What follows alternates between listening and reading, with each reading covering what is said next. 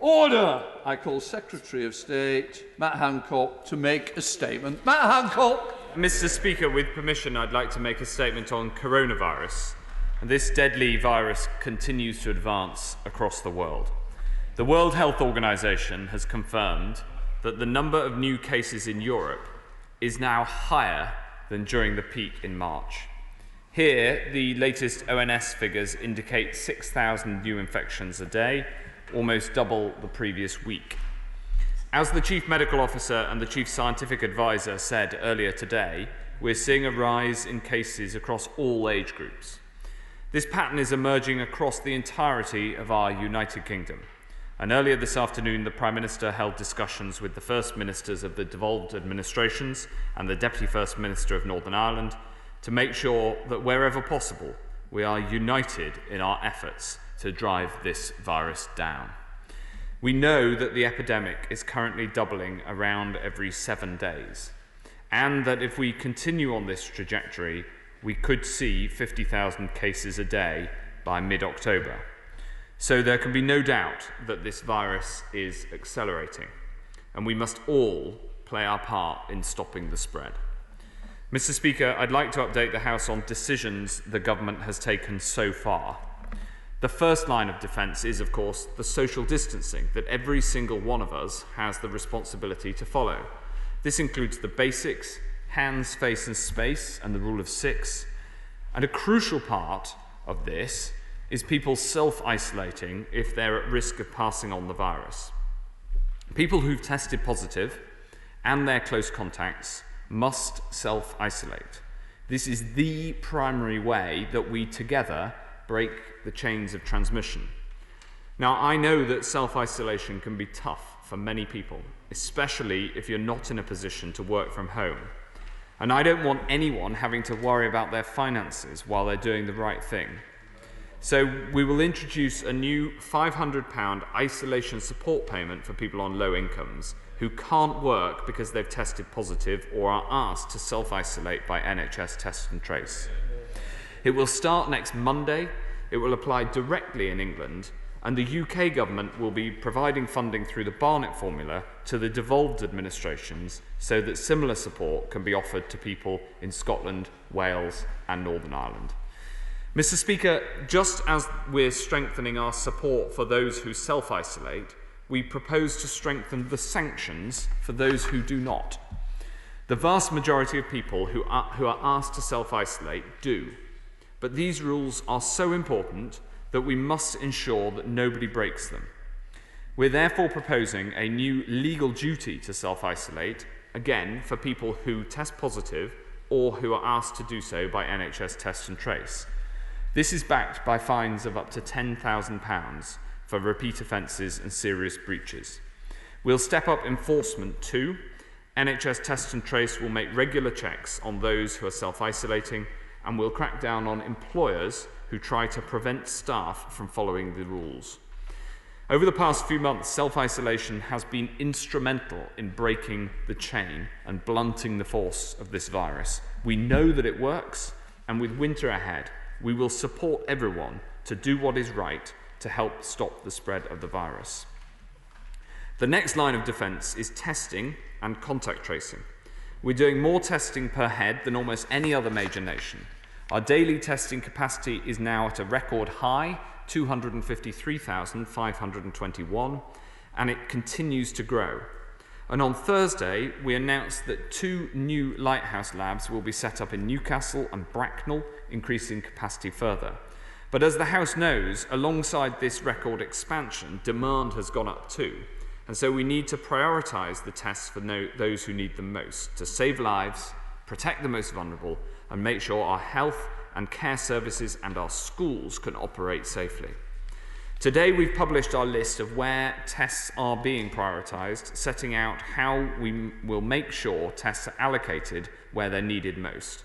First, to support acute clinical care. Second, to support and protect people in care homes.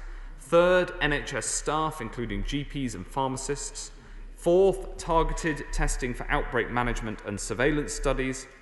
Fifth, testing for teaching staff with symptoms so we can keep schools and classes open. and then the general public when they have symptoms, prioritising those in areas of high incidence. And I want to reinforce this important point. The system relies on people coming forward for tests if and only if they have symptoms of coronavirus or have been specifically advised to by a health professional. The testing capacity we have is valuable, and we must, together, prioritise it for the people who need it the most. The next part of our defence is local action. We've been vigilant in monitoring the data and putting in place targeted local measures, so we can come down hard on the virus wherever we see it emerging. In the summer, when the virus was in retreat, we were able to relax some of the measures that we'd put in place. But now, as the virus is spreading once more, we have had to act. On Thursday, I updated the House on the changes we're making in parts of the North East, and on Friday, we introduced new rules for parts of the North West, West Yorkshire, and the Midlands. We've seen some concerning rates of infection in these areas. Liverpool, for instance, Mr. Speaker, now has over 120 cases per 100,000 population, and in Warrington, it's about 100. As a result, working with local councils, we're putting in place stronger restrictions to protect local people. In parts of Lancashire, Merseyside, in Warrington and Halton, we're putting in place new measures from tomorrow. As with our strategy overall, our goal is to protect education and employment as much as possible while bearing down on the virus. Residents should not socialise with people outside their own households or support bubble. Hospitality will be restricted to table service only, and operating hours will be restricted, so venues must close between 10 and 5. From tomorrow, in Wolverhampton, Oadby and Wigston, and the whole of Bradford, Kirklees and Calderdale, people should not socialise outside their household or support bubble. We know from experience that local action can work when local communities come together to follow the rules, tackle the virus, and keep themselves safe. And I know how hard this is. We're constantly looking for how we can ensure measures bear down on the virus as much as possible while protecting both lives and livelihoods. And I've heard the concerns about the impact of local action on childcare arrangements. For many, informal childcare arrangements are a lifeline without which they couldn't do their jobs. So today I'm able to announce a new exemption for looking after children under the age of 14 or vulnerable adults where that is necessary for caring purposes. This covers both formal and informal arrangements. It does not allow for playdates or parties, but it does mean that a consistent childcare relationship that is vital for somebody to get to work is allowed. I'd like to thank colleagues from across the House, including the Right Honourable Member for Berwick-upon-Tweed and the Honourable Members for Sunderland Central and North West Durham, for working with us on this important issue. And I hope this change will provide clarity and comfort to many people who are living with these local restrictions. It shows the benefit of cross-party working across the House and listening to concerns as we all do our best to tackle this dreadful disease together. Mr. Speaker, the virus is spreading. We're at a tipping point. I've set out today the measures the government is taking so far.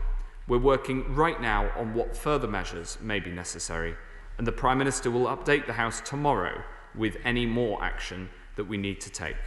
This is a moment where we once again must come together to tackle this deadly disease, and I commend this statement to the House. I now call Shadow Secretary of State Jonathan Ashworth. Speaker, and I welcome advance sight of the Secretary of State's statement, and we particularly welcome the action that he's taken on childcare. There can be no doubt that the presentations that we saw today from the Chief Medical Officer and the Chief Scientific Advisor were stark and deeply concerning. The Secretary of State yesterday described this, and he repeated it today, as a tipping point. I agree we are at a perilous moment. The exponential growth in the virus cannot be ignored. This virus takes lives and it leaves many with long-term debilitating conditions. Every reasonable action must be taken to save lives, minimise harm and keep our children in school. That means a suppression strategy to drive infections down. So will he reject those siren voices who are telling him that the virus has lost potency, or that we should let it rip through the herd while the vulnerable shield? We support the local restrictions that he has had to impose, including in Chorley, Mr. Speaker, and we understand why he's made that decision. Neither he nor I came into politics to place upon individuals a heavy burden of curtailment on our freedoms. And while I, as the official opposition, would always welcome greater parliamentary scrutiny of these restrictions, we will continue to work constructively on a cross-party basis where restrictions are necessary to arrest the spread of this virus. But can I also say to him, ever so politely of course, that the tone of his remarks yesterday rather gave the impression he was blaming people for breaking the rules and allowing the virus to grow. But the reality is that people have done everything they were asked to do. They've missed birthday celebrations, missed weddings, missed funerals. They've sent their children back to school, quite rightly. They've gone back to work. They've done what they were asked to do.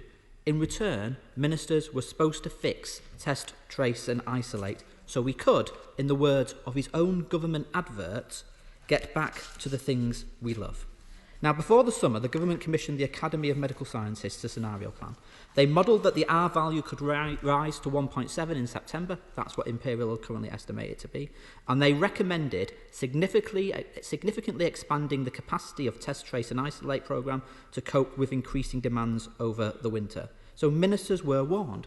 But Pillar 1 and Pillar 2 testing capacity did not increase significantly over the summer. In recent weeks, only half of all tests have been received in less than 24 hours. He's repeated his point about asymptomatic people asking for tests. Can he publish the Pillar 2 data which breaks down how many are symptomatic and how many were asymptomatic in asking for those tests?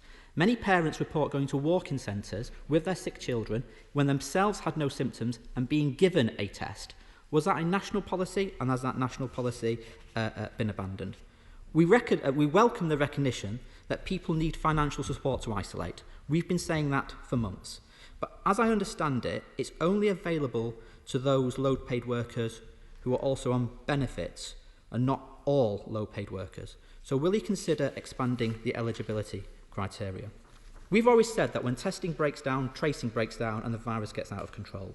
And we are now facing a second wave of infection. We don't want, Mr. Speaker, a second wave of ministerial mistakes. All of us want to avoid a further national lockdown. Lockdowns or circuit breaks extract a heavy social and economic price, especially on the poorest and more vulnerable. But controlling the virus and protecting the economy are linked objectives, not in conflict with one another. So I understand he'll tell us we have to anticipate the Prime Minister's statement, but can he confirm that he will use a lockdown if we have one, that he'll use the time wisely, that he'll expand NHS lab capacity, that he'll put public health teams in the lead on contact tracing, that he'll quickly assess the university pilots on saliva testing, that he'll validate PCR pool testing so when those lockdown restrictions are lifted, we can contain the virus for the future. I welcome what he said about prioritising NHS staff, care workers and teachers today, but can he clarify why he has issued guidance to hospital trusts, placing restrictions on the numbers of tests they can carry out? And how will he protect care homes? According to reports today, many care homes have had to wait over 2 weeks for their test results, and data from Public Health England shows that over 200 care homes have had an outbreak of COVID in the last two weeks. And will he ensure that no one is discharged into care homes without a COVID test? Given where the virus is, what support will he, or what is his advice to the shielding community, and what protections is he putting in place for those from Black, Asian and minority ethnic communities, given that we know there's a disproportionate number from those communities in ICU today?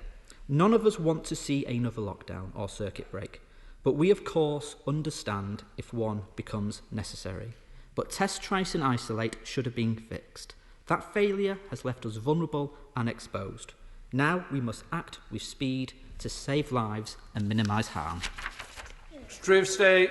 Thank you very much, Mr. Speaker, and I'm grateful to the honourable gentleman opposite for the constructive approach in which he's approaching these difficult times. He and I agree that the strategy to suppress the virus whilst protecting the economy and education is the right one. And I think that in so doing, it is important to act fast so as not to have to act bigger later. I also agree with him that no one in this House came into office to have to put in place restrictions like these. And he asked about the importance of people following the rules. The truth is, it is vital that all people follow the rules that we put in place. The vast majority have throughout, but critically, enough have not followed them that we need to make them mandatory in many cases rather than relying on people's civic duty. That is the fundamental judgment behind making self-isolation mandatory, as I have announced in the statement today. He asked about testing. Of course, we have that record testing capacity right now. A record 233,000 tests were done out of that capacity on Friday, and that lab capacity will continue to grow. He also asked about the NHS testing capacity, and that will continue to grow also. In fact, I had a meeting with Simon Stevens, the head of NHS England, on that earlier today. He asked about pool testing and using pool testing and saliva testing. These are just two of the many new testing capabilities that we're bringing to bear. And he also asked to ensure that there would be no admissions to social care, to care homes, without a test. That is our policy, not just no discharges from hospital, but no admission from anywhere into care homes without a test. And that was reiterated in the social care winter plan that we set out on Friday. But I suppose at the heart of the response of the official opposition and my response to him is that we are united in wanting to tackle this virus and in sending the message to everyone across this country that it is critical to follow the rules and for everybody to play their part in making sure that we can suppress this virus whilst protecting as much as possible the things that we love. Like Committee, Jeremy Hunt.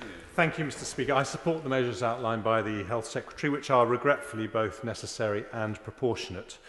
Last week on World Patient Safety Day, the WHO announced a charter for health worker protection, which asks all WHO member states to commit not just to adequate supplies of PPE and mental health support, but also to make sure there is zero tolerance of violence against health workers. Will he commit the government to sign up to this charter so that as we go into a second wave, all our brave frontline workers know that this government and this House stands foursquare behind them? Yes, I will happily sign up to the proposals that my Right Honourable friend has set out.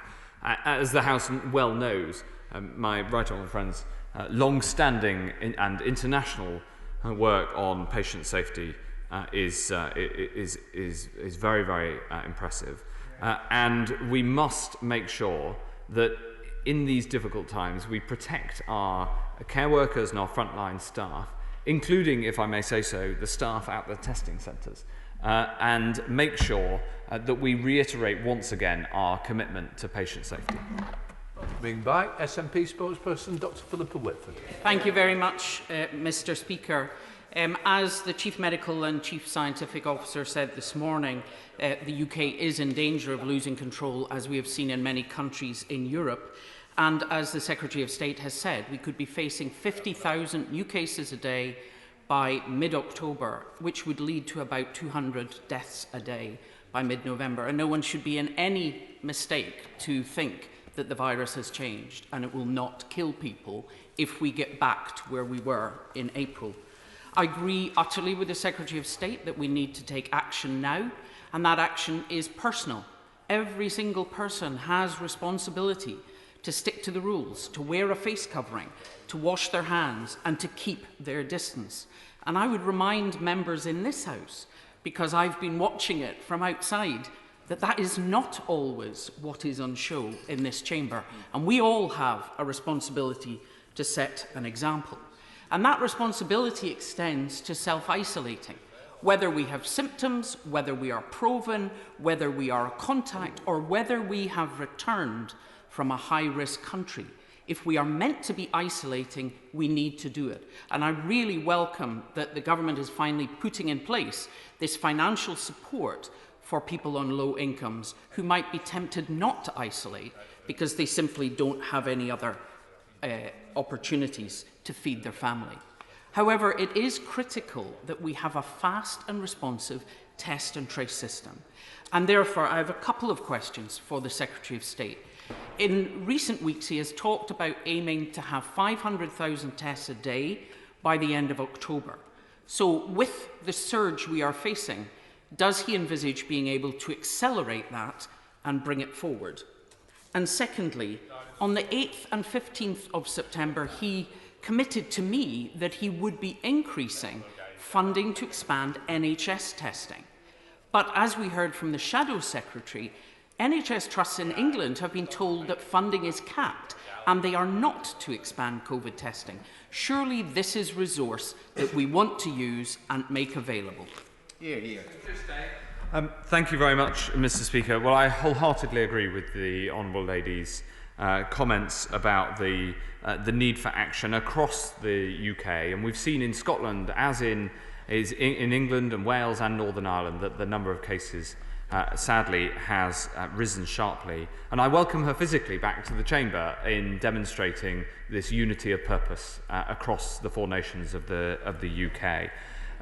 If we can bring forward the goal of 500,000 tests per day from the end of October, then of course we will, and we're pushing that as hard as we can. We are on track to meet that commitment. As she says, that is across the UK, so that does include the tests that are done by the Scottish NHS, and I know that there have been conversations between the NHS in Scotland and in England to work on making that happen. And as for NHS testing, yes, we are expanding that, including the funding, and in the funding letter that went out to the NHS for the second half of the financial year, so the covering winter, that includes the commitment to support financially the testing that's done in the NHS in England. We now come to Chris Cradley. Mr. Speaker, and can I welcome the measures my right honourable friends announced today.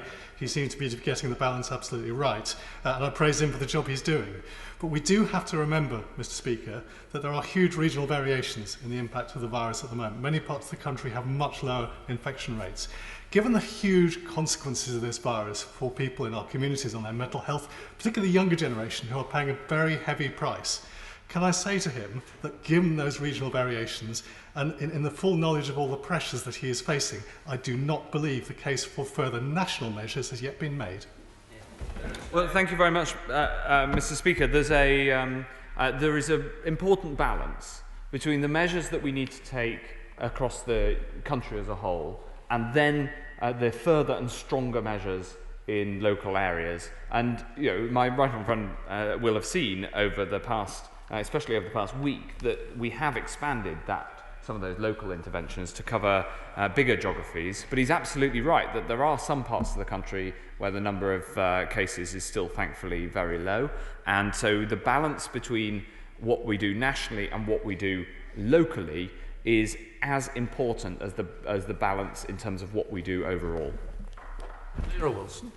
Mr. Speaker, I'm sure the Secretary of State will agree with me that one of the greatest tragedies of the first wave was the loss of life and the impact on our social care sector of this dreadful virus. And we must learn the lessons from that as we head into a second wave. So whilst he has emphasised a prioritisation of testing in care homes, both in the media and his statement today, could he explain why a number of care homes are still reporting a 2-week delay in receiving test results?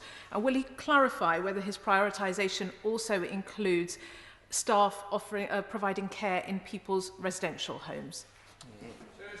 The care home testing is incredibly important. We have brought down some of those response times, and I'm glad to report to the House that since last week, when we debated and discussed the very sharp rise in demand, including amongst asymptomatic people, that demand has come down somewhat, and the pressures are a little lower. That doesn't, on the testing system as a whole, that doesn't mean that we don't want to increase capacity further. Of course we do.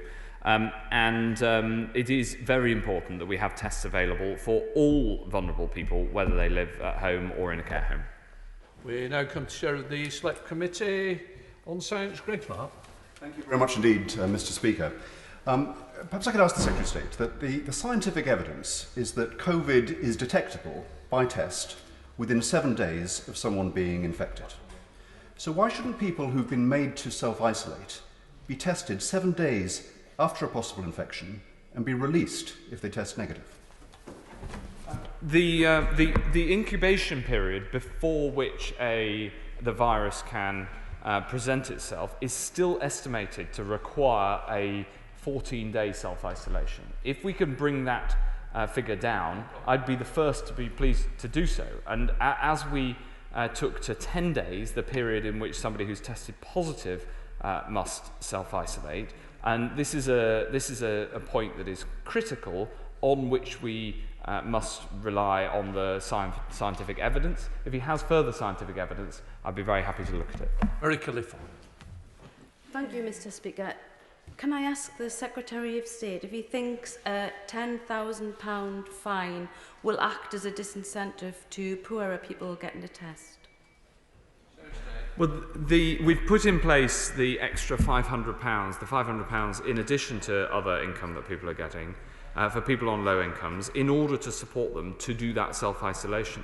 I think that people want to know whether they've got the virus, if they've got symptoms, and the result of having a positive test is that you get the money, the extra £500 if you're on low incomes, and of course you have to self-isolate. So I'm confident that people will come forward, of course, do the right thing for society, but also the right thing for them to find out what the cause of their illness is if they have symptoms. Thank you, Mr. Speaker, and can I thank the Secretary of State for the extra £2.5 million for the Worcestershire Acute NHS Trust, and also for the extra money for the social care system in Worcestershire. But can I just clarify what the advice is these days for people who would normally perhaps have fetched up at A&E? Is it to call 111 in every instance now? Yes, we're moving to a system where the advice is to call 111 first and then go to A&E. Now, of course, or call 999 if you need an ambulance, if it's an emergency. And that system will both help people to be triaged to the right treatment, which may be to see a GP or go to an urgent treatment centre, but of course may be to go to A&E. But it also helps the emergency department to know that people are coming. It's the combination of the two that is critical. We're rolling this out over the country over the next, the forthcoming couple of months, and we aim to have it in place right across the country by the 1st of December. John Cryer. Thank you, Mr. Speaker. Despite what the Secretary of State has said today, we're still hearing myriad stories of people being our constituents still unable to get to be tested. The worst story I've heard is a constituent who was told to travel 600 miles to Aberdeen to get a test. Now, why is that the case when we're constantly told by ministers that there's no problem? Nobody's addressed the problems and the challenges that we've got in the testing system more than me.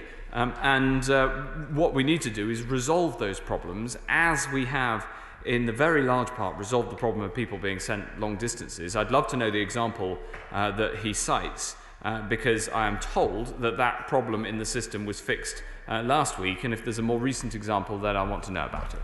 Simon Fell. Thank you, Mr. Speaker. I welcome my right honourable friend's commitment to expanding testing. It's clearly key to identifying the virus and stopping the spread of it. I'd point him to an article in the Times today about private businesses expanding testing capacity. BAE in my constituency is testing almost 6,000 employees on a weekly basis.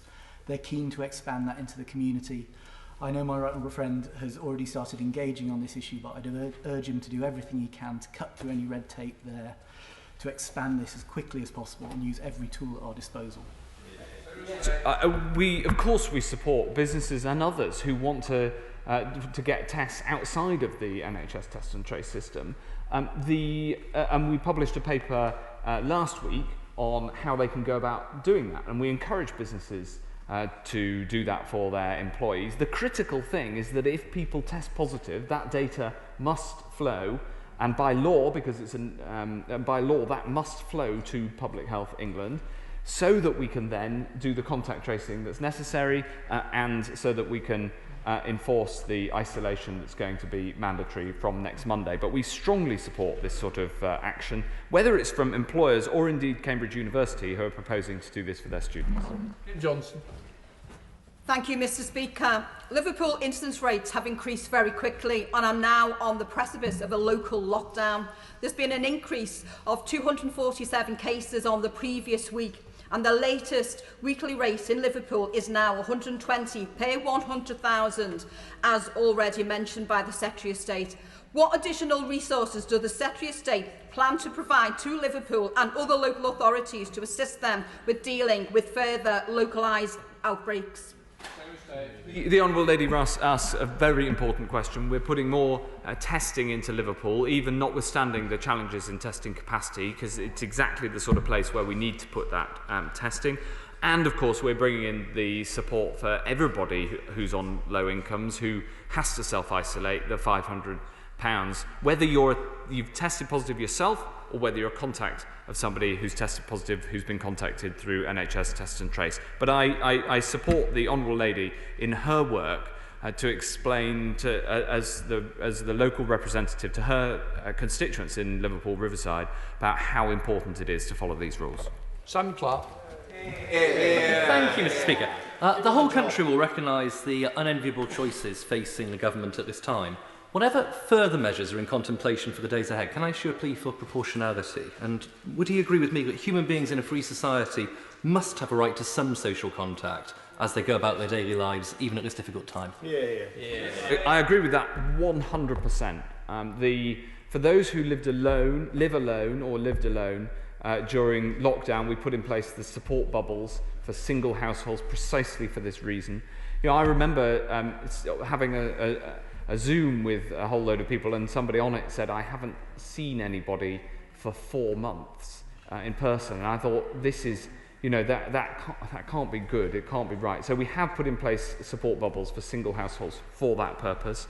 And of course we bear these impacts in mind when we take the decisions that we do. Let's head to the member for Huddersfield, Barry Sherman. Barry Sherman. Mr. Speaker, I'm sure that the Secretary of State will agree with me that we in Kirklees and West Yorkshire are working very hard as a team to meet the crisis that we have. And of course, these uncertain times with tens of thousands of students now moving across our country. Could you bear in mind, though, that our system relies on fit and healthy NHS staff because the crisis that we're in is getting worse? And if we get a flu virus, a virulent flu virus this winter coming soon, and it knocks out the large percentage of our NHS staff, we are going to be in serious trouble. And a very large percentage, a significant percentage of our NHS work are refusing to get a flu jab. What can we do about that? Yes, Mr. Speaker, the Honourable Gentleman and I have occasionally tangled across these dispatch boxes, but I wholeheartedly support what he said and agree with him entirely. It is policy that everybody in the NHS should get a flu jab. And that flu programme within the NHS has started to roll out already and will very shortly roll out more broadly. And I can, whilst this year that is not mandated, I can see no good reason why somebody in the NHS, unless they have a very specific clinical condition, does not get a flu jab. We look to all NHS staff to provide that leadership in their communities by getting the flu jab. It's free for everybody who works in health and social care, and they should get it. Shelbrooke. Thank you, Mr. Speaker. Mr. Speaker, it's brought to my attention by parents this weekend that some of the Leigh City Council schools in my constituency are telling parents that if their child has an upset stomach or a general malaise, that they need to go home, isolate, and not come back to school until they've had a negative test. Does my right friend agree with me that this is not the advice of NHS England? Does he agree with me that this puts unwanted pressure on the test and trace system? And does he agree with me that Leigh City Council need to get a grip of this immediately? I'm afraid I do agree with that, Mr. Speaker. All councils, including Leeds City Council, should make clear that if students have coronavirus symptoms and we all know what they are. It's a new continuous cough. It's a temperature or a loss of taste and smell.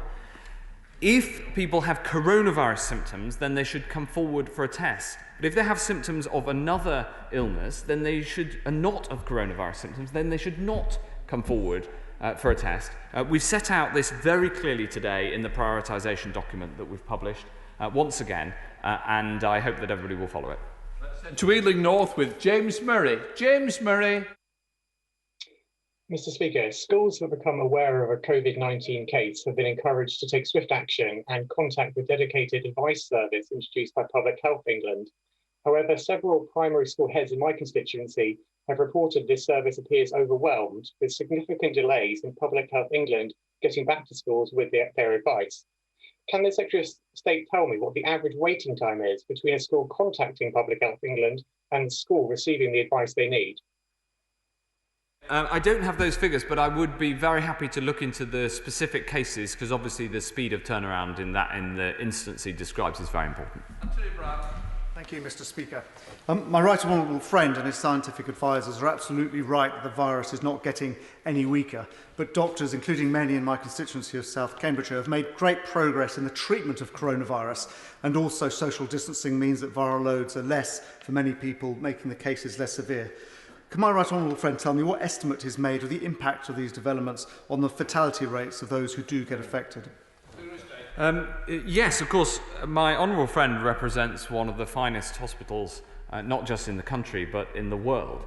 And the clinicians who work at Addenbrooke's and right across the country have improved the treatment of coronavirus. We know because of dexamethasone, that has reduced the death rate. We know that because of earlier oxygenation and later intubation, that has reduced the death rate. And there's also progress with remdesivir, Mr. Speaker. Nevertheless, whilst this has reduced the mortality from those going into hospital, this virus remains deadly. And therefore we unfortunately do have to take measures to stop its spread, not least because we can either take measures now or we'll end up with a much bigger problem and still having to take measures later. Dr. Rupert.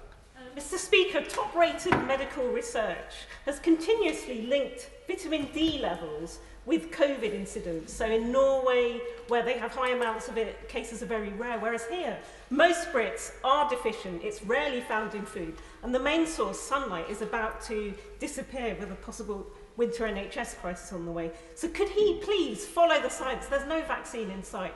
And look to prescribing supplements on the NHS, or at least doing a public information campaign, because people need something positive now the nights are drawing in. Mr. Speaker, vitamin D is one of the many things that we've looked into to see whether it reduces the incidence or the impact of coronavirus, and I've seen reports that it does. So we therefore put it into a trial, and unfortunately the results were that it doesn't appear to have any impact. So that is the latest clinical advice, which of course is always kept under review. Graham Brady.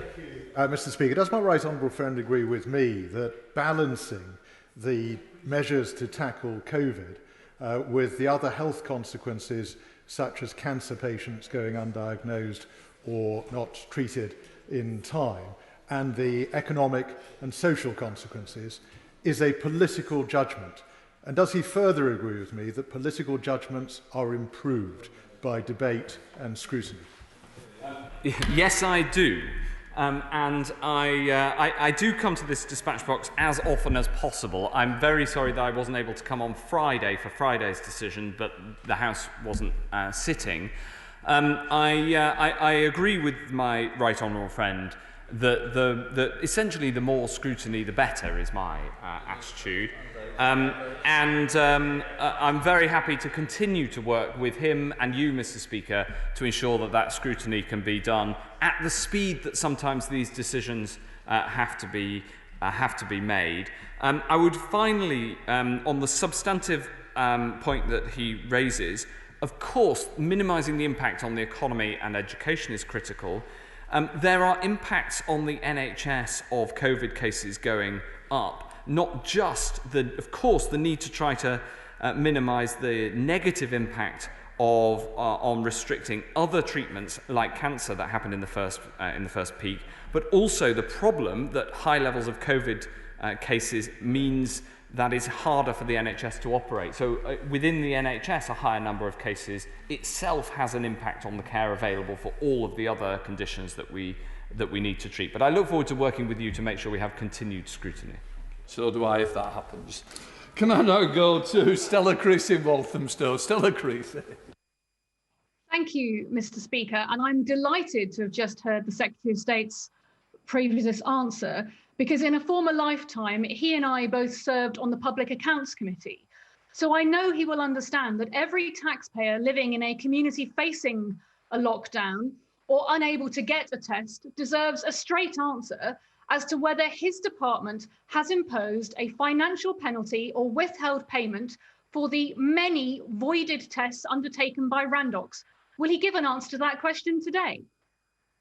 Mr. Speaker, Randox deliver a very significant number of tests every single day, a growing number. In fact, they're currently outperforming the allocation that we've asked them to deliver, and I pay tribute to every single person who works at Randox for the work that they have done and the part that they have played in keeping people safe. Because everybody who gets a Randox test result, just like every other test result, has more information with which they can keep themselves safe, and we have more information with which we can try to keep the whole of society safe. Andrew Percy. Speaker, can I thank the Secretary of State for his department's allocation to Scunthorpe Hospital last week, and also wish him well with the ongoing work for some extra funding for Gould Hospital. On the issue of tests for schools, the feedback I've had from schools in my constituency so far has been very positive about the 10 tests that they've been issued with. Can he continue to seek to grow that number and look particularly at a lot of the rural schools where getting access to a test is particularly difficult due to transport issues? Yes, giving 10 tests to all schools across the country has proved, the feedback I've had is that that's proved very popular. I'm very glad to hear that's true in his part of the world as well. Of course, we'll continue that with the right level of tests being sent out to the right types of schools in the right places. And I'll make sure that we take into account rurality as one of those factors. Tonya Antoniazzi in the Gower. Tonya.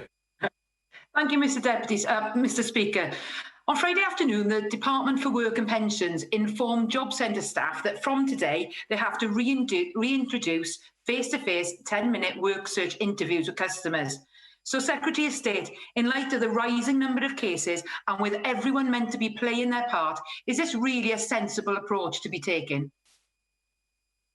One of the good things about where we are now compared to where we were in March is that in many, many areas we're better prepared.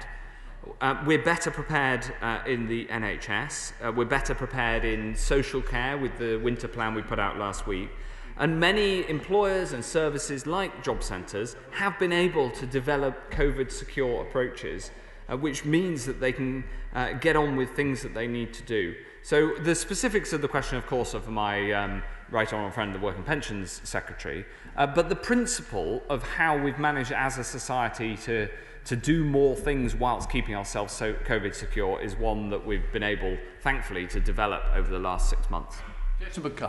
Thank you, Mr. Speaker. I very much welcome the Health Secretary's approach to not only save lives, but also protect livelihoods. I really acknowledge and welcome his announcement on the new exemption for childcare. Can he just confirm what those new arrangements are and confirm that grandparents and others in my Colne Valley constituency, part of Kirklees, which goes back into local restrictions tomorrow, will be part of that exemption? Yes, I can confirm that. The exemption means that, for instance, if grandparents look after children in order to provide childcare, where that is a continuous childcare relationship, that's the legal definition, then that will be exempt in the same way that paid-for childcare will be exempt. This therefore doesn't allow for people to have children staying with others and as I said in my statement, parties and play dates. It allows for where a family member or other undertakes unpaid childcare that is akin to paid childcare, then they can be exempted. And I know how much many people rely on this in order to be able to get to work, and I'm really glad we've been able to make this progress. Those of us who represent areas which are going to face additional restrictions as of tomorrow are happy to reinforce the messages, but we need his help, don't we, Mr. Speaker? The difference between the instruction of households that they must not go and visit each other as opposed to they should not go to the pub together is one of the ambiguities that my honourable friend, the member for Leicester South, has highlighted right from the start of this crisis. It is an ambiguity that is exploited by the virus, but it is also exploited by, sadly, a small but important minority of people in this country. Will he clear up these ambiguities and improve the chances that everybody will comply with these necessary new restrictions? The message that he should be putting out and that I will set out is that where we say that people shouldn't socialise outside their household, that is the approach that people should take. Ensuring that he makes a detailed point underneath that, but the top line message to all of his constituents is no, they shouldn't be socialising with people outside of their household. Speaker, I've been contacted by a large number of constituents over the weekend concerned about the fact that there is still a large minority of people in a retail setting that aren't wearing face coverings. Now, most retailers are making sure that they follow the rules and they enforce it, but what support can his department give across government and a local level to ensure that when it comes to the small minority, we can enforce these rules and ensure, as he said quite rightly, that we're all in this together and we stop the spread together? Mr. Speaker, I agree with my honourable friend that more enforcement is sadly necessary to ensure that these rules are followed across the board. Because if people follow the rules across the board, it'll be easier to get a grip on the virus, and the overall impact on the economy, on education, for instance, will be lower. And so that's the approach that we're taking, both in the example that he cites and more broadly. Thank you, Mr. Speaker. The Secretary spoke about a foreign nation approach, but there's a reality. There hasn't been a COBRA meeting since the 10th of May. It's taken the First Minister of Scotland to push for this to actually get a UK-wide COBRA meeting set up. So that undermines the foreign nation approach. Does I agree if there's a four-nation partnership, then that also means Scotland needs the powers and the financial levers to be able to implement its own local decisions, such as targeted furlough support for, say, the hospitality and aviation industry and perhaps health areas under local lockdown. I would urge the honourable gentleman to take the lead from the SNP spokesman on the front bench. These are very serious times, and since the Prime Minister had a conversation with the First Ministers of all the devolved administrations this morning, as I set out, and I have regular and frequent engagement with all of the other health ministers. In fact, I was having a text exchange with my Scottish opposite number just before coming into this chamber. I think that the most important thing is that we take as united an approach as possible, and that is the approach that the Scottish Government is taking, and we're working closely with them. Thank you, Mr. Speaker. I'd like to also welcome the statement that the Secretary of State has brought to the House today, and particularly the emphasis he places on fighting this common enemy as one united front. Could I ask my right honourable friend what assurances he can give the House that our care homes will be protected with lessons learned from the first wave of COVID-19? Yes, I entirely agree with my my honourable friend. Right across the board, it's critical that we're constantly learning about what both went well and what didn't go well. And the social care winter plan that was published last week has been developed with the sector. I visited a care home on Friday and heard from them about what they've learned, about how policy has developed to make sure that we protect people in care homes as much as possible. Heading to Hampstead to Tulip Sadiq. Tulip. Thank you, Mr. Speaker. Last year, I was faced with every parent's nightmare as I rushed my small baby to the children's A&E at the Royal Free Hospital in my constituency because he wasn't breathing. The doctors and nurses saved his life. The same children's A&E will now be closed temporarily from next month because of the pressure that COVID-19 will put on the NHS over winter.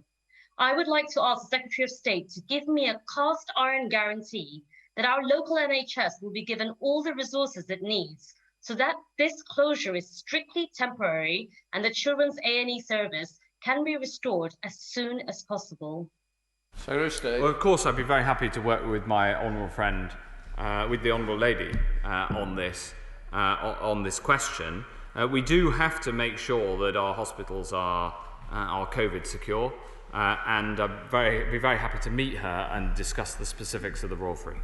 The trouble with authoritarianism is it is profoundly inimical to civil liberties. It is also increasingly incompetent. It relies on acquiescence, and acquiescence for lockdowns, particularly national ones, is draining away. For instance, if you tell a student not to go to a pub, they'll simply congregate in rooms, even worse.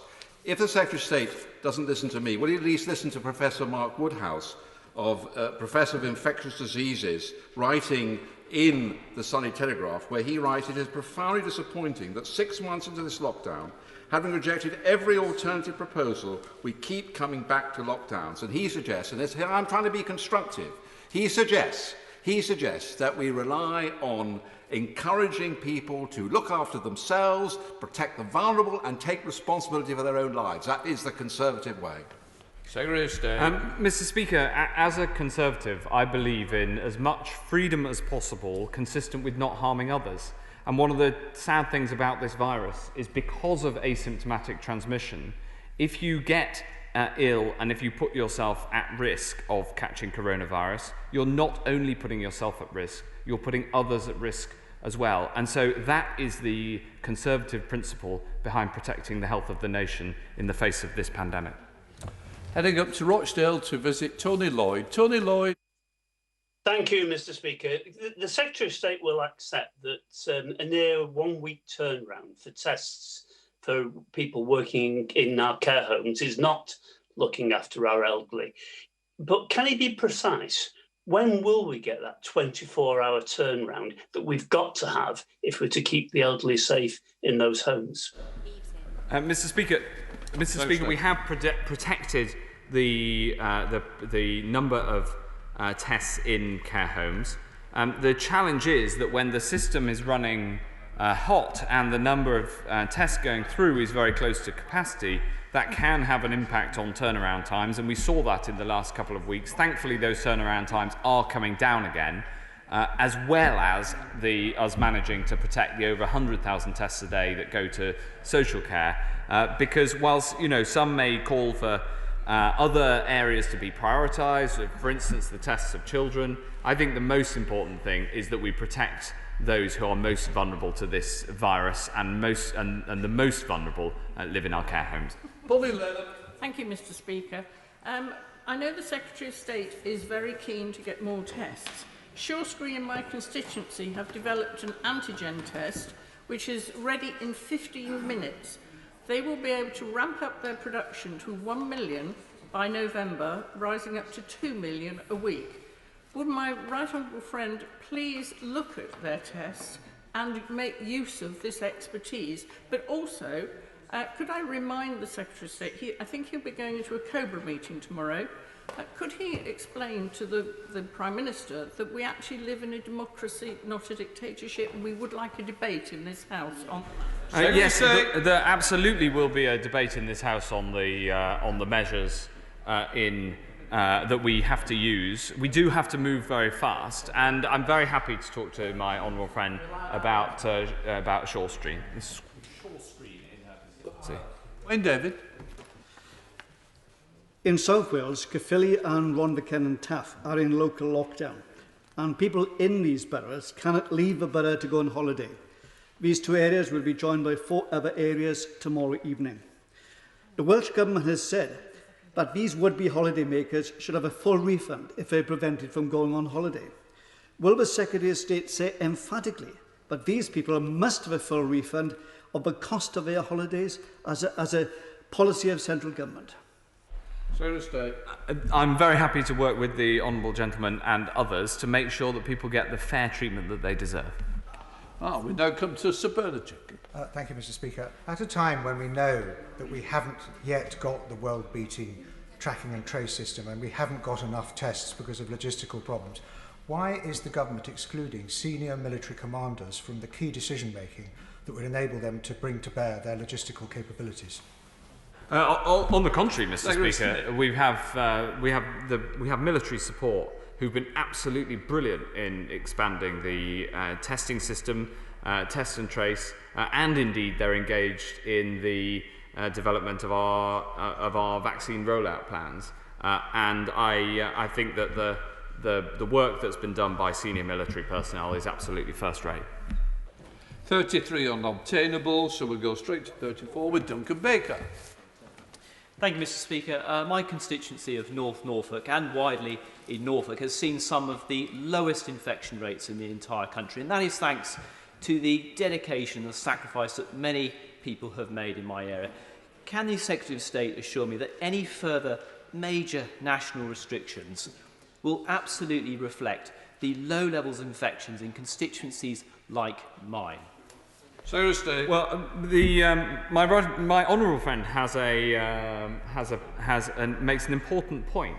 He actually represents, Mr. Deputy Speaker, the oldest constituency in the country, and so this is an important matter for him and his constituents.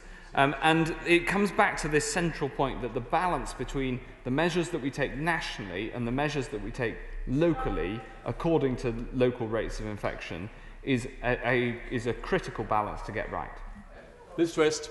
Thank you, Mr. Deputy Speaker. And there will be a number of relieved parents in my constituency due to the change in informal childcare. But speaking to both primary and secondary head teachers across Gateshead, it's clear that their difficulty in obtaining tests and more particularly in obtaining results very quickly is causing real disruption for schools and not allowing them to take the swift action to stop onward transmission.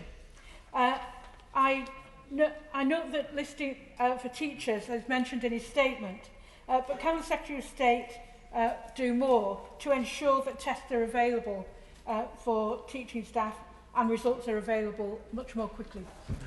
Of course, I'm working exactly to that end. I must say, if somebody has the symptoms of coronavirus, then they should self-isolate, even whilst they can't get a test. I understand how frustrating that is, and I'm working as hard as I can to try to get those turnaround times as fast as possible. Dr. James Day. Thank you, Mr. Deputy Speaker. The self-isolation support payment of £500 comes into place next Monday for those on lower incomes who can't work from home and stand to lose income. Of course, it's being distributed through local councils in England. With local government being a devolved matter, will my right honourable friend explain whether he's been able to have conversations with Welsh Government about replicating the policy in Wales?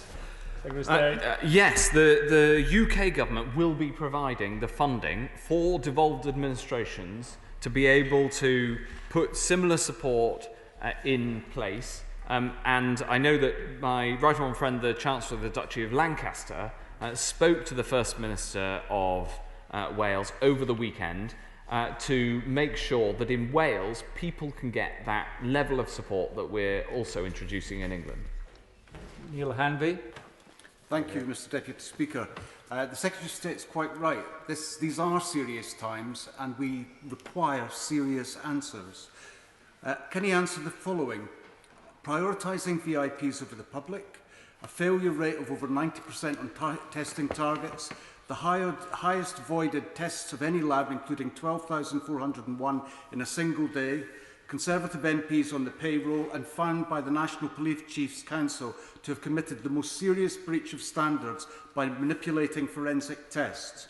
Why then was Randox Laboratories judged an appropriate company to be handed a £133 million contract to the exclusion of all others, or will the Secretary of State again resort to a churlish response, proving that the rules don't apply to this increasingly lawless government? Mr. Deputy Speaker, I would implore the honourable gentleman to support all of those who are working so hard to deliver the tests that people need. Since every other question on testing, Mr. Deputy Speaker, is about can we have more tests, please? And we hear some stories of just how much these tests are needed. And I think we should be there supporting the people who are doing the testing. William Ragg. Thank you, Mr. Deputy Speaker. And my right honourable friend has many invidious choices to continue to make. But further to our friend from Altrincham and Sale West, the wider health implications of COVID-19 cannot be underestimated, including delayed cancer diagnosis, missed stroke and heart attack treatment, and cancellation of elective surgery. Will he therefore confirm that the Nightingale hospitals will be brought back online to minimise impacts on wider healthcare? The Nightingale hospitals are there, ready to go if they're needed. They are currently mothballed and can be reopened very rapidly. We're working incredibly hard with the NHS to ensure that this time around there is the absolute minimum disruption to other treatments. But of course, the first best minimisation of other impact on other treatments is not to have a sharp rise in the number of people going to hospital with COVID. So we will, our plan learns from what happened before. Of course, there is this much more widespread capability for testing, both in the NHS and outside, thanks to the hard work of companies like Randox and others. And that means that we will be better placed than last time round to keep the rest of the NHS running. But that doesn't mean that we can rest easy in terms of rising cases, because, of course, the easiest way for the NHS to operate is to keep COVID cases low. Tim Farron. Thank you, Mr. Deputy Speaker. Over the weekend, I've been listening to head teachers from around the South Lakes who are telling me that they are under increasing pressure with teaching assistants and others being off work, struggling to book a test slot. Some, of course, being advised to travel as far as Brighton, a 10-hour round trip. And some pupils are off school for 10 days waiting for a test of their own. Our teachers are doing their jobs absolutely brilliantly. Isn't it time the government did theirs and providing a testing scheme that worked?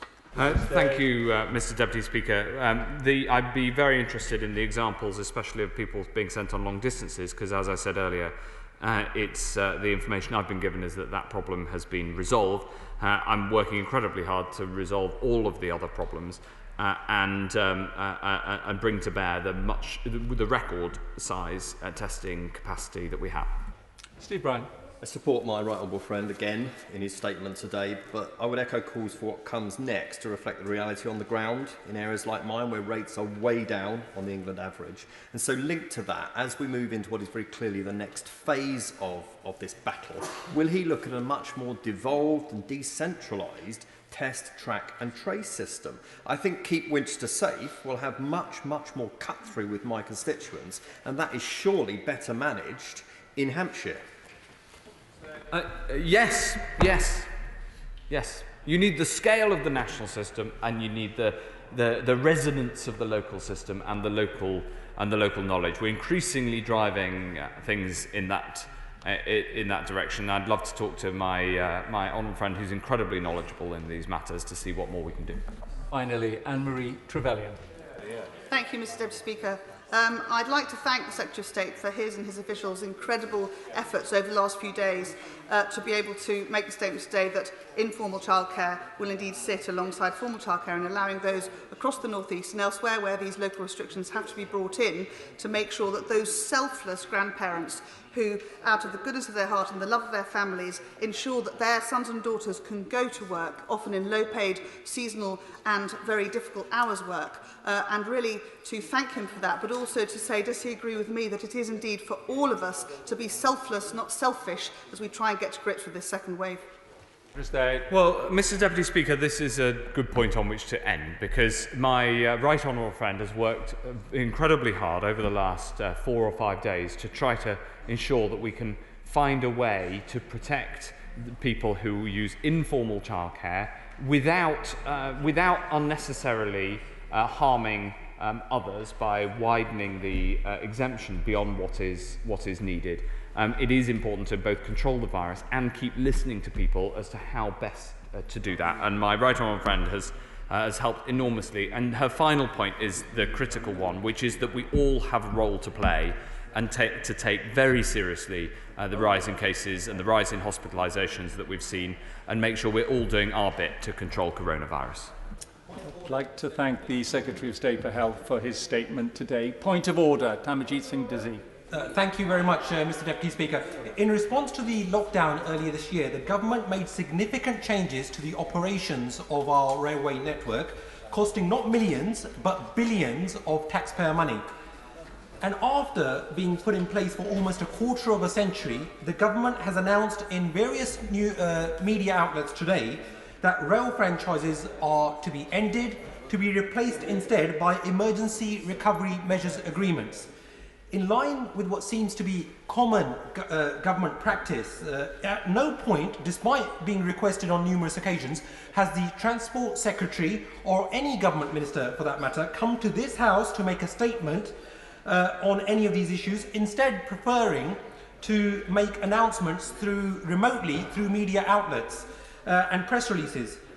So, Mr Deputy Speaker, given that the government keep talking about parliamentary sovereignty but seem set on disrespecting this House, what influence could you bring to bear to stop such abuse of this House and to stop the government from failing to make major policy changes to this House, and also what influence could he bring to bear to ensure that the Transport Secretary comes to this House to announce such major transformational changes to our transport network? I'd like to thank the honourable gentleman for notice of his point of order. I note that there is a written statement from the Secretary of State for Transport on today's order paper. When it appears, it may shed light on the Secretary of State's policy. It is regrettable that such a major policy statement has been made to the press before it was made available to the House. The Speaker has always been clear that such statements should be made to the House and that members should have the opportunity to question ministers on their policies. I'd like to thank him once again. The session is suspended for 3 minutes in order for sanitisation purposes. Those leaving the chamber, please do so carefully.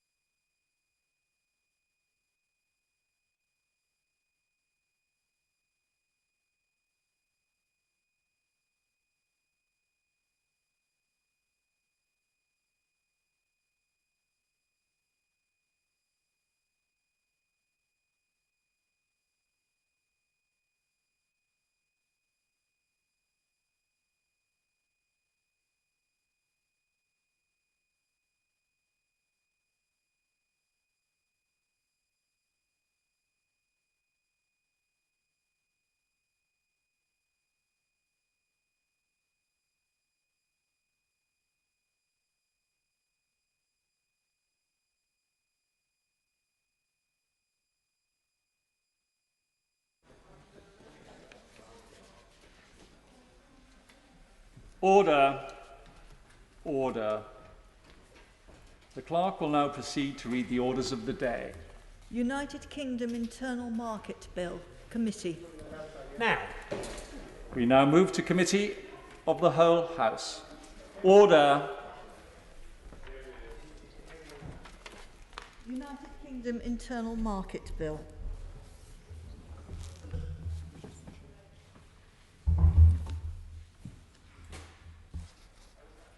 Order. Before I ask the clerk once again to read the title of the bill, I should explain that in these exceptional circumstances, although the chair of the committee would normally sit in the clerk's chair during committee stage, in order to comply with social distancing requirements, I will remain in the Speaker's chair, although I'll be carrying out the role not of Deputy Speaker, but as chairman of the committee.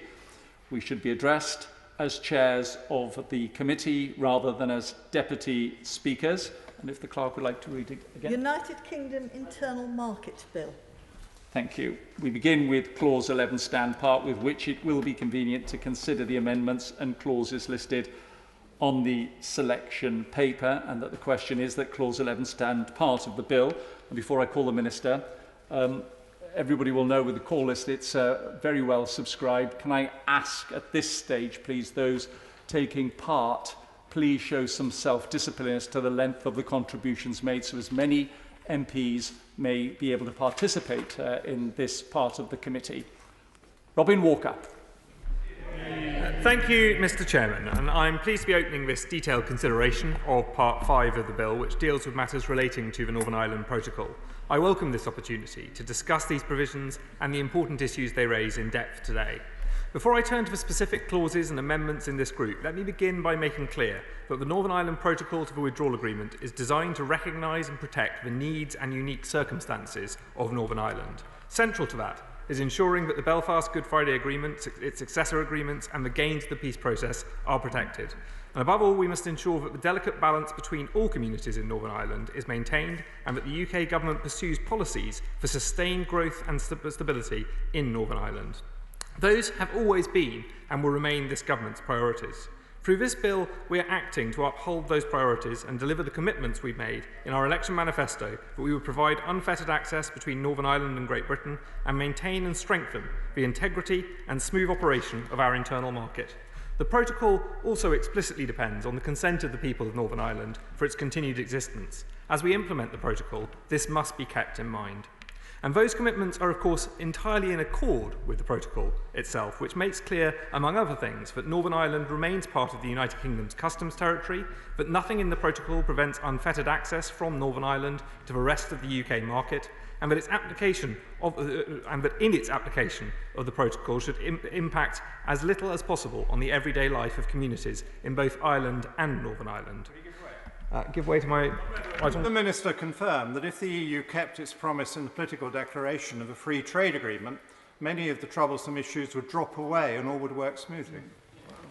Well, my right honourable friend is of course right about that, and we still hope to strike a free trade agreement with the EU. And I would also point out that these are issues that can be and should be resolved through the joint committee, something that I will come back to. But both the UK and the EU signed up to the protocol on that basis, and we are committed to implementing the protocol, and we've been working hard to ensure that it is done in a way which delivers on the promises that have been made. This includes working with the EU to reach agreement through the joint committee process in a number of areas that the protocol left unresolved, and we very much hope that that agreement can be reached shortly. But if it is not, the harmful legal defaults contained in some interpretations of the protocol, which were never intended to be used, would be activated. The consequences for Northern Ireland in that scenario would be very damaging. We cannot and will not run that risk. The provisions we are considering today will therefore ensure that in any scenario we will protect the Northern Ireland's place in the United Kingdom, ensure that businesses based in Northern Ireland have unfettered access to the rest of the United Kingdom, and ensure that there is no legal confusion or ambiguity in UK law about the interpretation of the state aid elements of the Northern Ireland Protocol. Further measures will be set out in the finance bill. I will give way to the honourable gentleman in a moment, because I do intend to refer to some of his comments in my speech, and I'll happily take his intervention shortly. But further measures will be set out in the finance bill. These will have the same effect as those already proposed in the UKIM bill, and will make clear that no tariffs will be payable on goods moving from Great Britain to Northern Ireland unless those goods are destined for the EU market, or there is a genuine and substantial risk of them ending up there. We will take the necessary powers in the Finance Bill to ensure that this is defined in a reasonable and proportionate way, which ensures that legitimate traders are not penalised, whilst also resolving outstanding issues relating to the payment of VAT and excise duty.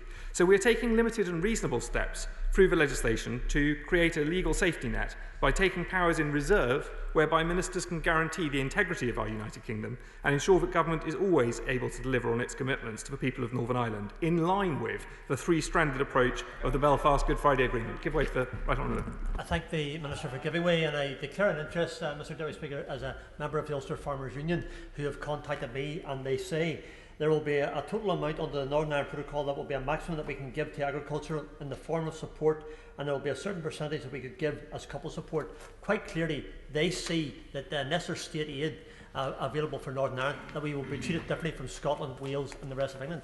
Does the Minister of State agree with that?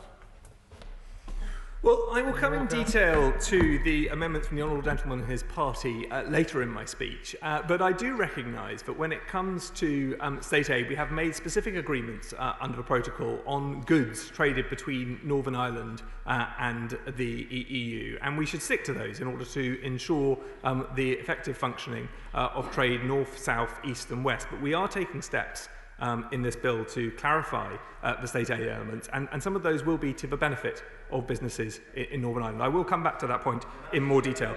If I may, I will come to the Honourable Gentleman's point very shortly, and then I will happily give way to him.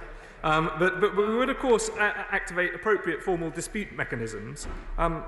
We would not take these steps lightly. We would hope it will never be necessary to use these powers, and we would only do so if, in our view, the EU was engaged in a material breach of its duties of good faith or other obligations. We would, of course, always activate appropriate formal dispute resolution mechanisms with the aim of finding a solution through this route in parallel to any domestic legislation. I draw the House's attention to the statement that the government made on September the 17th. Give way to my honourable friend. I'm extremely grateful to my honourable friend for giving way. Can I ask him to go just a little further than he has just gone?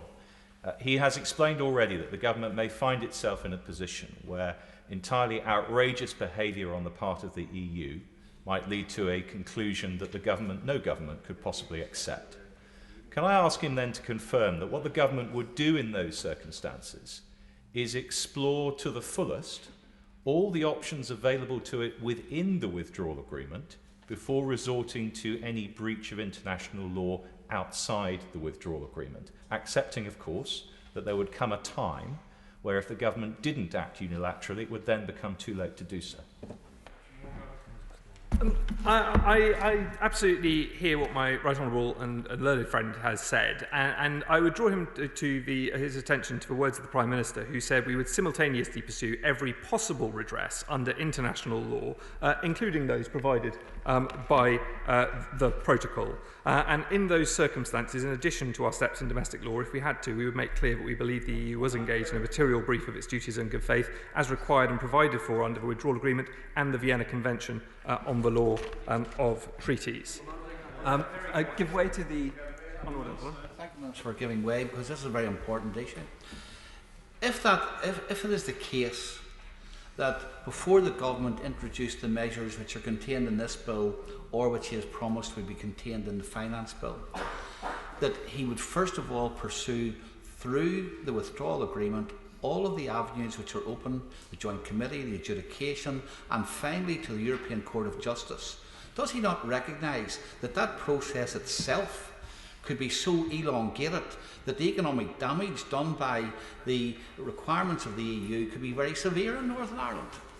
Well, and the honourable gentleman makes a powerful point, and that is why we are taking the powers in this bill, and we would seek the consent of the House before those powers were exercised, but we are taking the powers in this bill to ensure that there is a legal default different to the one that he suggests. And so it is about taking these steps in parallel. But finally, I want to recognise the significant concerns that many honourable and right honourable members have raised, which is why we have agreed a break glass provision should be included, requiring the House of Commons to give its approval before these measures are commenced. And I will return to the detail of that shortly, but the House should be in no doubt this government will always seek to make sure that the Belfast Good Friday Agreement is protected and the political and economic integrity of our United Kingdom is maintained. That is what the clauses that the government amendments in this group seek to achieve. And turning to the specific provisions, clauses 11, 40 and 41 of the bill give effect to the government's commitment to give unfettered access to Northern Ireland goods to the whole of the UK internal market, in line, of course, with the protocol.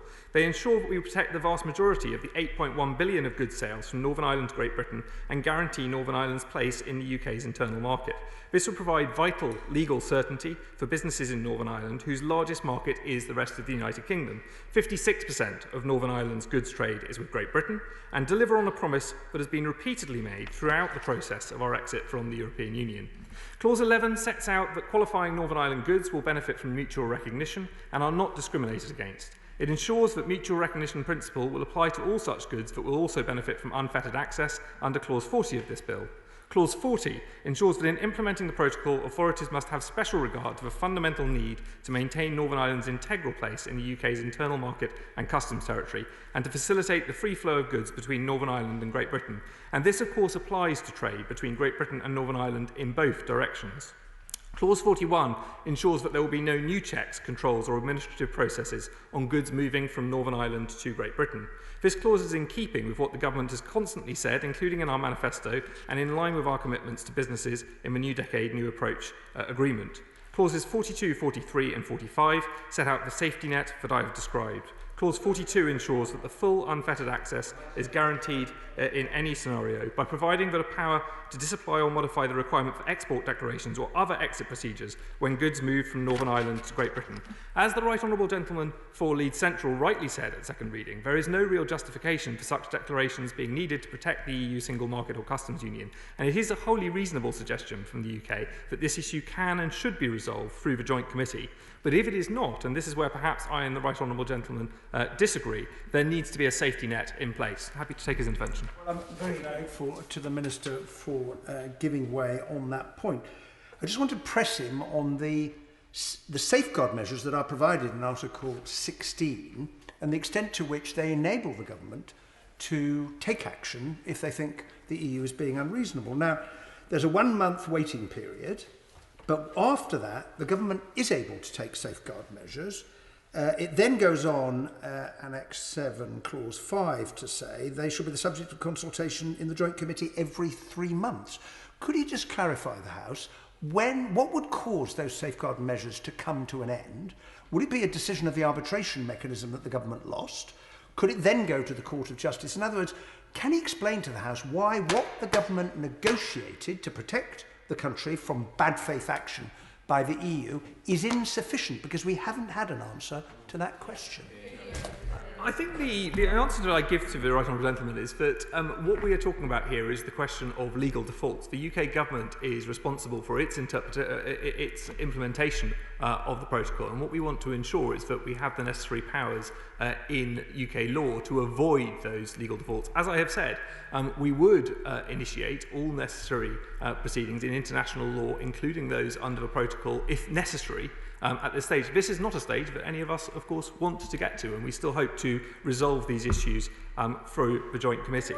But this clause, I will give way to my... I'm grateful to him. Isn't the way of reconciling, I think, the point that my Right Honourable learned friend, the member for Kenilworth made, and the point from the Right Honourable Gentleman, surely that under the amendment the government's tabled, that the Honourable Member for Bromley and Chislehurst paved the way for, isn't it the case that ministers would have to come to this House and make a case that this House found compelling before they could use these powers? As the bill is formally drafted, which is why so many of us had concerns about it, ministers could have made those resolutions under the made affirmative provision. They would have come into force before any of us had had a say. Under the changes now made, which the Honourable Gentleman paved the way for, the ministers have to come to this House in advance, make the case, and win not just the argument, but the support of this House. And that should reassure us all that these powers will only be used when absolutely necessary. Well, my right honourable friend is absolutely right, and I was going to come in more detail to the amendment from our right honourable friend, the chair of the Justice Select Committee, and indeed the government's amendment in response to that further on in my speech. But he is absolutely right about that point, and that should provide significant reassurance to members across this House. I will make a little bit of progress, and then I will give way to the honourable gentleman from North Down. This clause is in keeping with what the government has constantly said, including public commitments from the Prime Minister, our manifesto commitments, and commitments to the people of Northern Ireland. It is clear from the protocol that it is for the UK to implement unfettered access. Declarations of the sort that would be disapplied through this clause would be contrary to the recognition in the protocol that Northern Ireland is part of the customs territory of the United Kingdom. Clauses 43 and 44 provide a similar safety net in the case of EU state aid rules that will apply in the UK by virtue of the protocol. Clause 43 gives the Secretary of State the ability to ensure there is no ambiguity in UK law about the interpretation of Article 10 of the protocol, which provides that EU state aid rules will apply in respect of goods and electricity traded between Northern Ireland and the EU. A clear interpretation of how they will apply may be needed in the interests of legal certainty for both public authorities granting subsidies and companies throughout the UK receiving support. There is a risk that a maximalist interpretation of Article 10 of the protocol by the EU that was never intended but is nonetheless a risk we must protect against could give the European Commission extensive jurisdiction over subsidies granted in the rest of the UK, known as reachback, or that subsidies granted to the services sector in Northern Ireland could be caught even if there is no link or only a trivial one to a goods provider. Give way to the honourable gentleman. I thank the Minister for giving way. Absolute clarity and certainty is really required on this issue of support in terms of trade aid, in terms of state aid. For example, will traders in Northern Ireland be able to benefit from subsidy paid by the EU? Or will they be able to benefit only from subsidy paid by the UK? Or will they be able to benefit from both?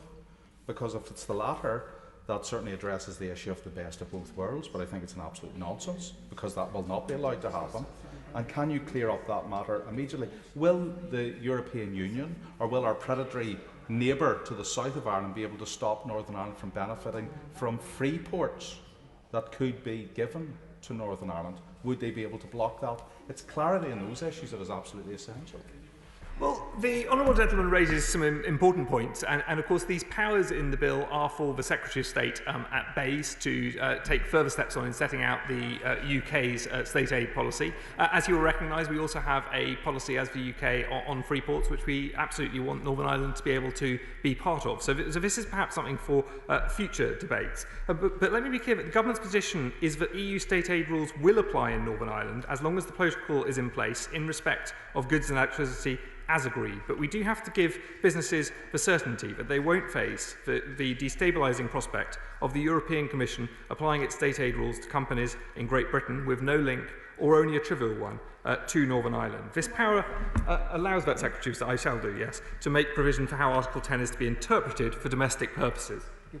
I'm very grateful to my honourable friend for giving way. He's been setting out through his speech that the government wants clauses 41 to 45 because of the bad consequences that could come from the interpretation of the Withdrawal Agreement. If the potential consequences of the Withdrawal Agreement were so bad, why did the government sign it? As my right honourable friend knows well, the Withdrawal Agreement was negotiated by the UK and EU and agreed with a view that certain elements would be resolved by the Joint Committee. I think there was a reasonable expectation on both sides that the Joint Committee would have made more progress on those issues. And we have heard, unfortunately, some harmful interpretations suggested over the last few months. The point of these government clauses is to ensure that we can rule those out and put in place the appropriate legal defaults. I give way to the honourable gentleman for North Down. Very grateful to the Minister for giving way, but surely the approach of the government is self-defeating in this respect. The Minister has rightly outlined that there are a range of issues still to be resolved through the Joint Committee. For that, we need to prove to the European Union that the UK can be trusted if there are various derogations that are granted to the UK. But if we pass legislation that still contains even the mere threat of breaching the existing agreement, why would the EU be flexible and give us that trust, given we have not shown the ability to actually follow through with other previous agreements? Yeah. Well, I have to say to the Honourable Gentleman, we have consistently followed through with our agreement, and we've done that in terms of the delivery of protocol requirements when it comes to the legislation for the dedicated mechanism, when it comes to the elements, when it comes to citizens' rights. We will do so with regard to EU state aid rules applying in Northern Ireland in respect of goods and electricity as agreed. Clause, I will make a little bit of progress, and I will take an intervention from my honourable friend later. Clause 44 establishes a statutory requirement that no one besides the Secretary of State may notify the European Commission of state aid where the UK is required to do so as a consequence of Article 10. This codifies in legislation the existing practice where aid is notified by the Foreign Secretary via the UK mission in Brussels, and will ensure that the uniform approach to the state aid elements of the protocol is taken across the UK. Clause 45 completes the all-purpose safety net for regulations made under clauses 42 and 43, so there can be no confusion about the position in domestic law for our courts, for businesses and for public bodies. Give way to Honourable President. The objection seems to this, that we may have to act like this, but we don't want to break international law. But as my friend noted, my Amendment 45, which shows a way for under the Vienna Convention, which is already mentioned, through the conditional interpretive declaration, that if another party is acting in bad faith, we can use this declaration to escape from an impossible situation. We'll at least look at this amendment. I will look at my honourable friend's amendment. I'm going to come to amendments shortly, because I do realise I need to make some more progress in addressing the many amendments we face. And I would say to him that we don't consider necessarily that it would require a universal interpretive declaration, though, as I've said, we will use all the tools at our disposal to resolve the issue within the terms of the protocol before using the powers in this bill. And if this is one that we consider will help, we would not hesitate to use it. But we don't see the need for the amendment in that respect. For the avoidance of doubt, let me confirm again that we are, of course, committed to implementing the Withdrawal Agreement and the Northern Ireland Protocol, and have already taken many practical steps to do this. However, as a responsible government, we cannot allow the gains of the peace process or the economic integrity of the UK's internal market to inadvertently be compromised by unintended consequences and harmful legal defaults suggested by some interpretations of the protocol. Finally, Clause 50 disapplies certain provisions of the UK Internal Market Bill in the scenario that Northern Ireland's representatives resolve under the protocol's consent mechanism that Articles 5 to 10 of the protocol should cease to apply. This is a practical step to account for and respect the principle of consent enshrined in the protocol. The protocol itself is not codified as a permanent solution for Northern Ireland, and neither should it be in the domestic legislation which implements it. Taken together, these clauses deliver on our commitments to Northern Ireland. Now, I do want to address amendments as briefly as I can, and so I'm going to have to be limited in the number of interventions I will take. The Honourable Gentleman has tried for a very long period of time, so I will take one intervention from the SNP. Thank you very much for giving way. If we go back to the legal defaults, he says that were never envisaged to be enacted. Can you explain why plenty of people in this House pointed out that these were the very scenarios that could come about because the agreement was signed? Could you also explain why it's the EU acting in bad faith by upholding an agreement that the Prime Minister himself said was a fantastic deal for Northern Ireland? And thirdly, can you explain what happened to this magical technological solution the government said they were working on that would prevent all this? Well, I take no lectures from the SNP on this issue. It's very clear that the reason why the SNP opposed the withdrawal agreement is that they opposed us leaving the EU in the first place. And with regard to the development of technological solutions, I agree with Michel Barnier when he says that it's important that both sides look at innovative and flexible solutions. And actually, it may be that when it comes to that future debate in the Northern Ireland Assembly on consent, technological progress can make some delivery on that. So I think many of these arguments stand. We are, as I say, committed to the protocol, and we are committed to all our commitments to Northern Ireland, including the unfettered access as part of our United Kingdom. Now, I do want to turn to two amendments regarding the commencement of these provisions that have been subject to much debate and attention, including a number of powerful and persuasive speeches at second reading. Amendment 4, in the name of my right honourable friend, the Chair of the Justice Select Committee, and signed by my honourable friend, the Chairman of the Northern Ireland Affairs Committee, which seeks to provide, in essence, that break-glass mechanism on the key safety net provisions in relation to the protocol by stating clauses 42, 43 and 45 of the bill may not come into force until a motion in this House is passed. Since that amendment was tabled, I am pleased that there have been constructive talks between the Right Honourable Member and ministers, and the Government has brought forward its own Amendment 66, which provides for substantially the same break-glass mechanism, with the additional requirement for a take-note debate in the other place. I hope this amendment will demonstrate to Honourable Members, including the Chair of the Justice Select Committee, that we are committed to ensuring that before any decision to use these powers, it has been explicitly approved by Parliament. Give way to Mike.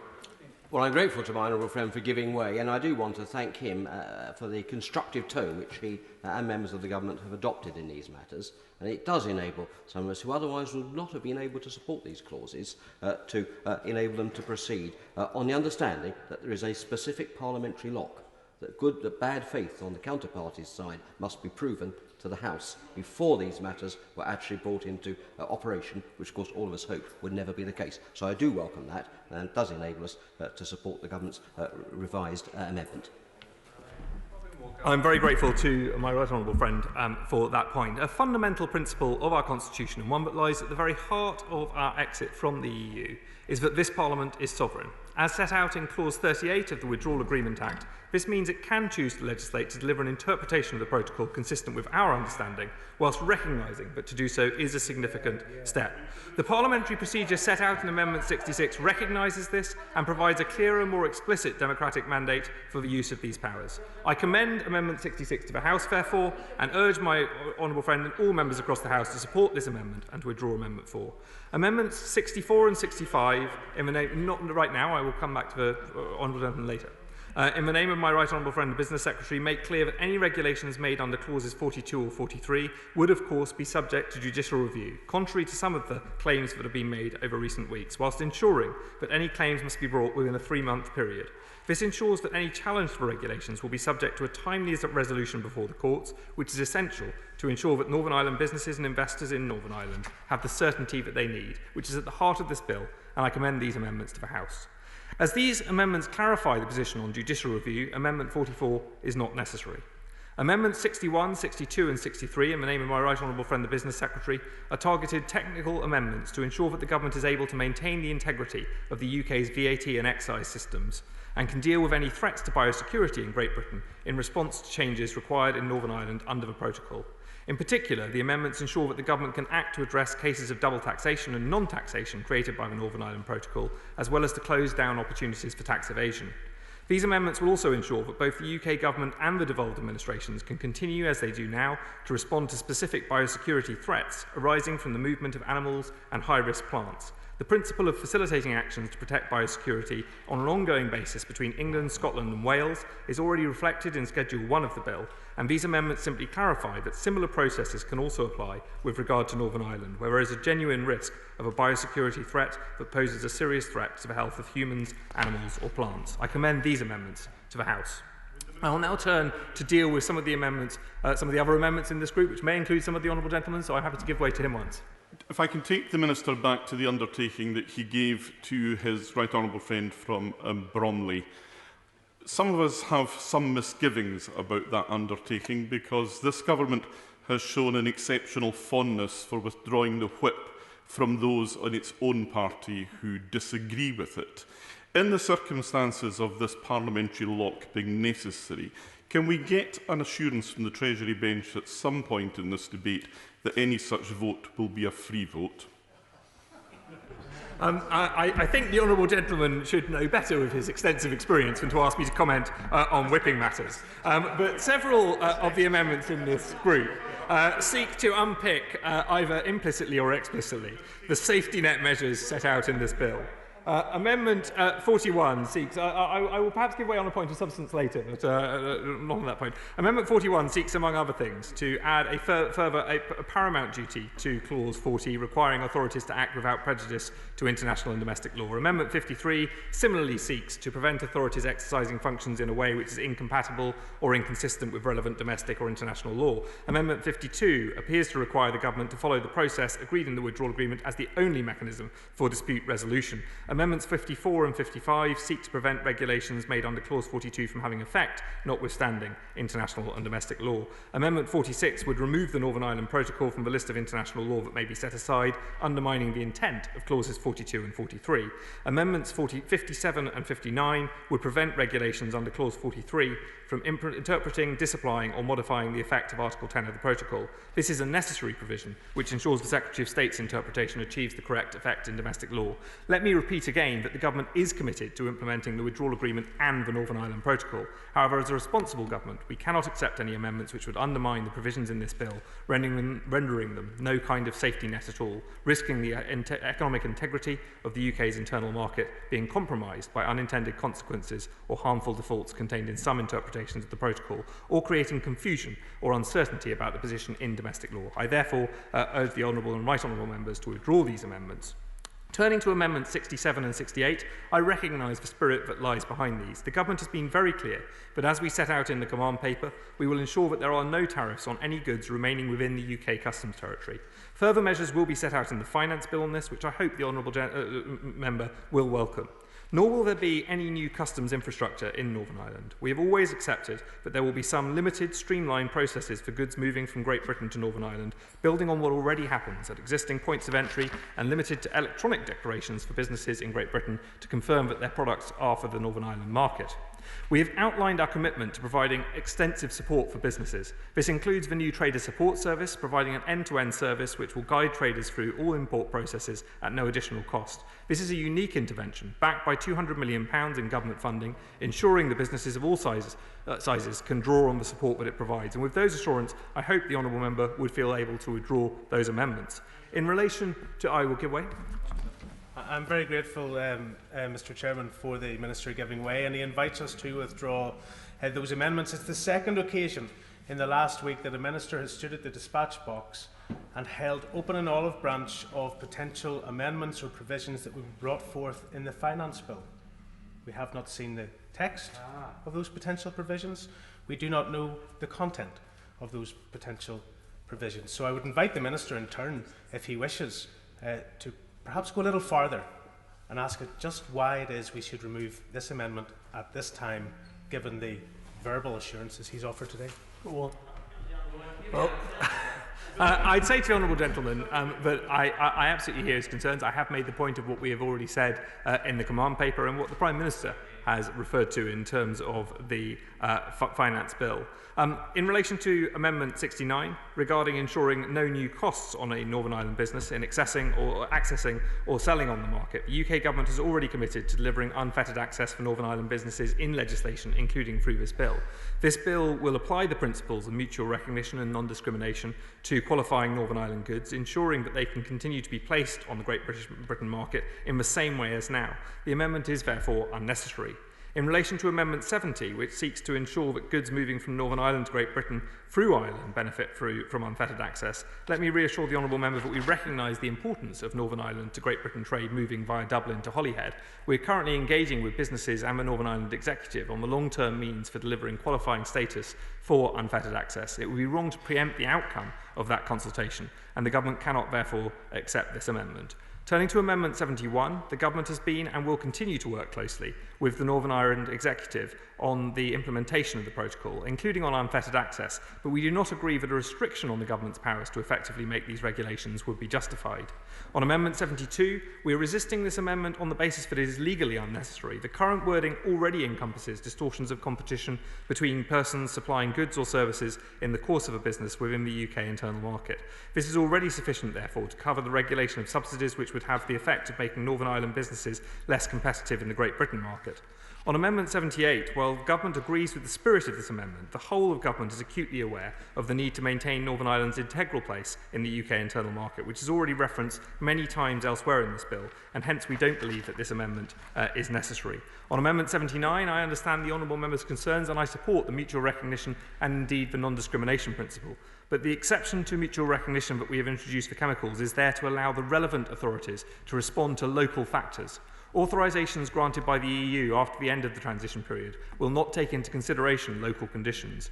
I'd like to emphasise that the authorisations relate to the use of substances of very high concern. It is important that the government and devolved administrations can take local factors into account when deciding how to protect human health or the environment and from significant risks posed by these chemicals. I therefore urge honourable members to withdraw or vote against this amendment.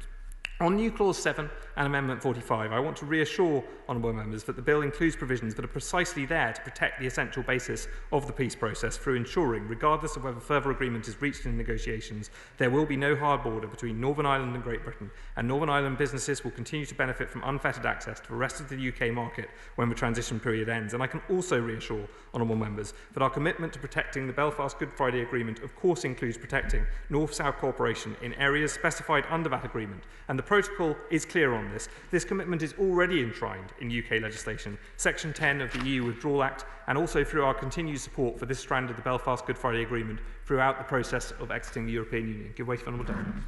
Grateful for the Minister for giving way. Can he give me some explanation as to how people in Northern Ireland can have any confidence that this government, who only last week or the week before said that they were going to break international law, will not break or undermine the Good Friday Agreement, which is of course an international treaty?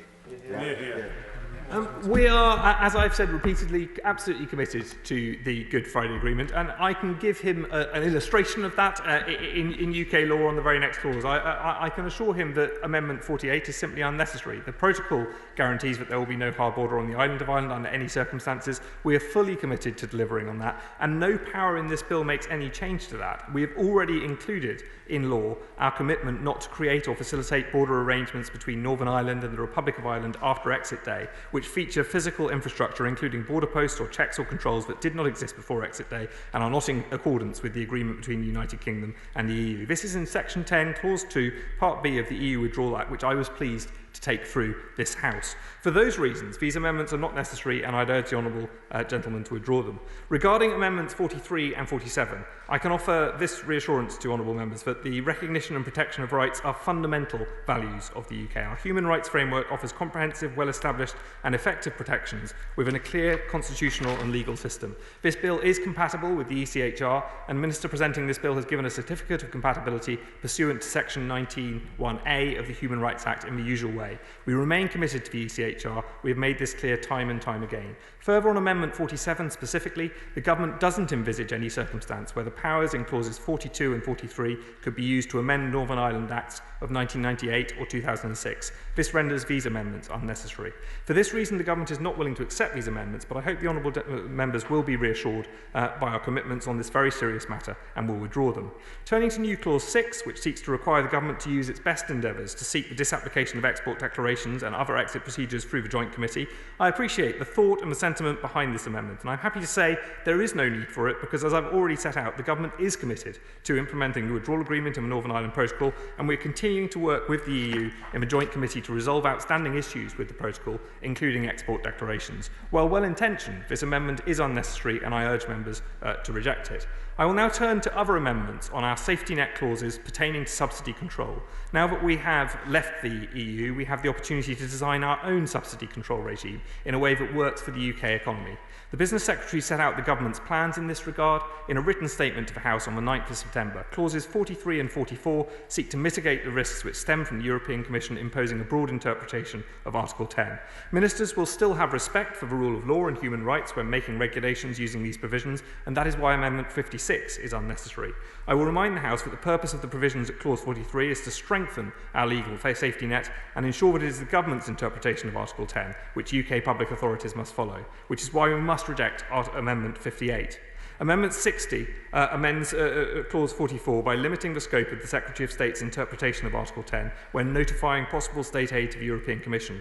Given the complex and novel nature of the application of EU state aid law through the Northern Ireland Protocol, it is the Secretary of State who is best placed to interpret and then make any possible state aid notifications to the European Commission. Amendment 60 would require the Secretary of State to ignore the safety net that the Government is proposing when making such a notification. I'd like to deal briefly with Amendments 31 and 32. I recognise the spirit of these, but I have to say they are simply not necessary. An assessment of the legal implications of these clauses has already been provided in the government's statements of the 10th and 17th of September, nor is there any need to make regulation defining incompatible or inconsistent. These are self-explanatory terms. There can be no serious doubt what they mean, and no further definition is required. The true intention of these amendments may be to seek to provide another point for parliamentary debate. If that is the case, I trust that the honourable members behind them will support the government on Amendment 66. On that basis, I would urge them to withdraw the amendments. And finally, turning briefly to, actually, Amendment 42 I have already addressed. I hope I've given way to the SNP already. I'm afraid the Honourable Lady will have her chance to speak very shortly. I hope I have dealt with all the amendments and important issues raised by this group. In conclusion, these clauses I was talking about Amendment 42, well, happy to give way once, but I think I have. Grateful to him. Just respectfully remind him that the SNP has 48 members. We're not just one MP. But I'm grateful to him for giving way, because he dealt with my Amendment 43, but not with Amendment 44. Does he understand that insofar as Clause 45 seeks to oust the inherent supervisory jurisdiction of the Court of Session, it's not only interfering in devolved matters, it's also in breach of Article 19 of the Treaty of Union between Scotland and England. Now, I know he doesn't have any Scottish law officer at the moment to advise him about this, but will he take that on board and address it now? Well, I'm very happy to look into the specific issue that the Honourable Lady raises, but I think if she looks at the text in Hansard, she will see that I did address point about Amendment 44 earlier, and mentioned government amendments that have been brought forward on separate issues, but certainly very happy to take that point away for consideration. Now, in conclusion, these clauses are a necessary protection to deliver on our promises on unfettered access, to deliver what the protocol acknowledges on Northern Ireland's place in the internal market and customs territory of the United Kingdom, and to respect the principle of parliamentary sovereignty. I beg to move, Mr. Chair. Paul Blomfield. Thank you very much, Mr. Chair, and I rise to move amendments 52 to 60, moved in my name and those tabled in my name and those of my honourable and right honourable friends. Amendments which together seek to provide a solution to the mess that the government has got itself into, by removing those provisions in the bill that put our country in conflict with international law. And we do so because we want to maintain our reputation as a country that respects the rule of law, because we want to see a successful internal market for the whole of the UK when we leave the transition on the 31st of December, and because we want to see the Prime Minister deliver the oven-ready deal with the EU that he promised the British people last December. A deal which pledges tariff and barrier-free trade for services as well as goods, along with safeguarding workers' rights, consumer and environmental protection, and which offers a broad, comprehensive and balanced security partnership underpinned by continued adherence and giving effect to the European Convention on Human Rights. But this bill makes that less likely. Our talks with the European Union are damaged, our reputation in the world is trashed, and it's a mess that was completely unnecessary, and a mess that's not resolved by the amendment tabled in the government's name. This so-called compromise may calm some members opposite, but it doesn't resolve the issue. The breach of international law that has led to the resignation of the head of the government's legal service, Jonathan Jones, that has led to the resignation of the Advocate General, Lord Keane, who said in his letter to the Prime Minister that he could not reconcile his obligations as a law officer with this bill, as he could find, quote, no respectable argument for the provisions at clauses 42 to 45. And clearly, in his interview on Radio 4 last week, the Lord Chancellor was uneasy in his defence of the bill, as he may well be, having sworn an oath in taking office to, quote, respect the rule of law. Mr. Chair, the situation couldn't be more serious, and we accept the amendment from the Honourable Member for Bromley and Chislehurst, which has been seized on by the government, was moved with good intention out of real and genuine concern among many members opposite. But it doesn't solve the problem. In providing for a vote subsequently, the government are offering a sticking plaster to solve consciences, but we will still be acting in contravention of international law, not when we enact provisions of the bill, but when it passes onto the statute book. And the government's amendment doesn't change that fact.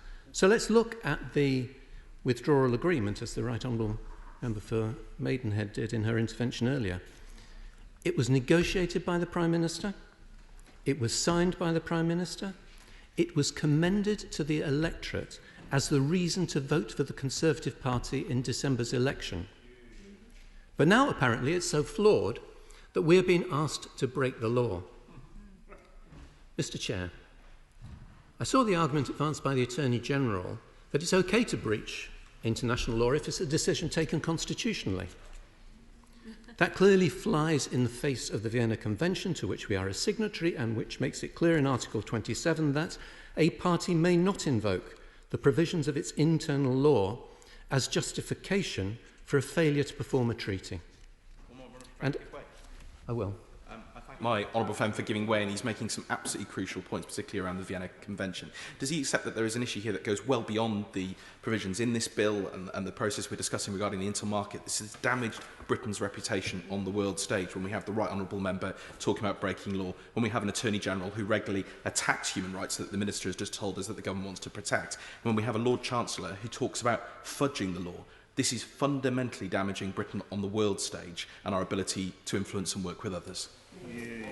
Well, I thank my honourable friend for that intervention, and he sums up well the seriousness of the decision that's before us today. Because Why doesn't he see this has been brought about by the EU's wish to break the agreement and what he would call international law by not respecting the sovereignty of the UK, which is fundamental in the agreement, and not going ahead with the free trade agreement, which was meant to be at the core of the future relationship? Well, I thank the honourable member for that intervention, and I'd be interested to know his views on Article 184 of the Withdrawal Agreement, which embraces the political declaration as the basis for securing our future relationship. But I would simply cite, in terms of intentions of both parties, the government's response to the Northern Ireland Select Committee report on unfettered access, in which they said these talks began in March and continue throughout the summer in spirit of good faith and mutual respect. And on page 7, the government is extremely confident that the European Union is working in good faith. That's the government's view. So, I'm happy to give way again, and I'd be interested to know if he's going to pursue his point about Sheffield steel industry, on which he's usually wrong. I'm actually going to look very briefly at a simple point, which is that apart from our own judges, the question in the German Federal Constitutional Court in December 2015 clearly stated that international law leaves it to each state to give precedence to national law. That's international law gives effect in that way. How does he answer that? Well, I thank the honourable member for his intervention, and I think that the answer was provided by the Northern Ireland Secretary when he spoke to the House on the issue, when he said, and I quote, let's all think on these words, "Yes, this does break international law. In a very specific and limited way, we are taking the power to disapply the EU law concept of direct effect, required by Article 4. And on this he was right. Article 4 does require that the UK ensures compliance with paragraph 1 of the Withdrawal Agreement, including our courts disapplying, quote, inconsistent or incompatible domestic provisions. And Article 5 makes it absolutely clear that we have an obligation to, quote, refrain from any measures which could jeopardise the attainment of the objectives of this agreement, which, as the Northern Ireland Secretary made clear, is the purpose of clauses 41 to 45. So in adopting them, we are in breach of international law. and unsettling the situation in Northern Ireland, to which the Minister rightly referred. Indeed, the Lord Chief Justice of Northern Ireland, Sir Declan Morgan, is a widely respected voice, said the government's actions may well undermine trust. I will indeed. Isn't the answer to the question raised by the right honourable gentleman about the German Constitutional Court, doesn't it lie in what our own United Kingdom Supreme Court said at paragraph 55 of the case of Miller against Secretary of State for exiting the European Union, when our own Supreme Court said treaties between sovereign states have effect in international law and are not governed by the domestic law of any state? Is that not the answer under the domestic law of the United Kingdom? An additional answer, yes, I will. Can I just raise the point that he said that this is about a collapse in trust, and his honourable friend said exactly the same. So the collapse in trust in this description is one way, that is to say with the UK government, because it apparently breaches a treaty law. However, if he was to go to a case, Caddy versus the EU, he will see that the Advocate General, at the time of the case, made it very clear, and I want to quote this, it's quite important. First and foremost, he said, to preserve the constitutional framework created by the treaty, it would be wrong to conclude that once a community is bound by the rule of international law, the relationship between international law and the community legal order, that's their constitution, is governed by the community legal order itself, and international law can permeate that legal order only under the conditions set by the constitutional principles of the community. So the EU itself has its principle that it will vet its obligations and not necessarily implement them as it requires. All right. Well, I think that he quoted, he came back at me on the quote that I gave about trust. The quote that I gave about trust was from the Lord Chief Justice of Northern Ireland, and it was trust in relation to the government's actions. In terms of how we deal with the issues that he refers to, I'll come on to those subsequently. Mr. Chair, the government's cavalier disregard for the rule of law has been condemned by the Law Society and by the Bar Council. It has shocked people across the country, and it has disturbed our friends and allies around the world.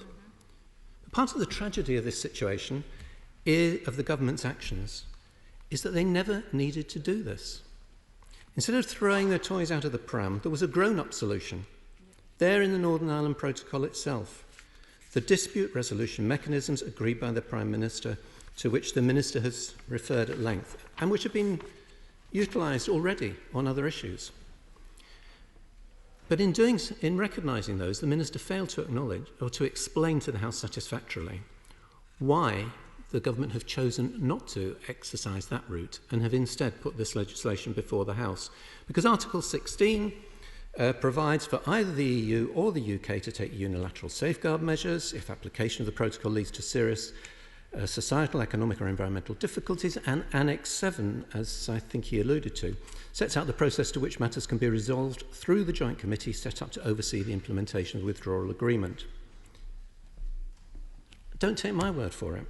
The former Attorney General, Honourable Member for Torridge and West Devon, who I seem to recall was once celebrated in the Conservative Party, made the case in the Times last week when he said, quote, "There are clear and lawful responses available to Her Majesty's government, which, quote, include triggering the agreed independent arbitration procedure set out in the Withdrawal Agreement, and in extremis, these might legitimately extend to taking temporary and proportionate measures where they're urgently necessary to protect the fundamental interests of the UK." His conclusion. And the Prime Minister couldn't answer my right honourable friend, the member for Leeds Central, at the liaison committee last week, when he asked the simple question why he had not been prepared to use these measures, which he negotiated, to resolve any disagreements, rather than engage in law breaking. So let me ask the Minister a simple question on which I hope he'll come back at the end of this very long debate. On the question of state aid, which the Chancellor of the Duchy of Lancaster said was a matter for the Joint Committee. Will the Minister be able to confirm in his winding up whether the government has actually raised its concerns there for resolution? Mr. Chairman, our amendments seek to put this bill right. They reassert our commitment to the rule of law by removing the notwithstanding clauses which have been the subject of so much attention. but also the other references to disapplying the protocol and disregarding the law. I've taken one intervention, and I think in respect of those wishing to speak, I'll follow the injunction of the Chair and make progress. Mr. Chairman, the government is sending a worrying message too about its attitude to accountability in its Amendments 64 and 65, limiting opportunities for judicial review. Our Amendments 58 and 59 will put that right, protecting those rights for scrutiny and challenge of ministers. If government, as it says, is acting reasonably, then it shouldn't be afraid of scrutiny or of challenge. Overall, our Amendments 52 to 60 enable the bill to achieve its aims, but to stick to the rule of law, the Human Rights Act, and our international obligations. We hope that the government will accept them. But if they don't, we will vote against clauses 42 to 45, standing part of this bill. Many members opposite talk about their ambition for global Britain. We share the desire for strong trading partnerships after we leave the transition. But that will be undermined by flouting international law, and the government know that. The Foreign Secretary was dispatched to Washington last week to calm fears. But his visit seemed to make things worse. As he left the United States, the man that the polls indicate will be the country's next president said, quote, "We can't allow the Good Friday Agreement that brought peace to Northern Ireland to become a casualty of Brexit. Any trade deal between the US and the UK must be contingent upon respect for the agreement and preventing the return of a hard border. Period."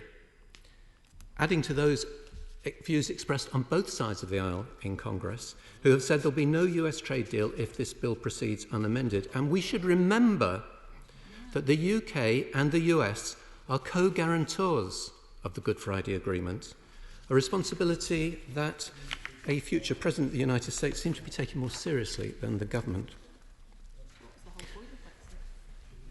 Mr.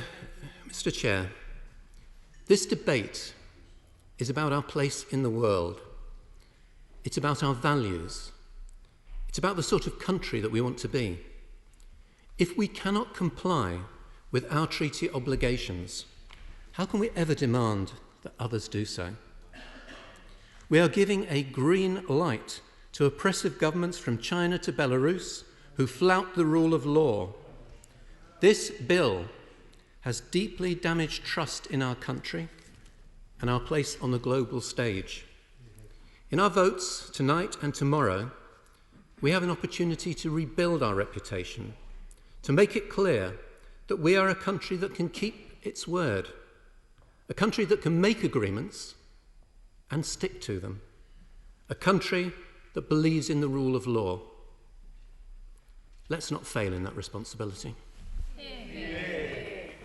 Just remind the House one more time, there is a very long call list, and please show time restraint when making contributions. Theresa May. Thank you, Mr. Chairman. And can I say that it is with some regret that I rise to speak on clauses 41 to 45 in this bill. And can I just say to the Minister that the overall intention of the bill of ensuring a functioning internal market within the United Kingdom is one that I think is absolutely right. I believe passionately in the integrity of the United Kingdom, and that's not just a belief. I think it is good for the prosperity of all parts of the United Kingdom. But of course, today we're focusing on the bill, those parts of the bill that relate to the Northern Ireland Protocol. The Northern Ireland Protocol, part of the Withdrawal Agreement that was signed by my Right Honourable friend, the Prime Minister, less than a year ago. And I can say to the Minister that, in my view, clauses 41 to 45 have no place in this bill. Now, we're told that they're there because the EU either is or might act in bad faith. Because the Withdrawal Agreement put a border down the Irish Sea and the government can't accept that. But the government did accept it when it signed the Withdrawal Agreement with the European Union, and I assume that when it did so, the government signed that in good faith. Yet here we have clauses 41 to 45 saying that the government should have the ability to renege on parts of the Withdrawal Agreement to break international law. Now, there are three reasons why I believe that these clauses have no place in this bill. The first is, and it's been referred to in interventions earlier, it's unnecessary. There is an arbitration process in place, and indeed arbitration process available. Under Article 175, the ruling of the arbitration panel shall be binding on the UK and the EU. Now, the government has acknowledged the existence of the arbitration procedure, but it's saying that it would enter into that in parallel with the operation of the elements of this bill. So the message, it seems to me, is very clear, which is, if we don't like what the outcome of the arbitration panel is, then we're going to break international law, we won't accept it. Yet that, again, is breaking the international treaty, an agreement that the UK government signed, because it's breaking Article 175, which says that the view of the arbitration panel shall be binding on both parties. But there isn't just an arbitration process available. As the Right Honourable Member for Leeds Central referred to, Article 16 says, if the application of this protocol leads to serious economic, societal or environmental difficulties that are liable to persist or to diversion of trade, the Union or the United Kingdom may unilaterally take appropriate safeguard measures. Clauses 41 to 45 are not necessary. Now, beyond that issue, there is the question of the impact of these clauses and the government's decision on the operation of the Belfast Good Friday Agreement. I believe that the government's willingness unilaterally to abandon an international agreement or parts of an international agreement it has signed, its willingness to renege on an agreement it has signed, will lead to some questioning, as has already been made clear in an intervention, some questioning the willingness of the government to fully uphold the measures in the Belfast Good Friday Agreement. And that, in turn, will lead to some communities having less willingness to trust the United Kingdom government. And that could have a consequence on the willingness of people in Northern Ireland to remain part of the United Kingdom. So far from acting to reinforce the integrity of the United Kingdom in pursuit of trying to appear to be tough to the European Union, I think the government is putting the integrity of the United Kingdom at risk. Now, these reasons alone, I think, should be sufficient for the government to abandon these clauses. But perhaps the most compelling reason is my third, and it is this government's wish to break international law and taking the powers to do so. As the Law Society and the Bar Council have said, these provisions enable UK ministers to derogate from the obligations of the United Kingdom under international law in broad and comprehensive terms and prohibit public bodies from compliance with such obligations. They represent a direct challenge to the rule of law, which include the country's obligations under public international law. I cannot emphasise enough how concerned I am that a Conservative government is willing to go back on its word, to break an international agreement signed in good faith, and to break international law.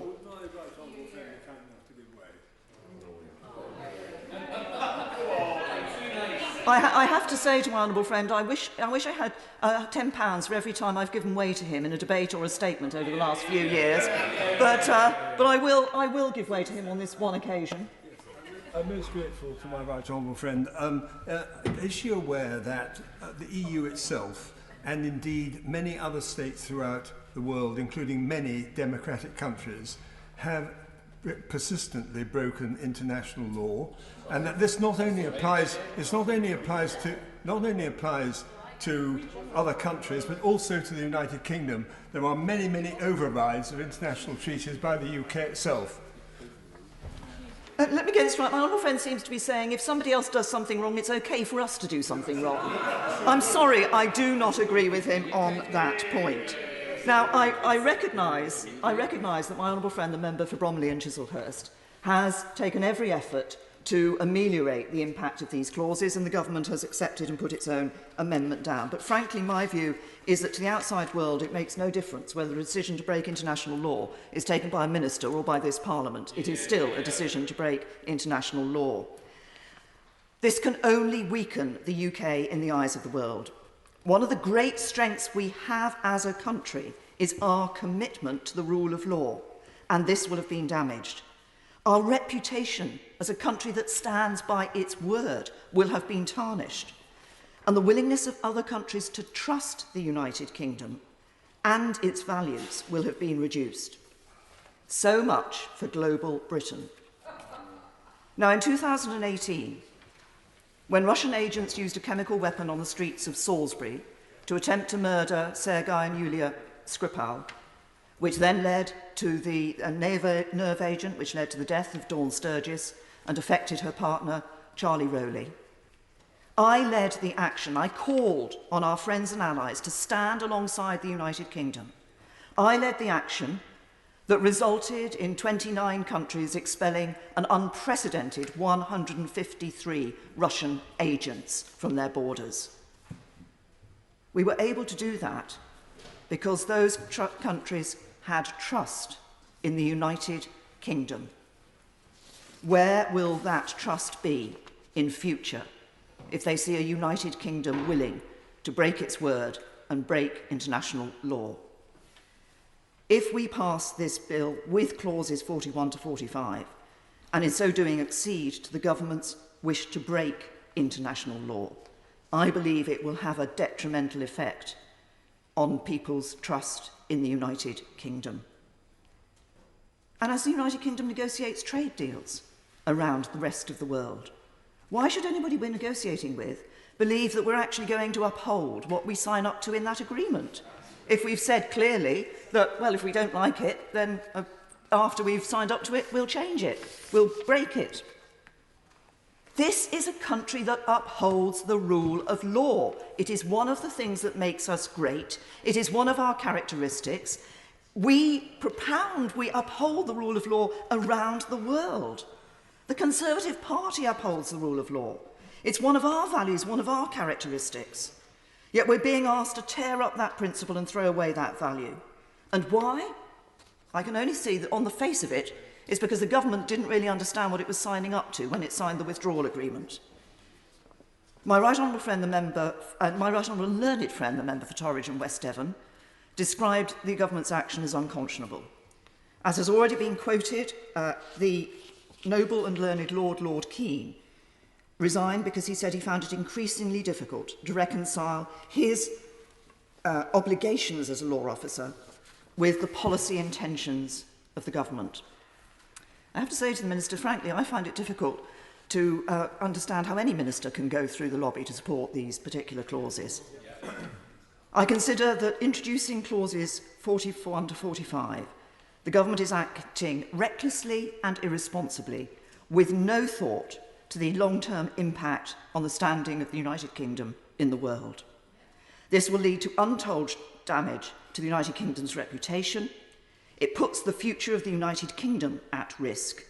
And as a result, with regret, I have to tell the Minister I cannot support this bill.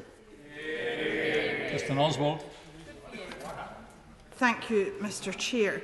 And it is a privilege to follow such a thoughtful and considered speech as the Right Honourable Lady has given. Hear, hear. I rise to speak to amendments 31 and 32 in my name and the names of my colleagues. These amendments require that the definition of terms used in clause 45 be determined only after an impact assessment of the UK Government's obligations under international law have been carried out. I'm also happy to speak in support of the amendments tabled by my honourable friends from the Alliance and the SDLP and look forward to further debate during this committee today. Hear, hear. Now, the SNP rejected this bill at stage 2 because we will never support legislation that breaks international law. I'm not actually sure why I should have to say that. Our amendments seek to ensure that this Parliament understands the impact on its international obligations of any future decision it takes on the matters covered by this bill. But this UK Government has presented a bill that not only threatened a breach of international law, a position that now seems to satisfy many of the members opposite, but was in itself a monumental act of bad faith, which speaks volumes about their view of themselves and the world around them. In October last year, speaking about his withdrawal deal, the Prime Minister said, if we do this deal, if we pass this deal and the legislation that enables it, we can turn the page and allow this Parliament and this country to begin to heal and unite.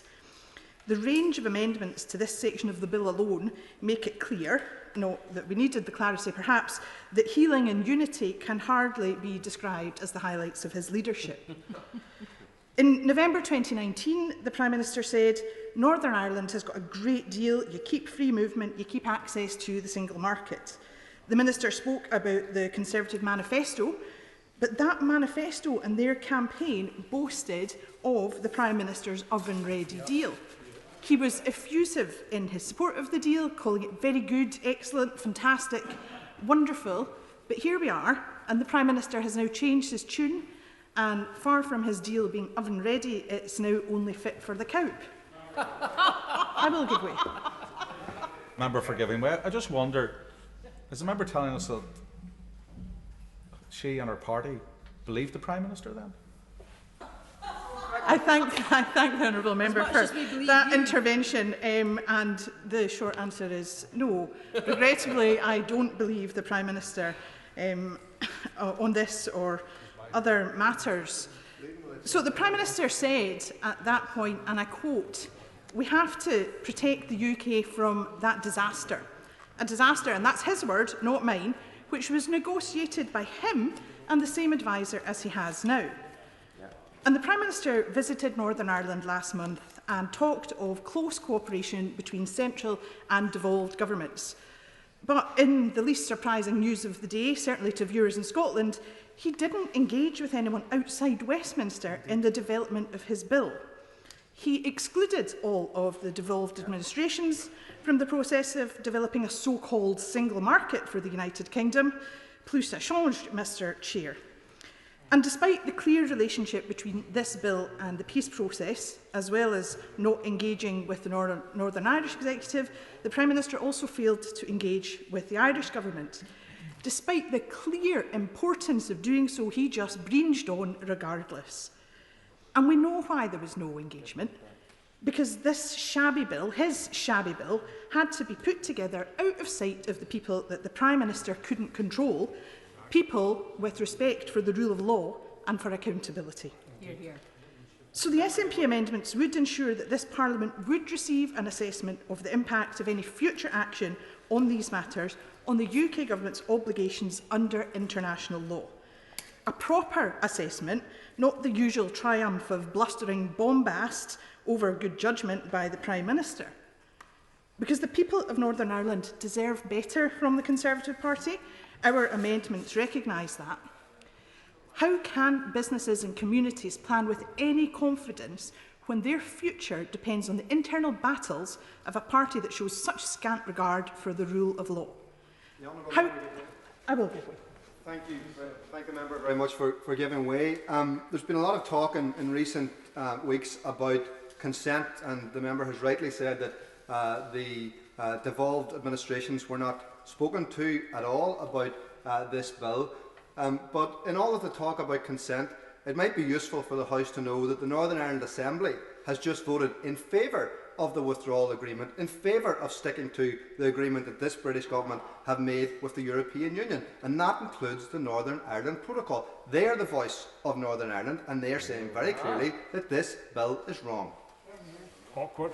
My honourable friend, for that intervention, and that's a key point for us. How can anyone trust a government that doesn't stand behind the agreements it negotiates, a government that can't even agree with itself? And the Prime Minister's approach has led to several senior legal figures taking a sharp exit. Sir Jonathan Jones, the head of the government's legal department, Lord Keane, the UK government's most senior adviser on Scots law, David Melding, Shadow Counsel General in the Welsh Synod, have all walked away. And we've heard about Lord Keane's letter of resignation, but I think it was particularly telling in respect of the matters that are before us today. He said, "I have endeavoured to identify a respectable argument for the provisions of clauses 42 to 45 of the bill. But it is now clear that this will not meet your policy intentions." That's a damning condemnation from a former chair of the Conservative Party in Scotland. Yeah. And no member representing a Scottish constituency can defend these clauses, or in fact this bill, and expect to be taken seriously when they claim to stand up for Scotland in this place. Hear. We've also heard that the Lord Chief Justice, Northern Ireland's top judge, Sir Declan Morgan, warned that when governments break international law, that may undermine the administration of justice. That should concern us all. Even the Honourable Member for Gillingham and Rainham, who is a barrister, felt the need to resign as the Prime Minister's Special Envoy on freedom of religion. These are telling actions and words and should give the Prime Minister pause for thought and reflection. This internal market bill is a grubby power grab which we cannot and will not support, and this section as it stands will hang like a badge of dishonour around this Prime Minister's term of office, however long or short that might be. And unfortunately, the Prime Minister's approach is being propped up by those with somewhat flexible standards. The Attorney-General's take could most charitably be described as mince, and the Lord Chancellor says he will resign only if the government break the rule of law in a way that is unacceptable. Which obviously begs the question for a law officer, what is an acceptable way to break the law? And what of the effect of this bill on the UK and on Northern Ireland?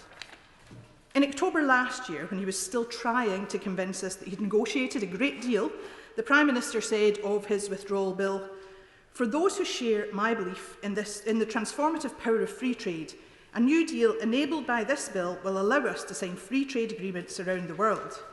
But by using this bill now to trash that deal, the Prime Minister has again exposed this ethical vacuum at the heart of his government and undermined trust around the world. And all the time, he's singularly failed to deliver what is needed by Northern Ireland." As Professor Katie Hayward of Queen's University put it, the one thing most hoped for from this bill, certainty, has become an even more distant prospect. And the reaction from the USA has been clear. Presidential candidate Joe Biden warned that any trade deal between the US and the UK must be contingent upon respect for the Good Friday Agreement. Nancy Pelosi similarly said, if the UK violates that international treaty and Brexit undermines the Good Friday Accord, there will be absolutely no chance of a US-UK agreement passing Congress. Even Trump's administration are looking concerned.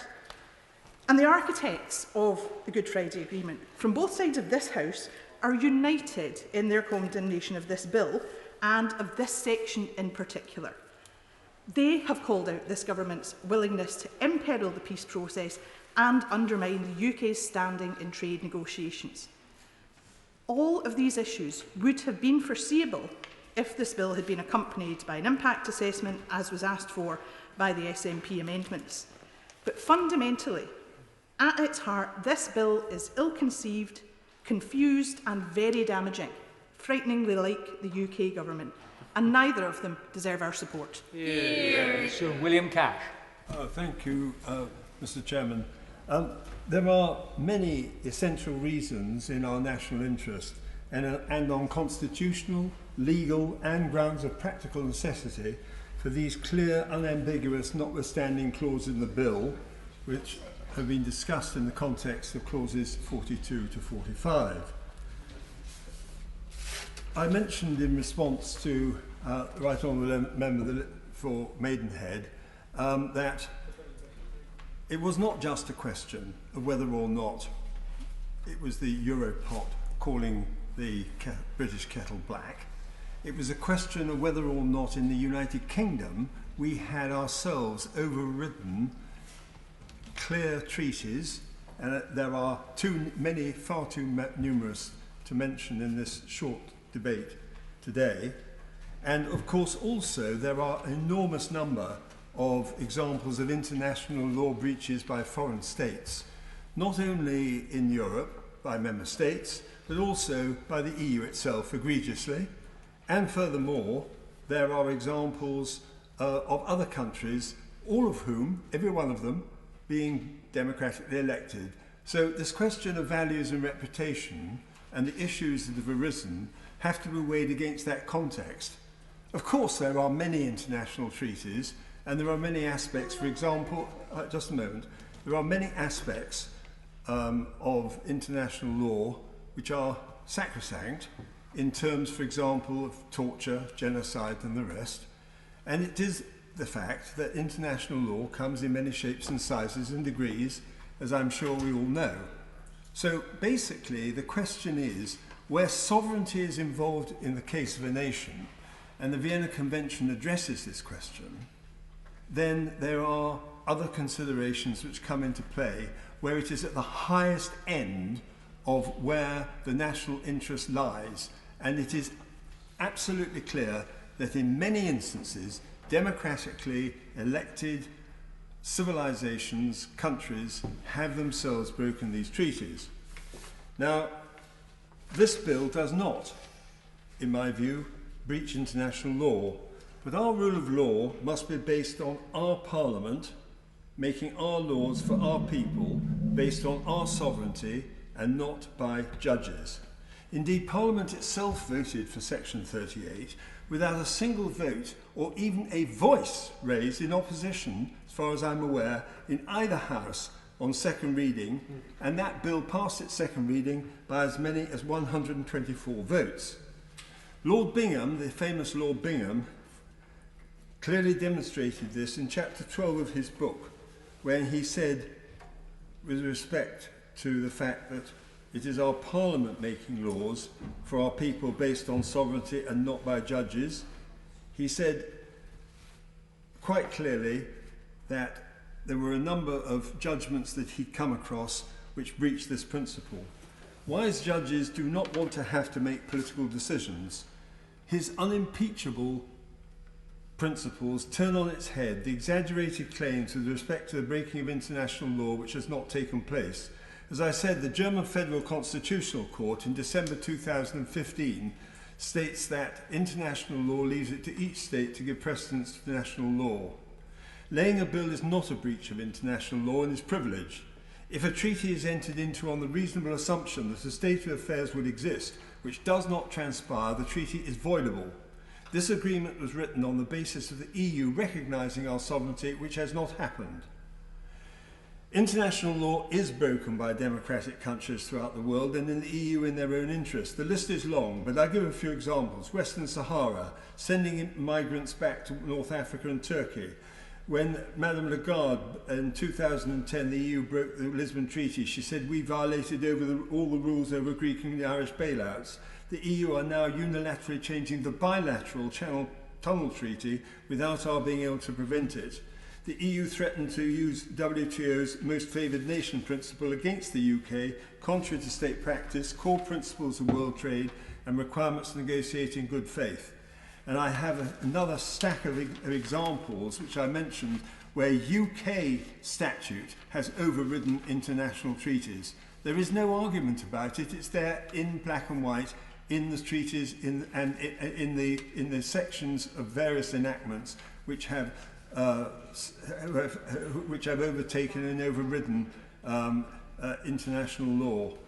So it's understandable that some are bothered about this to a degree, but the fact is that the combination, I said to a degree, it's all a matter within the framework of international law. It is entirely a question of whether or not the degree to which it is done is commensurate with what is being proposed. And in the case of sovereignty, it goes to the very heart of the extent to which you are entitled to take the action that you do.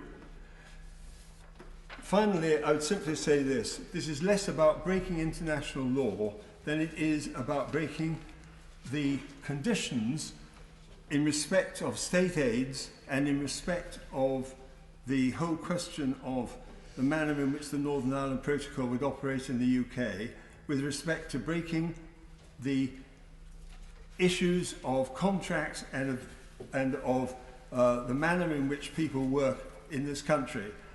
We are faced with a critical problem, the effect of which is that if we were not to pass these clauses, which are clear and unambiguous, we will be in a position of finding that we will be subjected to the EU laws, we will be subjugated to them in a way that will ensure that we will not be able to compete effectively throughout the world, we will not be able to support the workers of this country particularly in the context of COVID, after Clause 38 was passed. It was passed by every single person in this House, and it was passed also by the House of Lords. There is no doubt about that. The notwithstanding provision is inviolate, it is in an Act of Parliament, and these enactments here do the job that is necessary to ensure the future prosperity, competitiveness, and the opportunity for the people of this country to move forward in an enterprise society which will enable the future generations after Brexit to guarantee their jobs, their businesses and their future. Gavin Robinson. Mr Evans, very grateful to be called so early in the debate. It's a pleasure to follow the right honourable gentleman, the member for Stone, who has that classic flair of oratory where he describes that some members may be somewhat bothered to some degree, and I think no matter whether you agree or disagree with the right honourable member, he does raise a smile throughout the chamber. Mr Evans, I rise in support of amendments that rest in my name and that of my party. Before I get to those, I think it's just fair to reflect on some of the comments from the right honourable lady, the member for Maidenhead. And I have to say I do regret some of the comments that she has made about the implications on relationships in Northern Ireland, about some of the consequences associated with this bill, and be it her contribution or many others that we reflected upon on Wednesday and no doubt later today. There's an awful lot being said in this chamber which is not only at cross purposes across the chamber, but it completely misses the point. The right honourable lady embarked on 9 months of a political strategy which largely was encapsulated with the phrase Brexit means Brexit. And for 9 months there was no greater clarity than that. And yet here we are 4 years later, and we know that what was outlined as a national aspiration, what was agreed to in a referendum by the people of this country, is not being delivered for the people of Northern Ireland. There was, you will remember well, a week in December 2017 when there was a flurry of activity around the creation and the formulation of what became the UK-EU joint report. And we will remember what work had to go into getting provisions in place in that joint report on paragraph 50. And paragraph 50 of that report not only represented the principle that it was of no concern for the European Union to impede or impose upon the integrity of a member state, but phrases such as this, that the UK government will ensure that no regulatory barriers develop between Northern Ireland and the rest of the United Kingdom unless it is consistent with the 98 agreement and agreed by the Northern Ireland Executive and the Assembly. But in all circumstances, the UK will continue to ensure the same unfettered access for Northern Ireland businesses to the whole of the UK internal market. Now that was paragraph 50 of the joint report, but yet it was never honoured in the withdrawal agreement that came forward. Never honoured. Of course I will give way to the right honourable lady. Honourable gentleman, he's making some powerful points. And will he recall that when the first version of the withdrawal agreement bill was brought forward before we had the election last year, I and others tabled an amendment that would have put paragraph 50 of the joint report into the withdrawal agreement bill, but that was not accepted by the government. Accepted by the government, but you were a member, the right honourable lady was a member of the government that brought forward 3 iterations of a withdrawal agreement that did not honour that provision. That provision was not honoured in the earlier iterations of the withdrawal agreement. And secondly, and I'm very happy to give way again if she likes, but secondly, point that actually there was an addendum to the withdrawal agreement that was agreed and would have been lodged in the international courts that would have made paragraph 50 absolutely part of an international agreement, but that was rejected by this House. Say to the right honourable lady that she may be right on that point, but here we are yet again, seeking to consider legislation domestically within this United Kingdom to right the wrongs of a negotiation that I have to say should never have advanced in the way that it did, because our government fell into the trap that it was trying to provide an answer when it didn't know what the problem was. It didn't know what the future trading relationship was going to be. It didn't know what the overarching trade deal was going to be between the United Kingdom government and the European Union government, and yet it set to solve the problem of the Irish border without knowing whatever of the overarching provisions would be. That made no sense, but that led us into this position where here we are today, and here I am this evening, trying to ask members to consider provisions that should be part of this bill but are not. In saying that there are aspirations associated with this bill that should equally apply to Northern Ireland, the whole of the United Kingdom internal market, but do not. And I think that is hugely regrettable. Mr. Evans, I spoke on Wednesday on Amendment 22, and you will recall that during the consideration of Amendment 22, which was to Clause 46 on the provision of financial aid, and our amendment to Clause 47 about making sure there was no restriction on that to Northern Ireland businesses, that the response from government was, "That's great, thank you very much, let's consider it on Monday." And here we stand on Monday, and I have enormous respect for the Minister, yet we're hearing, "Don't worry about your amendments, we'll consider them in the finance bill." But let me just say, Mr. Evans, that there remain important concerns about the application for state aid rules, European Union state aid rules that will apply in Northern Ireland. There is nothing contained within this bill, there is nothing contained within the government's approach, there is nothing contained within their plan that seeks to amend or fetter the role of EU state aid rules within Northern Ireland. I'll give way to the Honourable Member for Northern. I thank the Honourable Member for giving way. Perhaps he could explain to us in the House how he believes predatory actions from the Republic of Ireland could in fact prevent Northern Ireland from having a free port in his constituency, a free port operational in the constituency of Foyle, or a free port operational out of Warren Point, and the detrimental impact of preventing those policies, impacting which would be state aid policies, on trade and jobs and people's prosperity in Ulster. I'm very grateful, Mr. Evans, for the question, and I know that government would respond by saying, look, in this bill it is for the Secretary of State and no one else to raise issues or notify the European Union on state aid issues. I'm concerned not just about the operation of that provision, but the chilling effect that the application of state aid rules from the European Union have when government considers potential support that they could give to businesses in Northern Ireland. I'm concerned that today again we hear that this only applies to goods and electricity. Well, of course, I think it applies to services of those manufactured goods as well.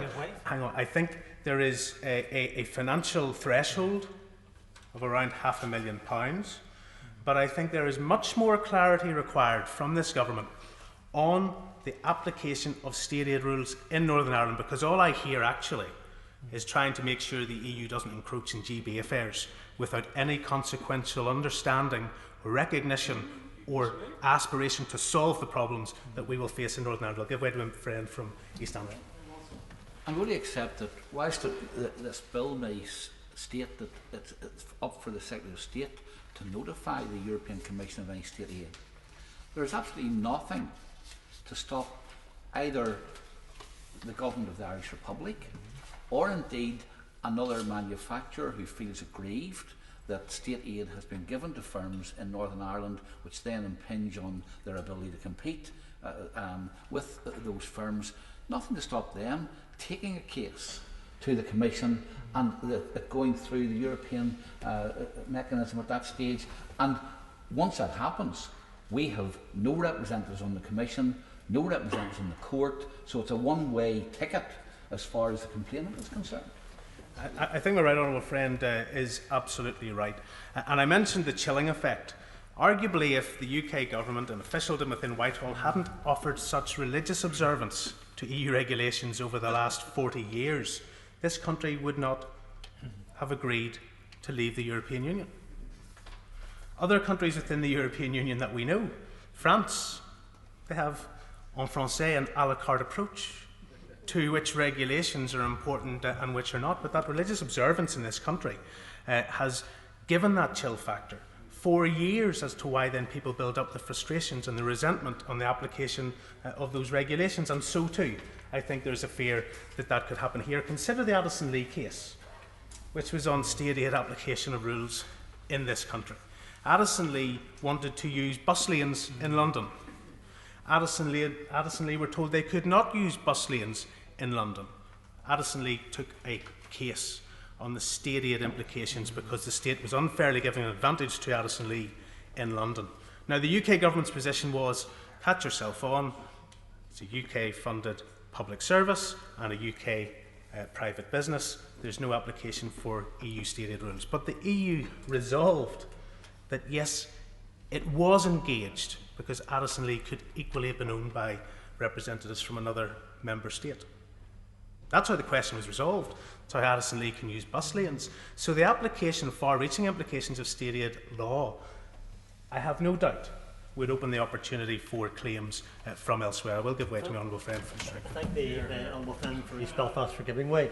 The farming, just to back up his statement and his arguments he's putting forward, the farming community and business right across the whole of Northern Ireland have expressed great concerns with the different levels of state aid. It's not only the food that they're referring to, but highlights that subsidy comes in all forms. My constituents are telling me that they are also concerned with tax reliefs available on the mainland and precluded from us potentially. Our competitive ability may be greatly hampered by the discrepancy. Does the honourable gentleman agree on that? I will agree, and I know that the Minister did go through a number of the amendments that we have tabled this evening. And he said, look, there are provisions about direct and non-direct discrimination, and those still apply. But if you are a business competing in a sector for which there are state subventions and subsidies in England, Scotland and Wales, but which those same subsidies and subventions are precluded in Northern Ireland, there will be discrimination. There will be an unfair playing field within the economy of this whole internal market. And that square is not circled within this bill. There are no satisfactory answers from government to say, if we run with the implication of EU stated rules in Northern Ireland, if we support businesses in GB but not in Northern Ireland, how is there not unfair competition? How are there not direct or indirect discriminatory outworkings of the provisions of this arrangement? Mr. Evans, I want to draw the Minister's attention to what I think is a very useful document, something that I hope he will spend time considering. It is the Northern Ireland stakeholder response to the UK's research and development roadmap consultation. It considers very clearly some of the things government could do under those clauses of 46 and 7 in financial support for sectors in Northern Ireland. We hear an awful lot in this chamber about doubling down on levelling up. We know that research and development support across the United Kingdom is hugely uneven. We know that the majority of that money goes into the southeast of England, to London and to the east of England, and that Northern Ireland and other regions throughout the United Kingdom do not get their fair share. This stakeholder response is a collaborative work between Belfast City Council, Belfast Harbour, Queen's University, Ulster University and Catalyst Northern Ireland.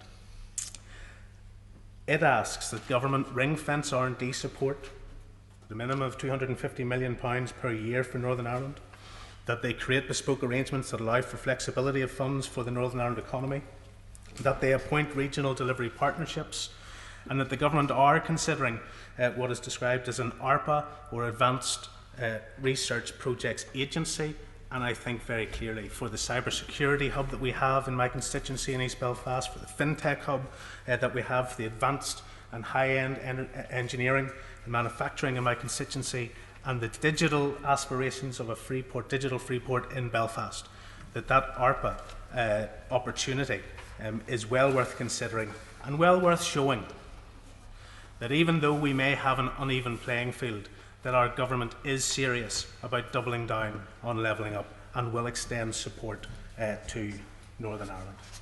Mr. Evans, I would love to go through a lot of the amendments that we have tonight. I'm very conscious that I've gone over my own self-imposed timeline. So let me just turn to Amendment 68 and the importance of Amendment 68. The first element, and people will see in it, is Amendment to Clause 40, is that Northern Ireland Assembly consent would be required for any new requirements for goods traded from GB to NI, that they would not come into force. New requirements would not come into force unless they were agreed with the consent of the Assembly, and that no additional official or administrative costs arising from new requirements may be recouped from the private sector. We've heard, and the Minister referred to the TSS, the Trading Supporter Service. We know that government have said they're going to put £355 million into that service at this stage. There are huge questions that still remain unanswered for businesses in Northern Ireland who have heard that they have unfettered access to the UK internal market. Some understand that that promise is one way. Some understand that that promise is NI to GB. Some don't understand that there are huge constraints on GB to NI trade because the government gave that power away in the Withdrawal Agreement. They passed it to the Joint Committee and therefore they only are half of the equation.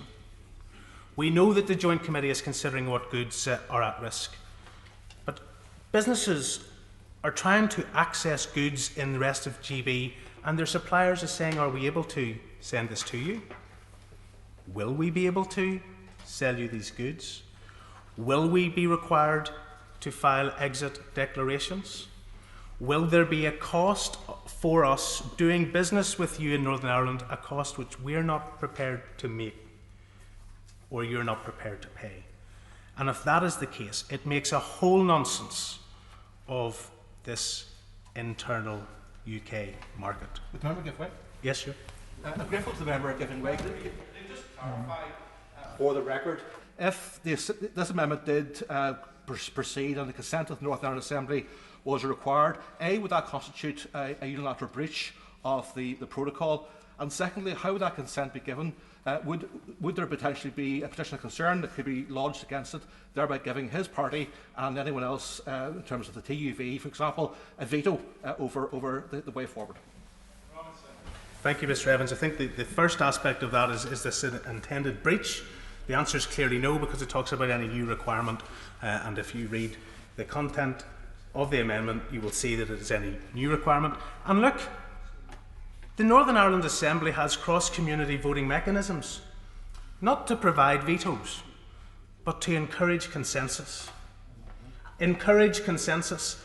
And the honourable members to my left know exactly why those provisions were brought in. And they know exactly the importance of them, but they tend to believe they're only worthy of use when it's an issue for which they wish to use them. And I think that's hugely regretful. But when I talk about the consent of the Northern Ireland Assembly, then we know that there are cross-community mechanisms there to ensure that we get to a place of consensus. I don't believe in stalemate. I don't believe in logjams. I spend my political life trying to resolve them. I hope when I contribute on issues in this House, people will respect that I don't necessarily agree with everyone, but I will try to get to a place where we can agree. And for the sake of businesses in Northern Ireland, for the sake of businesses in Northern Ireland who buy from GB, who wish to sell from GB, who want to know what trading position they will have, who were promised that they would get the best of both worlds, yet learn day after day about the bureaucratic and administrative burdens that are going to be placed upon them. They want answers.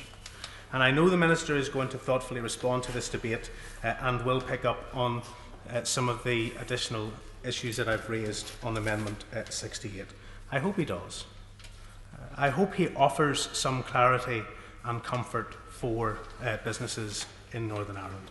I hope he outlines just how this bill will assist them, and believing that it won't, that he gives us some clarity as to what steps the government are prepared to take within the finance bill that will resolve some of these overarching and burdening issues that remain resolved through the Joint Committee. Thank you, Mr. Evans. Thank you, Mr. Brady. No. Thank you, Sir Graham.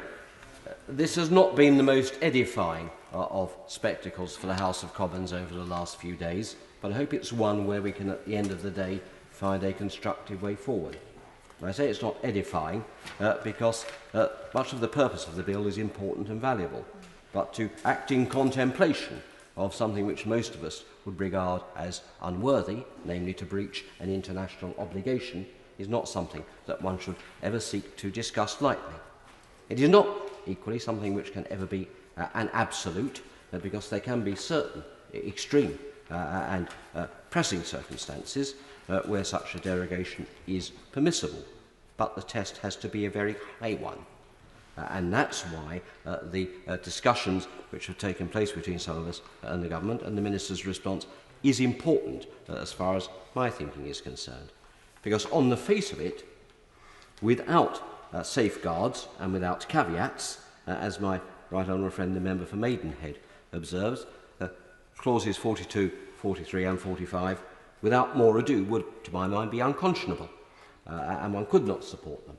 But I do want to talk also to my Amendment 4 and the Government's Amendment 66, which I hope do give a means of reconciling that position with the need to find a constructive way forward. If my honourable friend will just develop the point a little, and of course I'll give way to it. And the point of that is this. Without a parliamentary lock, I do not believe it would ever be appropriate for a sovereign parliament to contemplate breaking an international obligation. There has to be a test for that parliamentary lock to be met. And that's why I welcome what the Minister has said, both in terms of what is said in the Government's Amendment 66 and also the test which he has adopted at the dispatch box, which was previously put out by Downing Street, as to the frankly high bar that would have to be met before the House could or should be persuaded to support such a course of action. And it would have to be a high bar for me to meet that, and I suspect that of many other honourable members as well. And I'll give way to my honourable friend. Respectful to my colleague here.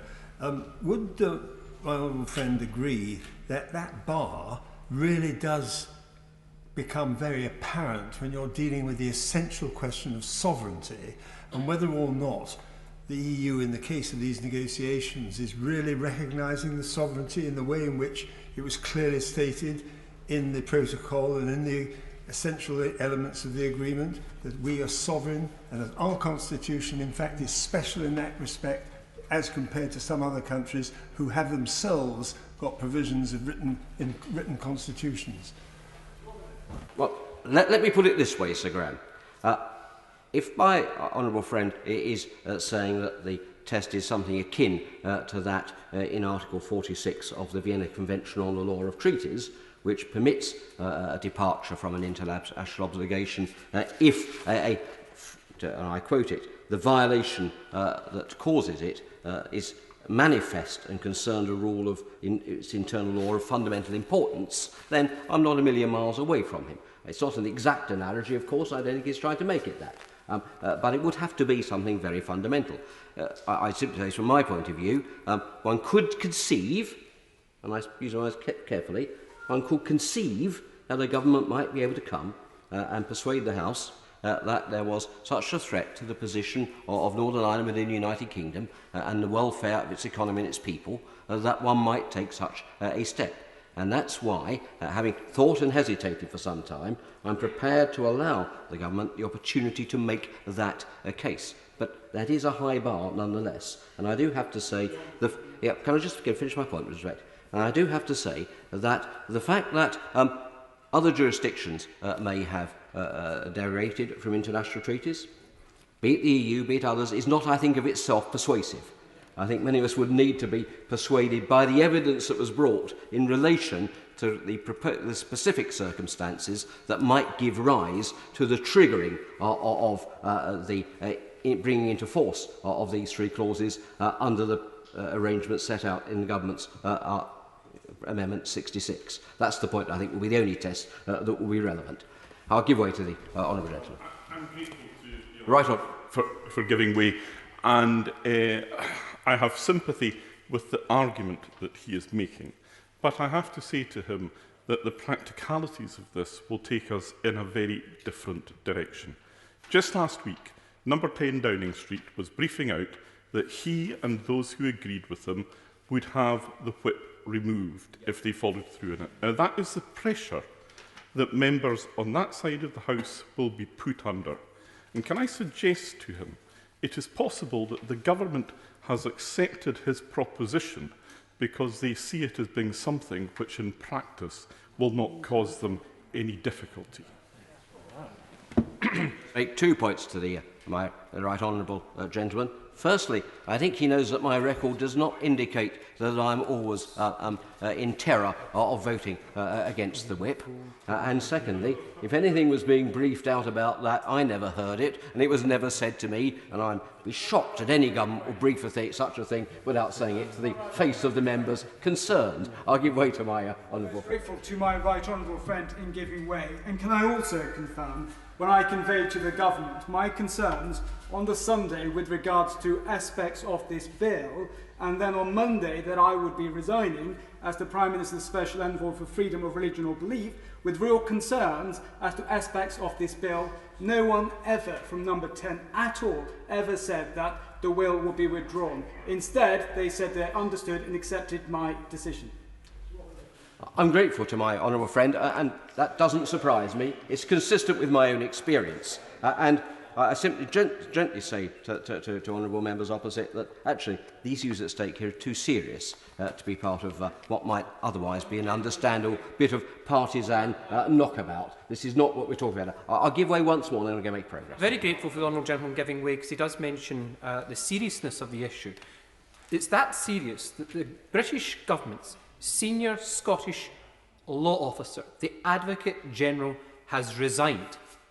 Does he really believe that Scottish constituency members should, based on that premise, walk through the lobbies and vote with the government?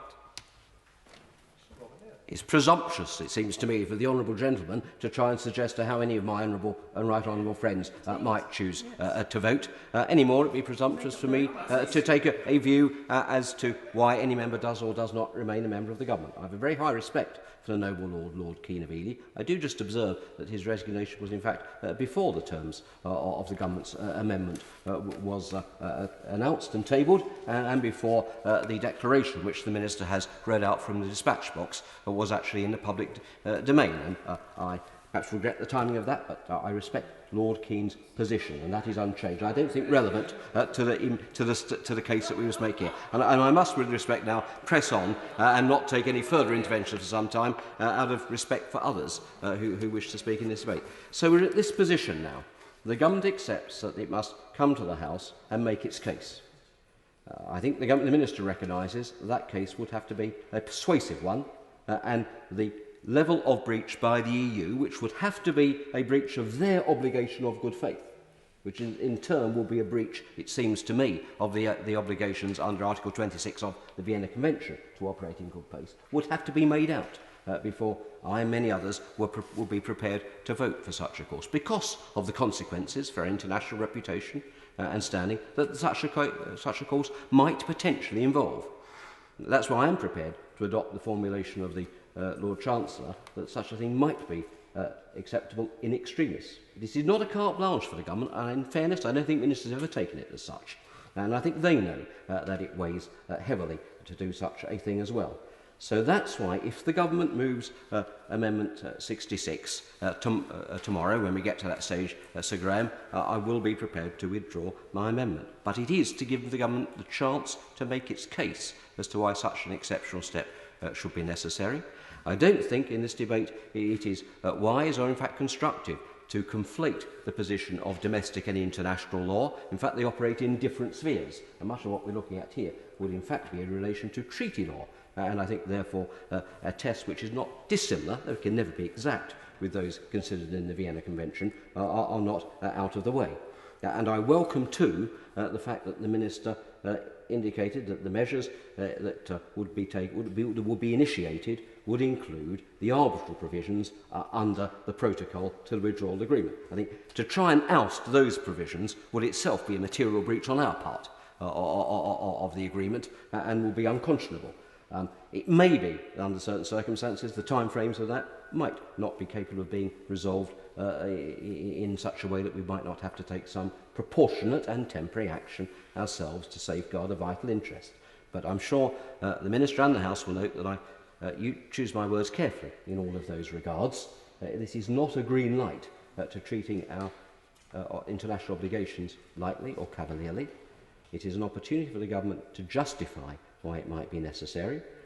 One cannot give undertakings as to what that might be until we've seen the evidence at the appropriate time, and I'm sure the government knows that too.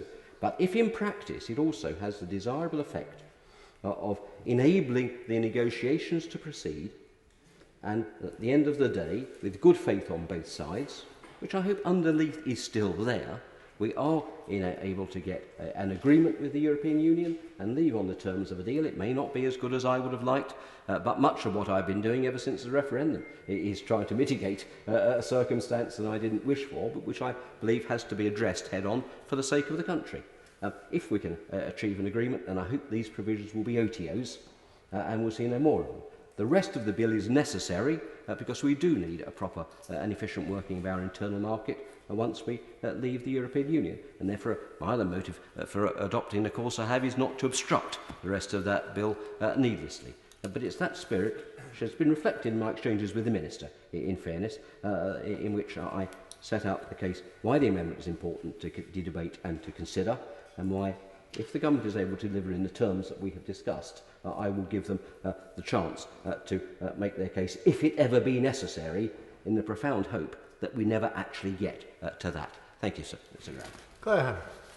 Thank you very much, Mr. Chairman, and I rise to commend amendments 46, 47, 48, and also indeed Amendment 41 and New Clause 7 in the name of Mr. Farry.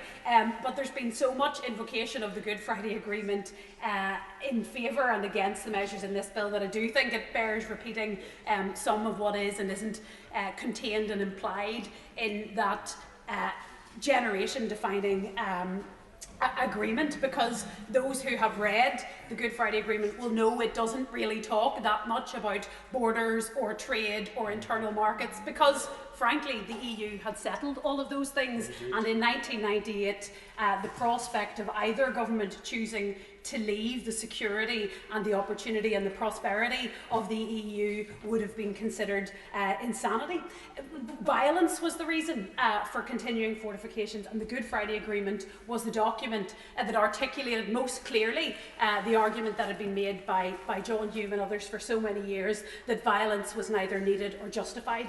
It took the gun out of Irish politics, and what it did was ensure that the purported justification for violence, those behind the violence, was addressed in the agreement and then endorsed by the people of Ireland, north and south, in overwhelming numbers, and endorsed by both governments as the only way to achieve your politics. So it took the excuse away and it put peaceful constitutional views to the fore, and it meant that unionists and nationalists and others could have their views with dignity, and that we all had a decent path forward. It doesn't say much about borders and trade, but it does say a lot about relationships, aspirations, consensus and respect. And I think those are the values that unfortunately have been most damaged and will be most damaged by this bill. The declaration that accompanied the agreement, do you know what? I will, but I'll give away once, because for a few years your party held court here, and they've been terribly damaging years for Northern Ireland, and it's time that the majority voice that it's against these proposals was heard, but I'm happy for you to take it. Delight the honourable member has given way, and obviously she's cast a considerable aspersion on the members of her party who were here for several years and obviously didn't do as good enough job as she's now purporting to do to the House, but I'll leave that with her. The member is in a coalition government with my party and with Sinn Féin at the present time. Obviously her words about cooperation will now ring very true indeed, but given that she's in that coalition government, her party's in that coalition government with Sinn Féin, is the member actually telling the House tonight that she believes that Sinn Féin is on the cusp of going back to terrorism, or others are on the cusp of going back to terrorism because of what is happening here tonight?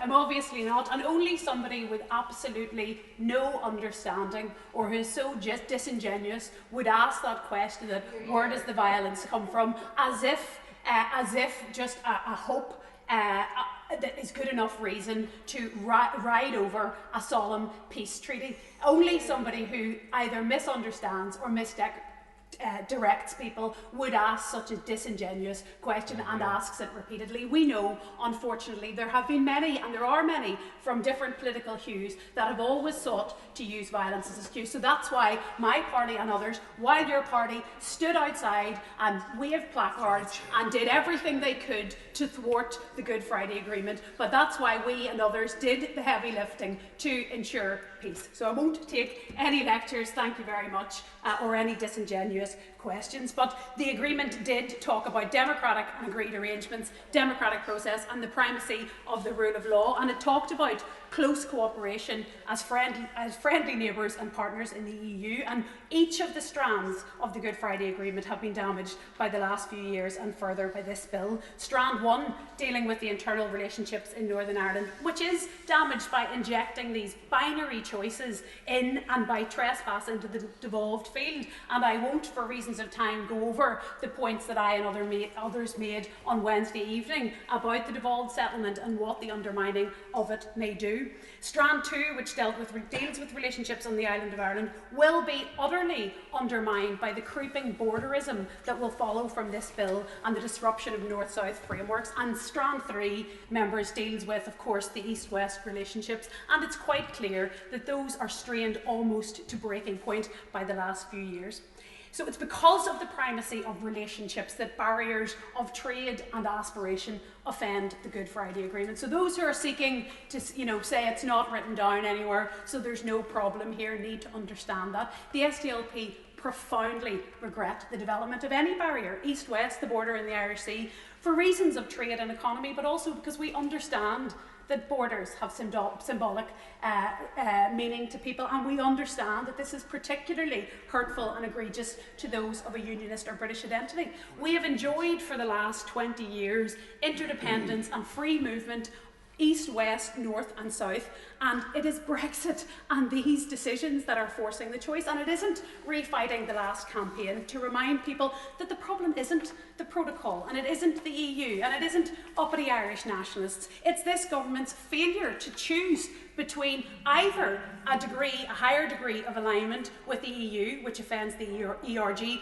or the ability to diverge, but which will upset and offend people of unionist background, or the nuclear, yes, I'm happy to give away when I finish this point, or the nuclear option of forcing a hard border on the island of Ireland. And quite clearly the last 2 weeks have shown and give some assurance that the UK will have no trading partners if that's the course it chooses.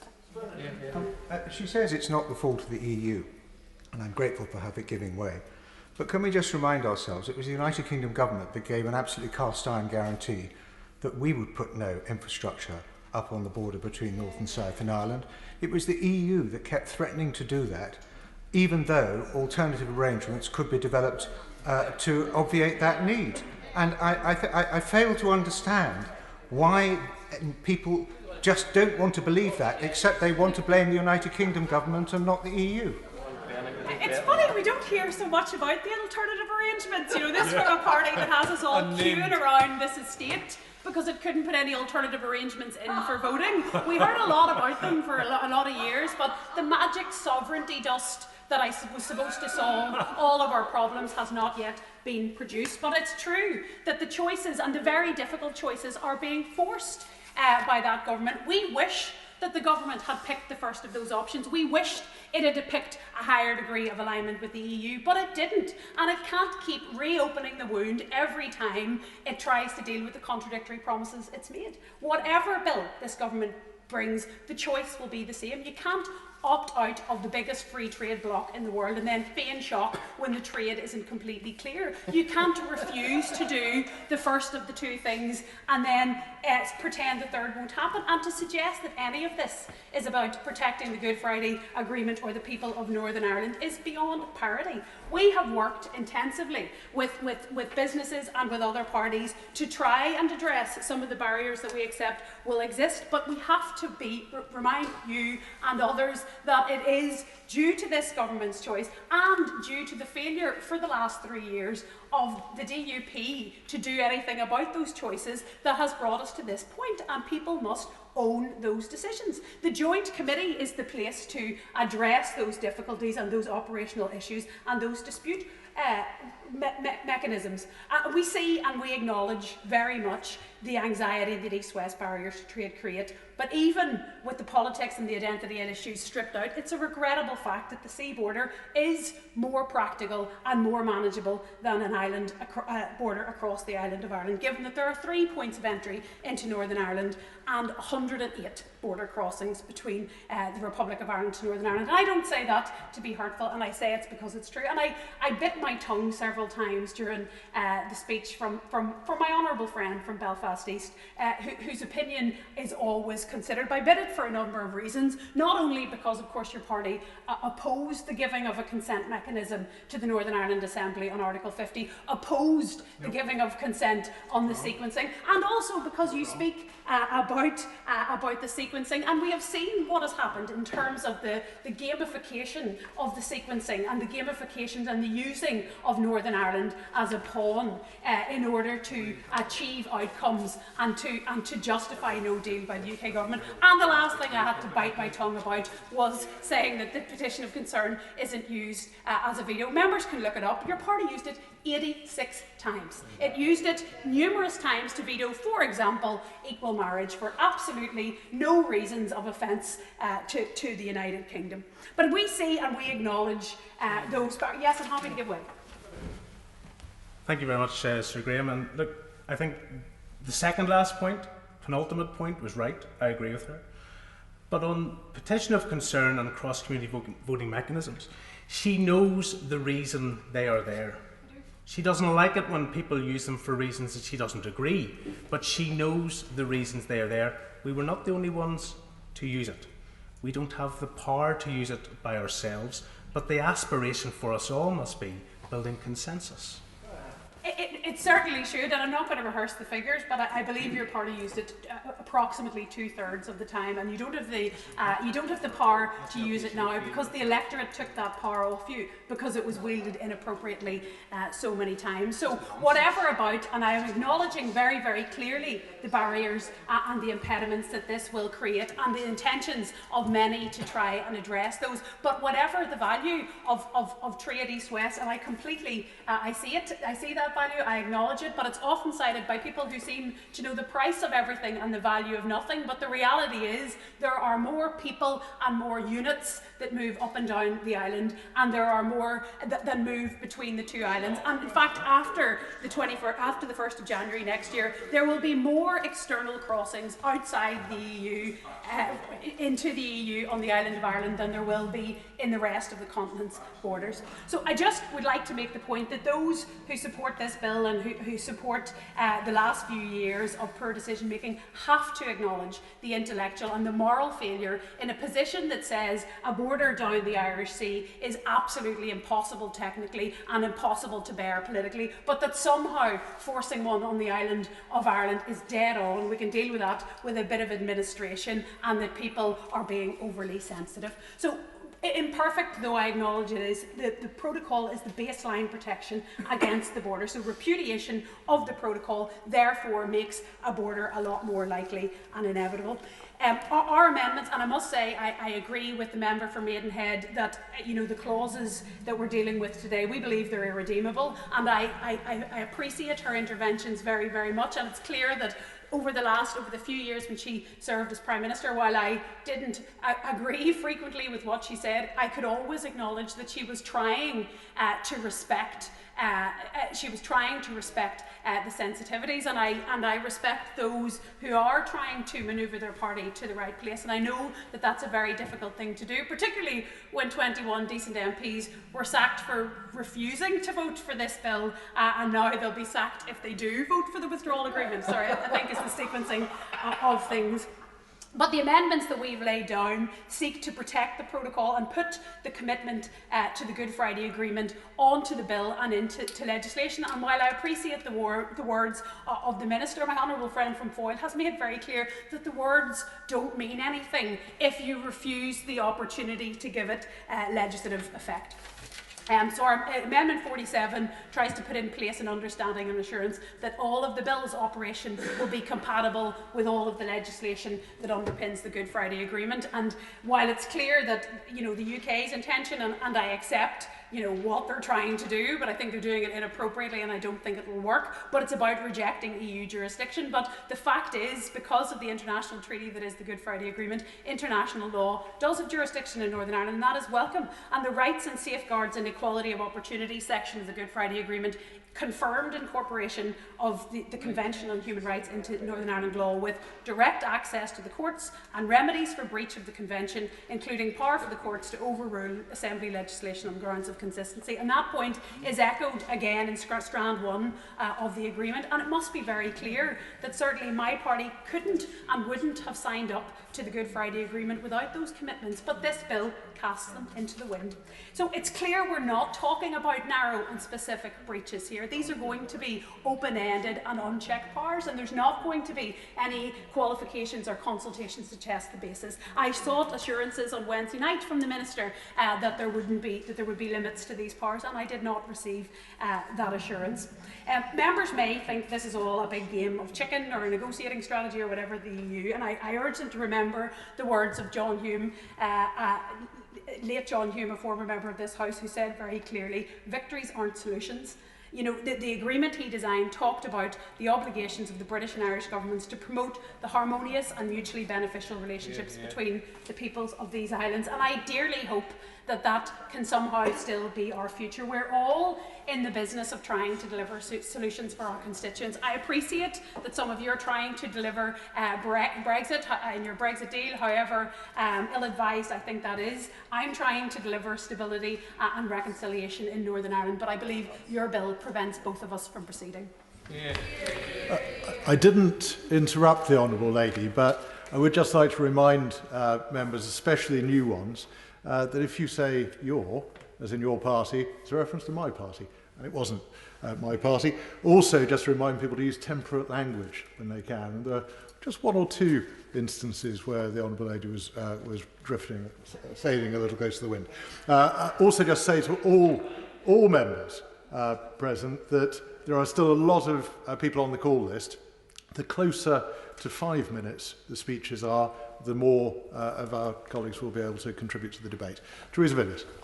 Thank you, Sir Graham, and I will bear your comments in mind on timing and try and rattle through. And it's a pleasure to follow on from a very powerful speech from the Honourable Member for Belfast South. Whilst we may disagree on some quite fundamental things, I very much welcome her input into this debate. Now, I rise to support this bill and the government amendments because we need to ensure that goods and trade can flow freely across our United Kingdom without unnecessary barriers. And I see regaining control of how we regulate our economy as one of the key benefits of Brexit. Not because I want any kind of race to the bottom. I want to maintain high standards, and in some areas there is clearly a case for actually introducing more rigorous regulation, for example, to see an end to the live export of animals for slaughter or fattening. But regaining domestic control over regulation will enable us to produce rules which are more targeted, which are more effective at tackling the problem they're designed to address, and which we can update more quickly as circumstances change. All of these, Sir Graham, could be absolutely crucial in improving our global competitiveness and supporting jobs and growth during this time of grave economic damage caused by COVID-19. Now, I spent 6 years in the European Parliament before coming to this place, and I was heavily involved in debates on the creation of new EU regulation. I spent nearly 2 years of my life on the Markets in Financial Instruments Directive. And I can say from seeing the process at first hand that it's long and it's painful to produce EU legislation, and it frequently produces outcomes which are inflexible, bureaucratic, heavy-handed, and create unnecessary costs. I believe that in this House and in this nation we can do better. We can deliver a regulatory system which is more responsive, more agile, and more proportionate. And of course, as we've heard from many speakers, and as we well know from the debate over the last year, the Northern Ireland Protocol will inevitably have an impact on the flow of goods across the Irish Sea. That was one of the most painful compromises that was made in reaching agreement on this withdrawal treaty. And certainly for me, that was one of the most difficult things that I found in terms of deciding whether I could support it or not. But there can be no doubt that the government is pressing ahead with implementing the protocol. Extensive preparations have been made by the UK government for a new system for compliance with both customs and SPS obligations as required by the protocol. It is simply not true to allege that the government with this legislation is somehow ripping up the protocol or repudiating the treaty. But what we cannot do is let the European Union run down the clock on securing agreement on the scope of the key concept of goods at risk of being re-exported to the European Union, because that would mean that the default kicks in, requiring customs compliance for all goods coming from Great Britain to Northern Ireland. That would, of course, lead to a full customs border between Northern Ireland and Great Britain, violating Article 4 of the Protocol, and it would also change the status of Northern Ireland within the United Kingdom, contrary to the provisions of the Belfast Agreement. Concern about the potential for the EU to adopt an unreasonable and absolutist approach to this question of goods at risk is frankly compounded, Sir Graham, by the Commission's current refusal to list the UK as a country which is deemed fit to export food to the European Union. Now, as Environment Secretary, I was able to secure that authorisation in the event that we had left at the end of January without an exit treaty. But I have to say it wasn't an easy process. The UK's compliance with all current EU laws, including on food and animals, should mean that giving us third country status is a straightforward administrative decision. So it is therefore very hard to understand why the EU is withholding consent, for example, for us to export products to the European Union, which it permits from countries with whom it has far weaker links and who have arguably far less rigorous standards. And they include, to take just a few, Russia, Serbia, Chile, Thailand, Ukraine, Cuba. Even the Republic of Iran is on the approved list for certain products. In these circumstances, I can support the precautions taken in clauses 41 to 45 to allow ministers to make decisions on how aspects of the protocol will operate in practice if these important matters cannot be resolved in the joint committee.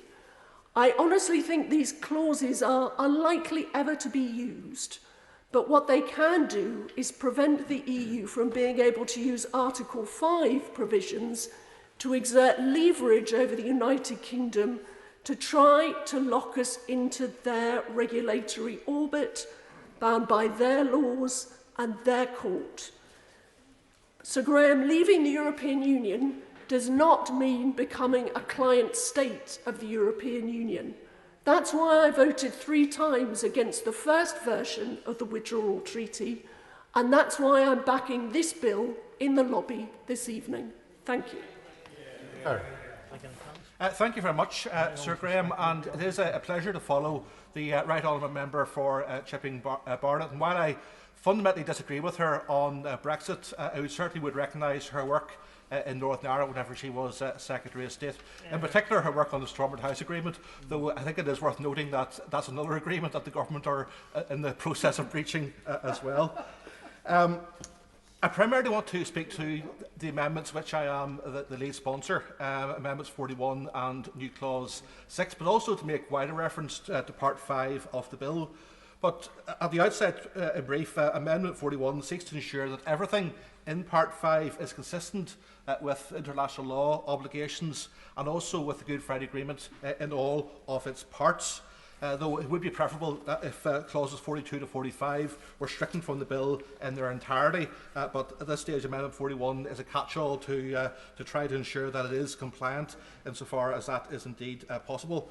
Whereas New Clause 6 is about putting into law the correct approach to addressing the issue of export declarations and other exit procedures in terms of trying to get a good resolution through the Joint Committee. I want to make some general comments in terms of the threat to international law that is contained in Part 5 of the bill. And again, to echo that the government amendment is essentially cosmetic. It doesn't address the issue. I'm someone who's usually fairly gradualist and will bank progress, but I think this one is not that type of situation. I think this is not going to convince anybody of the UK's good intentions, because in essence the threat to breach international law will still be codified inside legislation, and that's not a basis on which any state can do business internationally.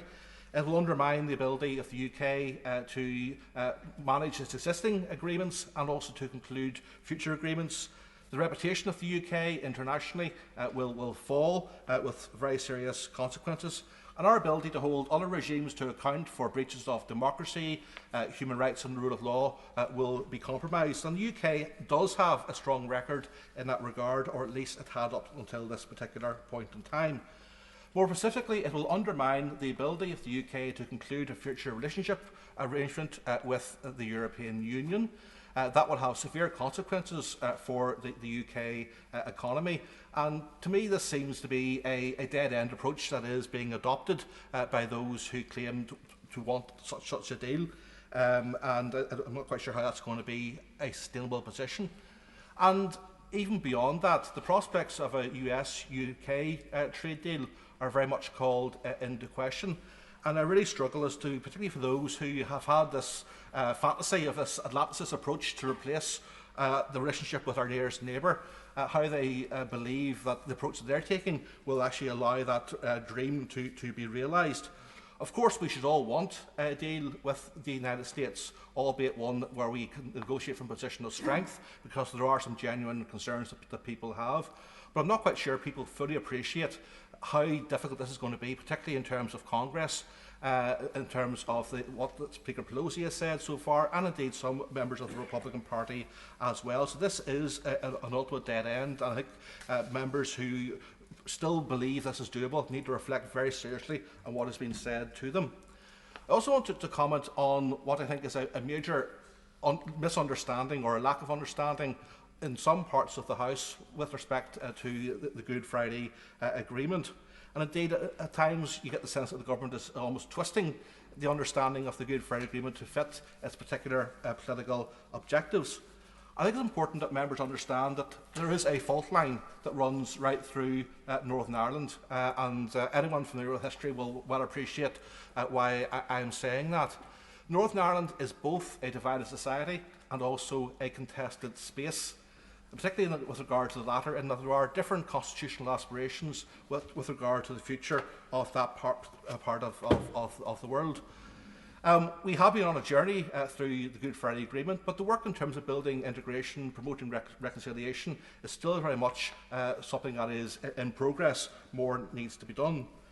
Now, it is true, and this is where I think government are placing all of their emphasis, that the principle of consent is a core aspect of the agreement. I concur with that, and indeed that is recognised fundamentally within the Withdrawal Agreement itself, albeit that people may have different aspirations as to where that goes in due course.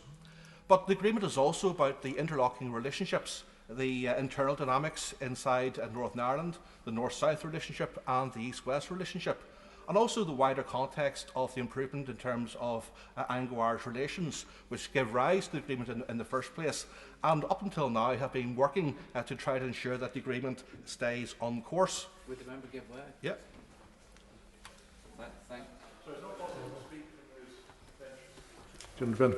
If he wants to find another place in the chamber.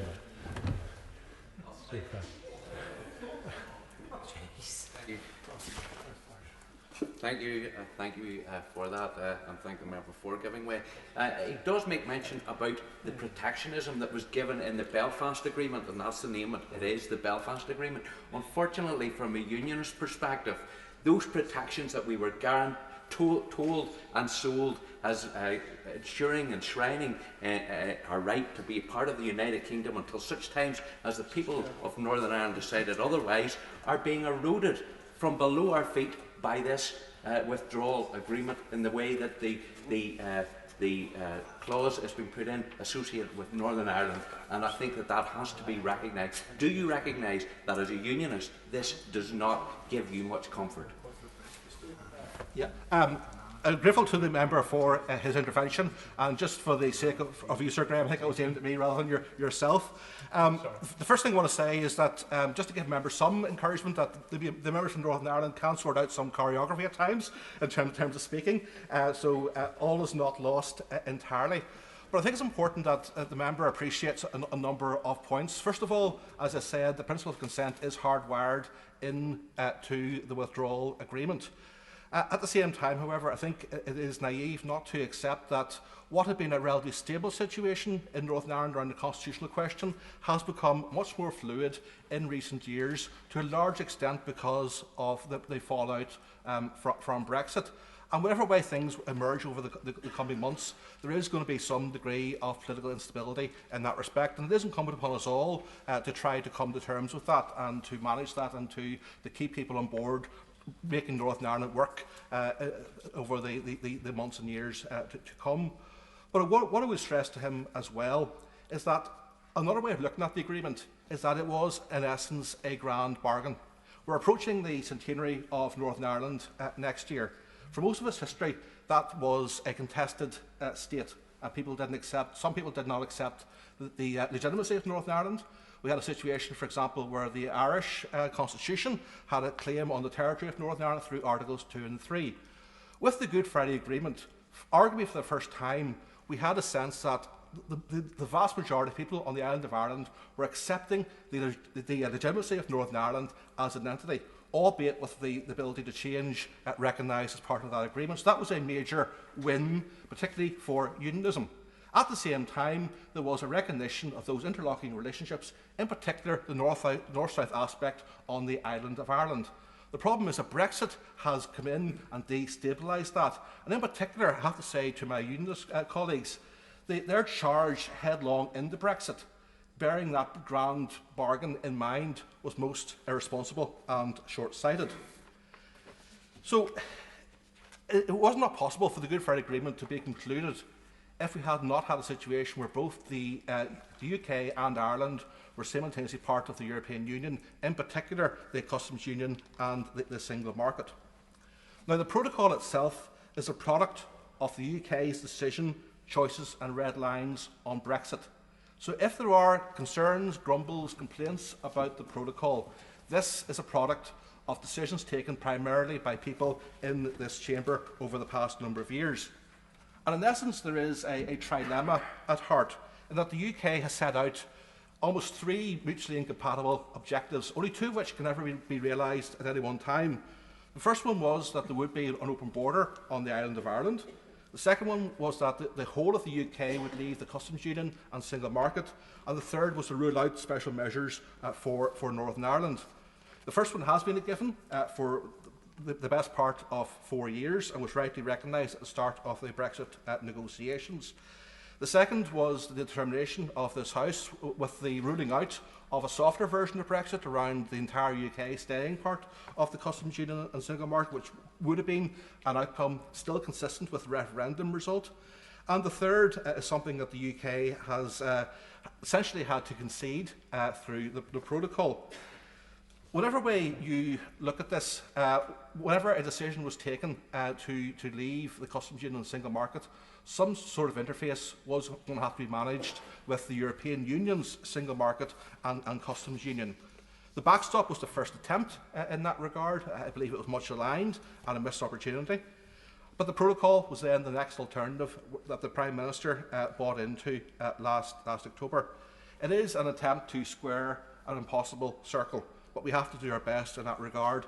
But there will not be a neat and easy solution in that respect. So the protocol is imperfect, but it does represent the bare minimum of what is required to address the particular challenges and circumstances that are being faced by Northern Ireland. I'd like to member for Belfast South. I don't want to see any borders anywhere inside these islands, but we have to face the reality that there will have to be some line on a map drawn.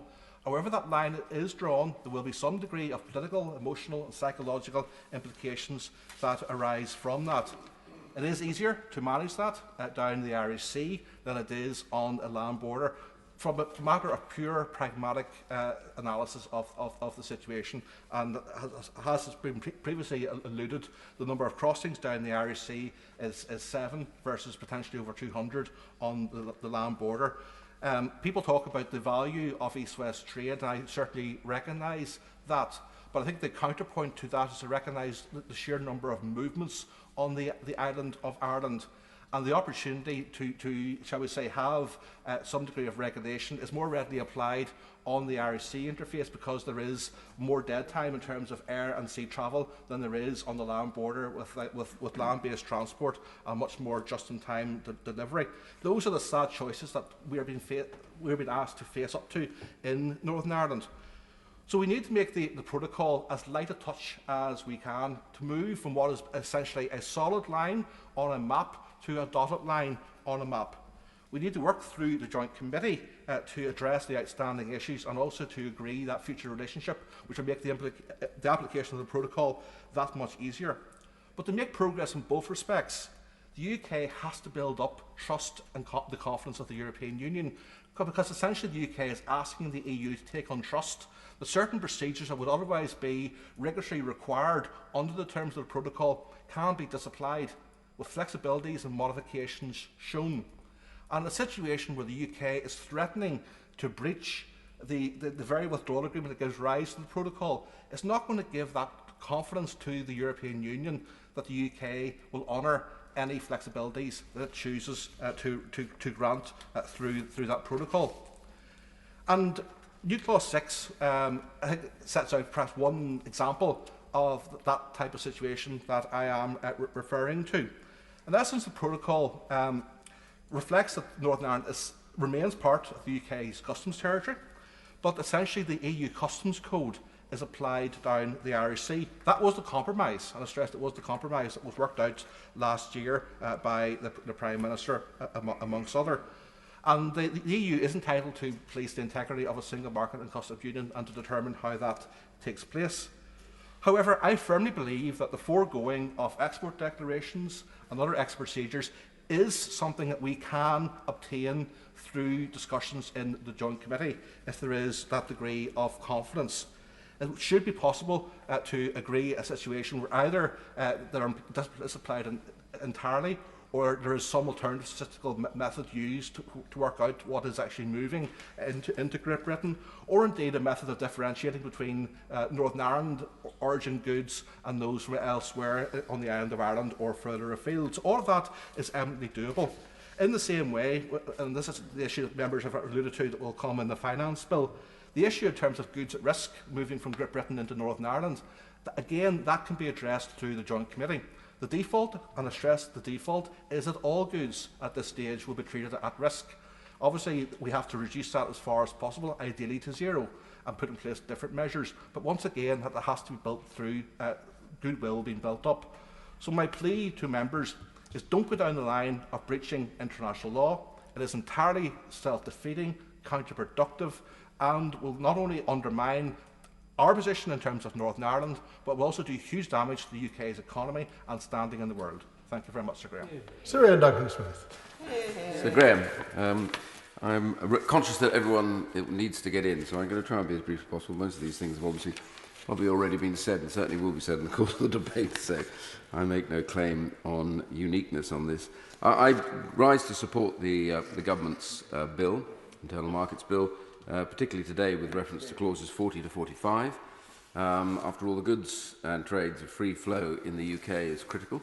It's part of the constitutional settlement, both the settlement between Ireland and later Northern Ireland and GB, and Scotland, of course, earlier, and England. And so these are right at the core of what we believe, what we consider to be immutable, and therefore cannot be changed. And there are areas of this which, in this agreement, in the protocol, which, if improperly used, can, of course, affect that, and that cannot be allowed.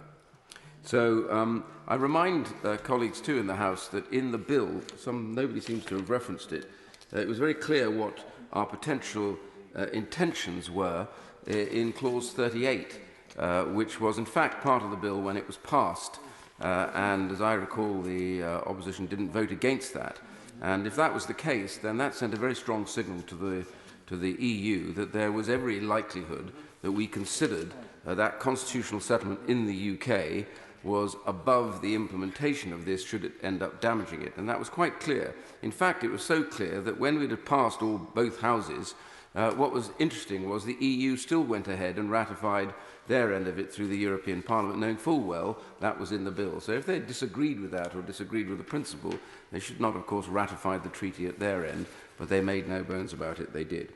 So the effect of these clauses, I think, actually just protect the basic implementation of the UK's internal market in terms of its constitution, and they allow state aids in Great Britain, and I recognise the concerns of my colleagues in Northern Ireland about the application of those as well in Northern Ireland, but in this case, Great Britain to be spent under the framework devised in this country and not elsewhere. It seems intolerable to me that you leave the EU only to find that they have hold of you in a number of ways, which my right honourable friend Jimmy Barnett said quite categorically was never the intention. And I don't also believe that this does actually break international treaties, particularly not at this stage. I think Article 46 in the Law of Treaties is quite clear about that, and that these things are always open to interpretation. I accept that, and different lawyers will take different views on that. But generally, I think that at this stage, particularly, it does not. And I think my honourable friend who spoke earlier on from Bromley was clear that's one of the reasons why he is prepared to go along and accommodate the government on this, and I think that is quite reasonable. And the combined effect of Article 4 of the Withdrawal Agreement, Section 7A of the UK Act, means that key parts of the Withdrawal Agreement and the NIP are already part of domestic law, and that's what makes it impossible, therefore, for the government, should they see that the EU is not acting in good faith at this particular point, to ensure there is, in a sense, a backstop to this. Now, I raised a point with the right honourable lady's colleague earlier on about the EU's behaviour in this, and it wasn't as a kind of, look, the EU doesn't recognise always international law as applied internally. It was, and therefore we should. That wasn't the point. The point I was making was, we talk a lot about trust, and there's a lot of a debate here about trust. The UK will lose all trust should it do this. No one will ever trust us again. I don't believe a word of that, by the way, because so many other countries, including the UK, have previously breached international law for lots of good reasons. But the EU binds it in that it is their right to breach international law, and this was very clear, as I made earlier on with Caddy versus Council of Commission in 2008. The Advocate General made it very clear that they don't necessarily have to bind in to, with direct effect, international treaties if they clash with their constitutional settlement. And they make that time again, which has given us a list, a very long list of occasions when the EU has done just that. They have refused to implement all or in part of international treaties. Now, I don't extol their virtues in this, I simply regard that as a reality. Now, what does that say? Does the rest of the world say the EU cannot be trusted in international agreements? So far, apparently not. So far, they've done deals with a number of different countries, and not one of them has said, we don't trust you because you breach international law, which they do. But the UK has also breached international law. In fact, it was a Labour government that refused to implement, as I recall, about 2005, the prisoners' voting rights, which came directly from the Human Rights Commission. And all that happened was they said no. And it took 10 years before this was resolved. And it wasn't resolved because a government, a UK, at that stage, I think, Conservative government, later on, my right honourable friend was Prime Minister, who implemented it. No. What they did was negotiate it again over the implementation and what the observance of it was, and came up with a fudge. Now, that's the point about international law. It isn't always directly applicable and by the letter. Ultimately, when things aren't agreed to be brought in, then they require negotiation subsequently. And that's what I say my right honourable friends are absolutely right in doing, in using these clauses to make it very clear to the European Union, should they wish to pursue a line that literally does not agree to work hard in the Joint Committee to resolve these matters, which are always a problem about application, then the UK still reserves its right not to breach its own constitutional settlement, which is a primary cause of most of those breaches of international law amongst the whole world. I see my honourable friend giving way. Yeah. I'm grateful. I intervened because the prisoner voting issue was one I remember very well as the then minister responsible for this. issue of policy. And indeed, our friend David Cameron, who was then the Prime Minister, made it clear in his interview last week that he wasn't as firm as some of the former Prime Ministers because he recognised there were these clashes. His point was that you shouldn't break your commitments as a first course, but having them as a backstop with parliamentary control was actually something that was worth considering. And I think the example my right honourable friend gave is a very sound one. That's why I gave way to him, because he was there, and I think he was a very good minister too, by the way, for what it's worth. But I just want to say that the point here was, for 10 years, Labour governments and other governments simply refused to put this through. And finally, there was a fudge negotiation where not all of what they asked for was agreed, but they agreed in action that it was okay what had been done with regards to, I think, on furlough. Prisoners on furlough, as I recall, had voting rights. That wasn't what they asked for. So let's not be too pompous about this idea that somehow international law is like some God-given gospel that says absolutely nobody can ever trespass away from this, because many of these things are fudged anyway. And the implementation of that is very important. I come back to 38, clause 38, which he's not here, my honourable friend Stone actually was the initiator of. It made it very clear that we would, if necessary, place our constitutional law ahead of both of those. And I make this point really because, in truth, where we are now is in exactly that state. That's why I believe tonight I can happily vote for this. I'm happy, by the way, that my honourable friend from Bromley and his debate with the government and their acceptance of this in '66, I think it is, and others will actually give the Parliament a chance to say yea or nay when that moment comes. But we are not anyway in breach until we decide to absolutely implement that. And this has been done before, and I think, therefore, this is very important. If we show that we want to do this, if necessary, but we'd rather find an agreement between the parties, I think that's very, very good and important. I come back to that good faith in principle point, which I made earlier on.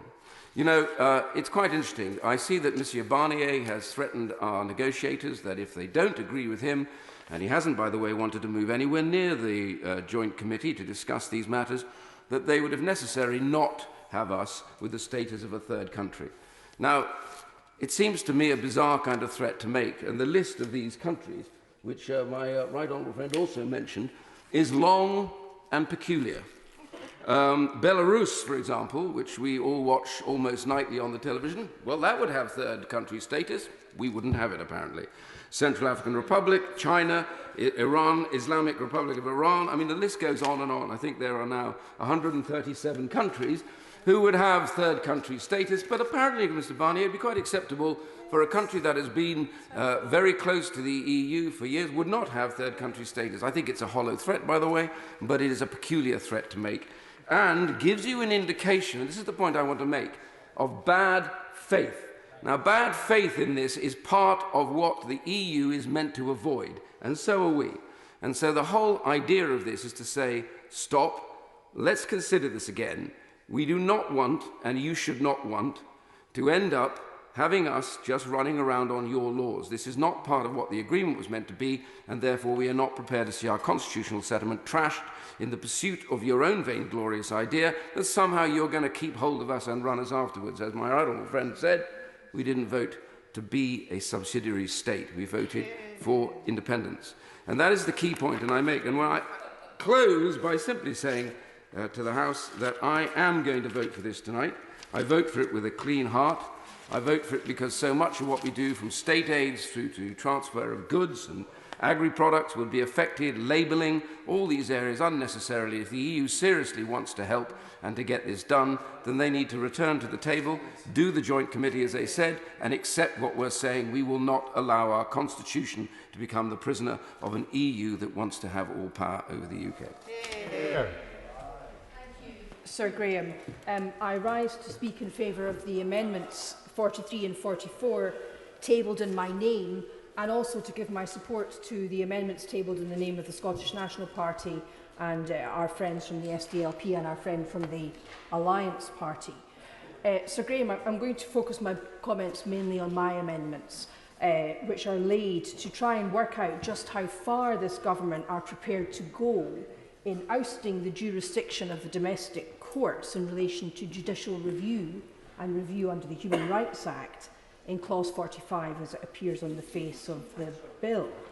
And I also wish to highlight, as I mentioned in an intervention on the Minister earlier, that insofar as clause 45 seeks to restrict judicial review in Scotland by circumscribing the supervisory jurisdiction of the Court of Session, not only does this trespass into devolved territory, but it may very well also breach another treaty, the Treaty of Union between Scotland and England, Article 19 of which preserves the independence of the Scottish legal system.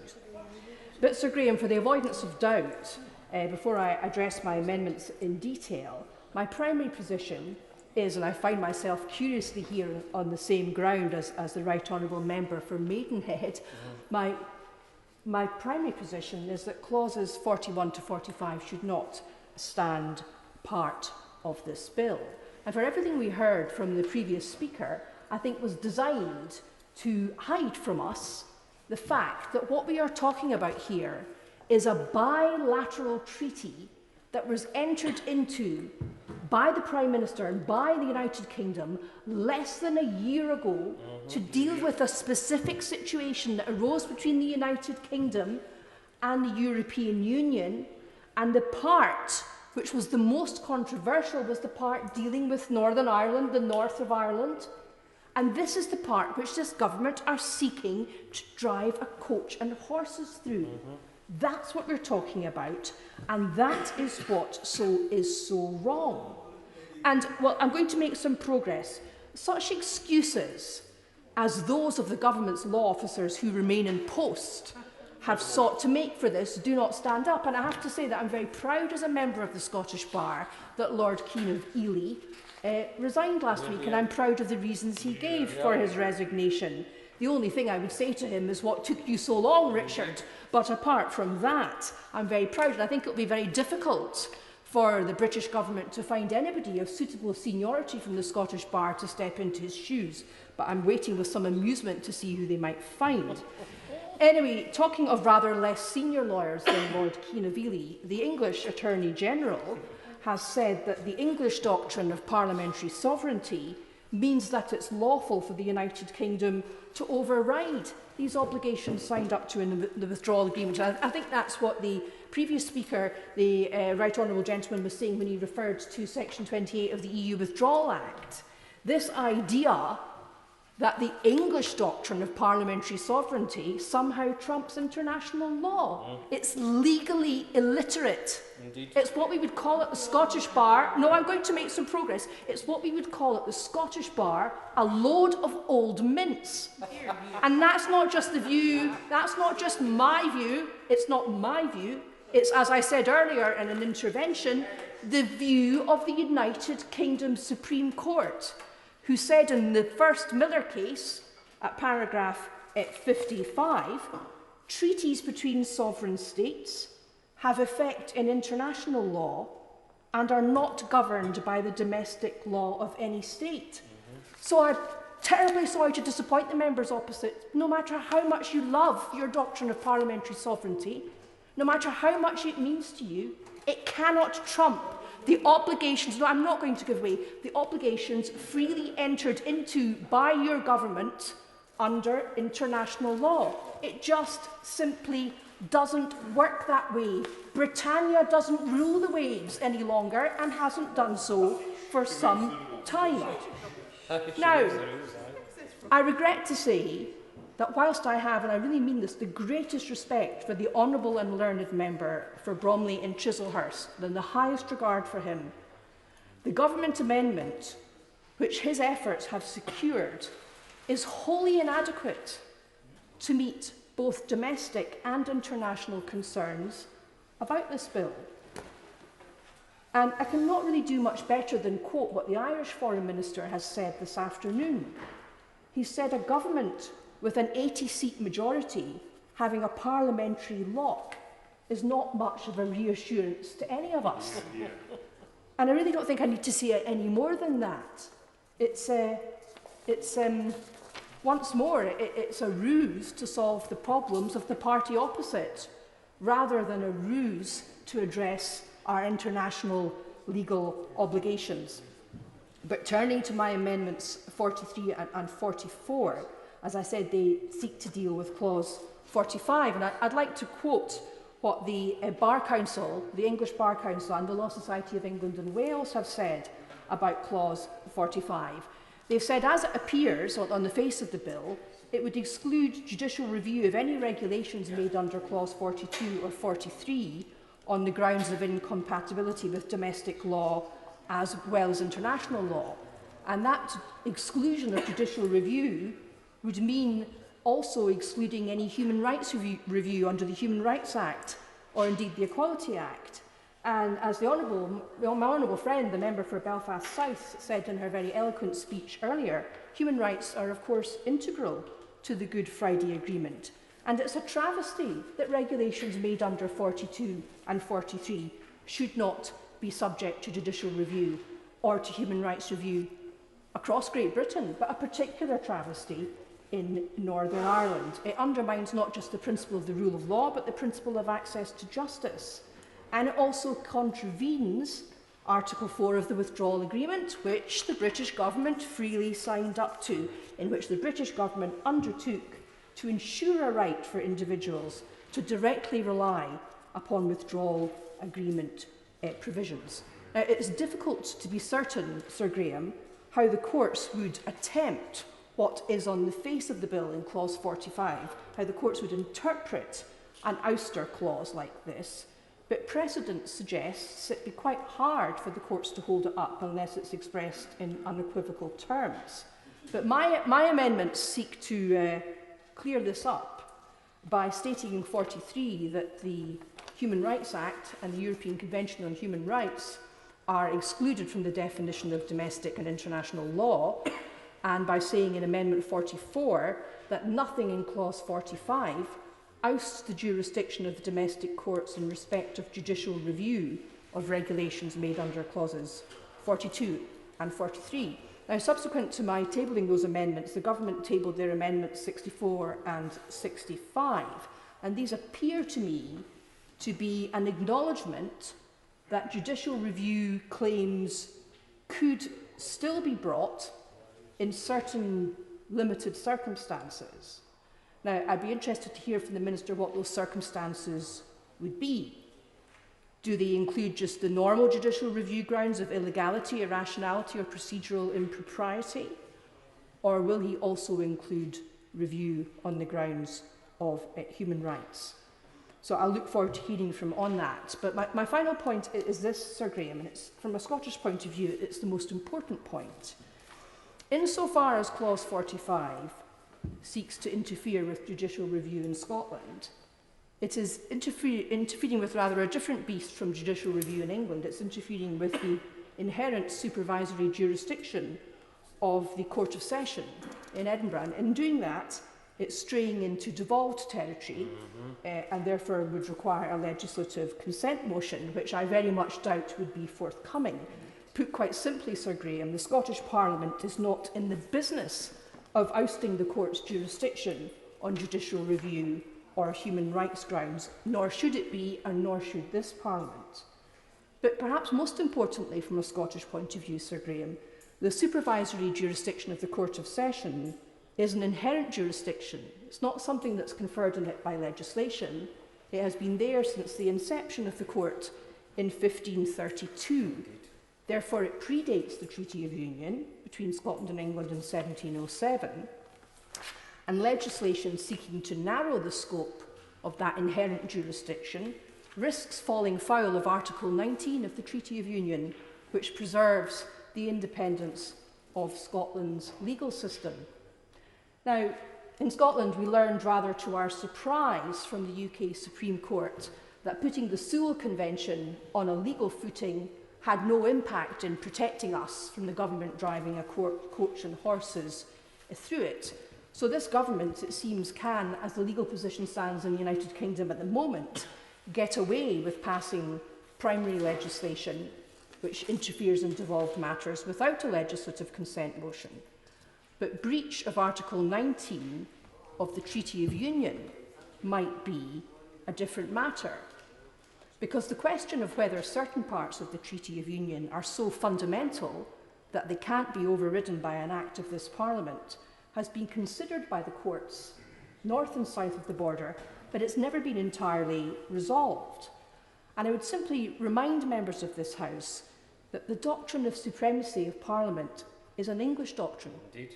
And even Dicey, the great high priest of parliamentary sovereignty, was prepared to recognise that those who framed the Treaty of Union between Scotland and England believed in the possibility of creating an absolute sovereign legislature which was still bound by certain unalterable laws. And many of us in Scotland believe that one of the unalterable laws of the Treaty of Union is that this Parliament cannot interfere with the inherent jurisdiction of the Court of Session. And both of these problems, the inroads into the devolved competence, the undermining of Article 19 of the Treaty of Union, will continue notwithstanding government amendments 64 and 65. Now, I suspect the government haven't really thought about this because, let's be honest, they don't think very often about the impact of what they want to do in Scotland.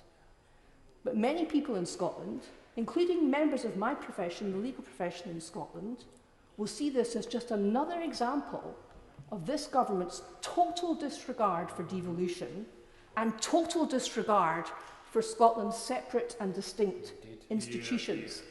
And Sir Graham, that's yet another reason why the only way out of the mess that the Conservative and Unionist Party have created over Europe, the only way out for Scotland is independence. And I'm just glad that so many more people in Scotland are realising this on a daily basis. And I know it's a terrible, dreadful bore for the members opposite, but I would just remind them, we have to spend an awful lot of time listening to them bang on about the European Union and how the European Union, how the European Union, how the European Union prevents them from having their way. Well, the Scots are pretty sick, Sir Graham, of this Parliament preventing Scotland from having its way, and I will give way to my honourable friend. I'm very grateful to my honourable friend for giving way. In a historical perspective, maybe my honourable friend would agree that we need to go back to maybe the 15th and 16th century, that this is a modern-day English Reformation that seeks to impose on Scotland a modern-day Brexit prayer book. The Kirk rejected it then, and Scotland will reject them now. Well, it's correct, and it's funny to hear my honourable friend talk about the Kirk, because he and I were both brought up in the opposite persuasion. But of course, the Church of Scotland is also protected by the Treaty of Union. So mock away, if you will, and I don't mean you, Sir Graham, mock away on the benches opposite. Feel free to continue your mocking. Yes. Your mocking is viewed in Scotland, and it simply feeds the desire for Scotland to go a different way. So keep up the mocking. It's helping my party's cause, and it's helping the cause of my country. Thank you, Sir Graham. Thank you very much, Sir Graham, and it's an honour to rise today in this debate following a number of very thoughtful contributions from honourable and right honourable members across the House. However, while it's an honour to be called to speak today, I cannot pretend that it's an enjoyable experience. And that's because of the conflict that I feel. I feel desperately uncomfortable. I want to support the Prime Minister and this government, and I know how the Minister feels. I have sat in that seat far too many times, knowing that people behind me didn't agree with my position. But I do want to support the Prime Minister. I do want to see the United Kingdom, the whole United Kingdom, leave the European Union, respecting that referendum result. But I also am desperately uncomfortable about being put in a situation where I'm being asked to vote to break international law. And I just believe that my instinct tells me that what the government is asking me to vote for tonight is not the right thing to do, or being charitable, maybe not being done in the right way. Now, the government has been clear. It's on the record. Paragraph 5 is a breach of the withdrawal agreement. And we are angels dancing on the head of the pin as to when the law is broken. the law will be broken if these clauses are used. Now, it might be at royal assent, it might be at commencement of the Act, it might be when the order is laid after the parliamentary vote, which I do thank the government for agreeing to respect and agreeing to that amendment. And I would like to hear from the Minister exactly what the position is now for the government as to when the law is going to be broken. Because none of us wants to be in a position where as parliamentarians we're walking through a lobby knowing we're about to break the law. Now, much has been made of the role that respecting the Belfast Good Friday Agreement has in this debate. And let's be clear, the Belfast Good Friday Agreement was the result of great statescraft and the power of words over violence. But it was also a triumph of compromise, or as I used to be told I had to call it, accommodation. It was a settlement that meant that people living in Northern Ireland could be comfortable in their own identities, be that British, Irish, both or neither. And as the Honourable Lady from Belfast South made a point earlier, it was written at a point when both the UK and Ireland were members of the EU. Now, I want to be absolutely clear. The Belfast Good Friday Agreement was not contingent on us both being members of the European Union. It was a result of great, as I say, statescraft and compromise and people being prepared to lead. And it would have happened with both countries not being members of the same economic bloc. But the fact that both countries were means that the foundations of the Belfast Good Friday Agreement, the Northern Ireland Act that this House passed, are written without the need to explicitly deal with matters that European citizenship and membership confers. There was no need to write about citizens' rights and how somebody who identifies as Irish living in Northern Ireland can exercise their rights to be a member of the European Union when the country in which they reside is no longer a member of the European Union. It didn't go into the points around customs and declarations. It didn't talk about that because it didn't need to. And in fact, actually, the reason we have this bill, and I want to be clear, I support the bill as a whole. It is part 5 that I have a problem with. But the whole bill is needed because devolution and the settlements on devolution were written at a time when we were a member of the European Union. So you didn't need to have frameworks around agriculture because actually that devolved matters, those matters that will be settled by the devolved administrations, were actually governed by rules in Brussels. Now, I support us taking back control of these matters. Again, I have to be absolutely clear, this is nothing to do with leaving the European Union, but it is about how we make sure we do so in a way that I can hold my head up high. And I can look people in the eye and say, I am proud to be a parliamentarian in this parliament that respects the rule of law. And we have to remember the way that the world will judge us by how we respect the Belfast Good Friday Agreement, even more than us breaking the Withdrawal Agreement. And this is where language matters. Now, I know more than many just how important language is in Northern Ireland. I have said things, I've misspoken, and I've made throwaway comments, and I have regretted them enormously. And the reason I regretted them is because they hurt people. People who have been through more hurt than any of us could ever imagine were hurt by words I said. And I regret that point more than just about anything that I've ever done in my political career. I have much to be proud of, but I regret having hurt people.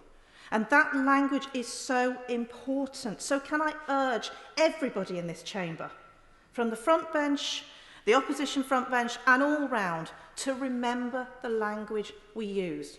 Because our friends and allies are listening to what we say. And they're not looking at the intricacies of Amendment 64 or New Clause 3. They don't really know or care. What they hear is that headline. They hear us saying we are going to break international law and we are prepared to do it. And that is really powerful. Now, I'm a Conservative with a large C and a small c. I'm also a unionist, and I make no apologies for being a unionist. And as a Conservative and a unionist, the thing that matters to me, the precious thing that matters to me, is our union, but also that peace process in Northern Ireland. And I tested myself on this over the course of the last few days. How will I explain this to my grandchildren? I've already had my children telling me what they think of this particular issue, but how will I explain this to my grandchildren when history judges us?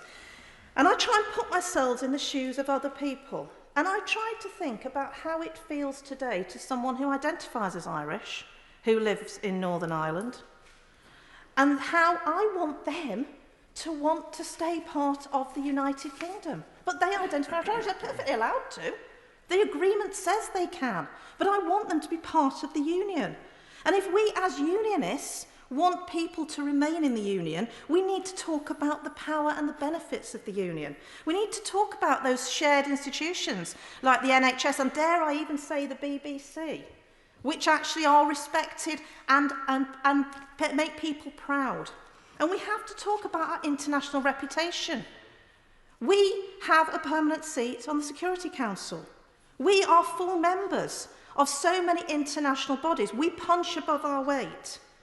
And what the UK is known for, and what people that I want to stay in the United Kingdom want to see, is us respect the rule of law. We need to be on the highest moral ground here. There cannot be ambiguity. Protecting our union is the most important thing to me. But we cannot protect our union in a way that alienates people and damages our reputation. I give way. Honourable Member for giving way in terms of the reputation of the United Kingdom and the identity of Irishness and Britishness in Northern Ireland. Why then, wherefore, was it up to Emma de Souza to drag the Right Honourable Member's government through the courts to fully exercise their rights to identify as Irish and the rights as a European Union citizen in the High Court in Ireland, in Northern Ireland?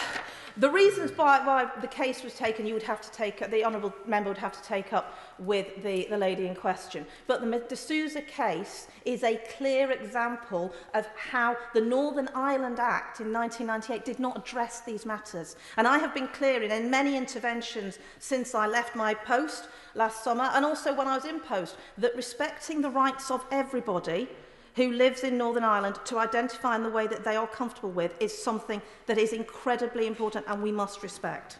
So I say to the Minister, Part 5 should not be in this bill. The government should not ask MPs to vote for an illegal law as a negotiating tactic. This part should be in a separate bill if these clauses are needed, and it should be debated separately. It should not be polluting what is otherwise a good and necessary piece of law. And all possible steps to avoid needing these clauses should be taken. So I say to the Minister, I'm undecided actually today as to which way I will vote this evening, because I respect the fact the government has moved and the government has compromised, and I do understand that that is a difficult thing for governments to do. But I ask the Minister to give me clarity. If I walk through the lobbies today, am I breaking the law? No. If I walk through the lobbies today, will the law be broken as a result of me doing this? And will I have the answer to me at 3 o'clock in the morning, not to my constituents or others, that I have done the right thing and that this will lead to a better result for the United Kingdom? Thank you. Thank you very much indeed, Sir Graham. It is a great pleasure to follow the Right Honourable Member after that fine speech. I want to concentrate on how we get out of this mess without breaching international law and the treaty that we signed up to. Now, there are 4 issues that have caused all of this. The question of exit summary declarations, the definition of at-risk goods, state aid and third country listing. Now, the bill only deals with some of those. Further legislation is threatened to deal with the rest, but I think one has to look at them together. And the first thing I want to say is it seems to me the government is in a state of hopeless confusion on 2 questions. The first is the European Union negotiating in good faith or not? Now, I asked the Prime Minister that question last week at the Liaison Committee, and he told me they aren't. The very same day, earlier on, the Northern Ireland Secretary told the Northern Ireland Affairs Select Committee they are negotiating in good faith.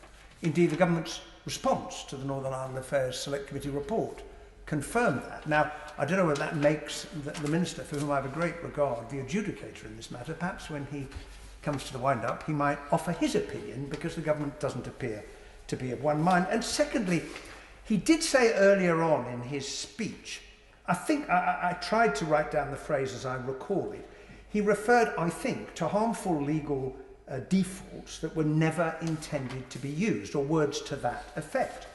Well, if they are legal defaults that the government objects to, it really does beg the question, why did the government sign up to those legal defaults when it negotiated the protocol and the withdrawal agreement, signed it and extolled its virtues to the House of Commons? Now, on exit summary declarations, there is a place for this and other concerns to be resolved, and that is in the Joint Committee through the Article 16 process. And I think the House really needs to ask itself why the government has said so little thus far about its intention to use Article 16 if a satisfactory agreement cannot be reached. I didn't get an answer from the Prime Minister last week.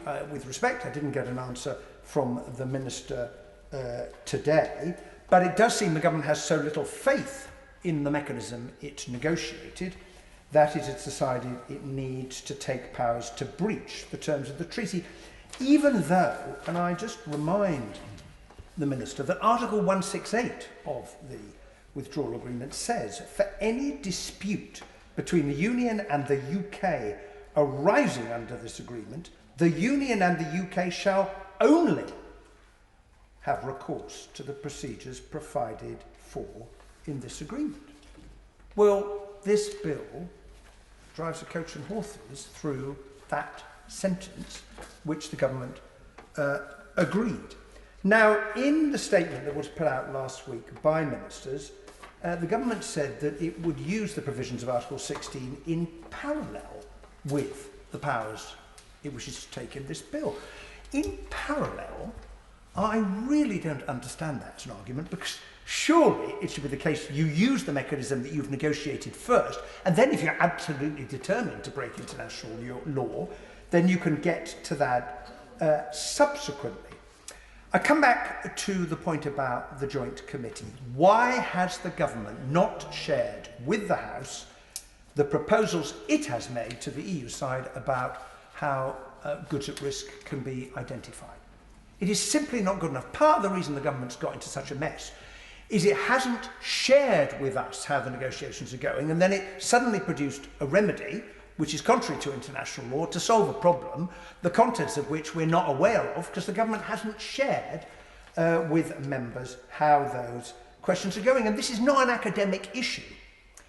There are many, many businesses that trade into Northern Ireland who have absolutely no idea, with just over 3 months ago, no idea what the arrangements are going to be, none. And there is a responsibility on both parties, the EU and the UK, to give them some clarity. Now, has the government proposed using, for example, tariff lines as the way to define this, or products and shipments, or companies as the basis? There, it seems, to those who've looked at this in great detail, those are probably the three broad approaches that might be taken. Please be open with the House of Commons on this matter. Now, on state aid, I find it impossible to believe that the government didn't realise what the full implications of Article 10 might be. Everybody recognised that it brought into the ambit of the state aid rules what happens in Northern Ireland. But had it really not occurred to ministers that there might be reach back, I think the expression is, implications for state aid in the United Kingdom? Now, this is a theoretical issue at the moment because there aren't any cases. And secondly, the Minister will be well aware that in the wake of COVID, the EU Commission has significantly relaxed the state aid rules. Hugely. State aid is being given to all sorts of companies by other members of the EU. And therefore, the question is, how is this going to be resolved? Again, rather than resorting to breaking international law. Now, there is a great puzzle about the government's position here. When we asked the Chancellor of the Duchy of Lancaster, when he appeared before the Select Committee on the 11th of March, about whether businesses that are trading out of England into Northern Ireland are going to be subject to the full panoply of state aid regulations, the Chancellor of the Duchy of Lancaster replied No, we do not believe so. That was in March. Well, apparently the government does now believe so. So what happened between March and now to lead it to that conclusion? But the Chancellor of the Duchy of Lancaster also said something else. He said the subsidy regime that the UK proposes to put in place after we've left the EU, we have now left the EU, those are my words, will be one that the EU will recognise as a robust system. Now here we are in September, and of a robust system for state aids, there is no sight yet. Now, how can this be the case? We read reports in the paper that the reason is because ministers can't agree on what kind of subsidy, state aid policy they want. And yet the publication of such a policy is urgent for two reasons, both for the purposes of sorting out the problem of potential reachback, but also for making a breakthrough in the trade negotiations. Because, to be fair to the EU, they have moved from saying at the beginning, you must follow all of our rules in perpetuity on state aid, to now rather plaintively saying to the government, would you be so kind as to give us just an inkling of what your state aid regime is going to look like?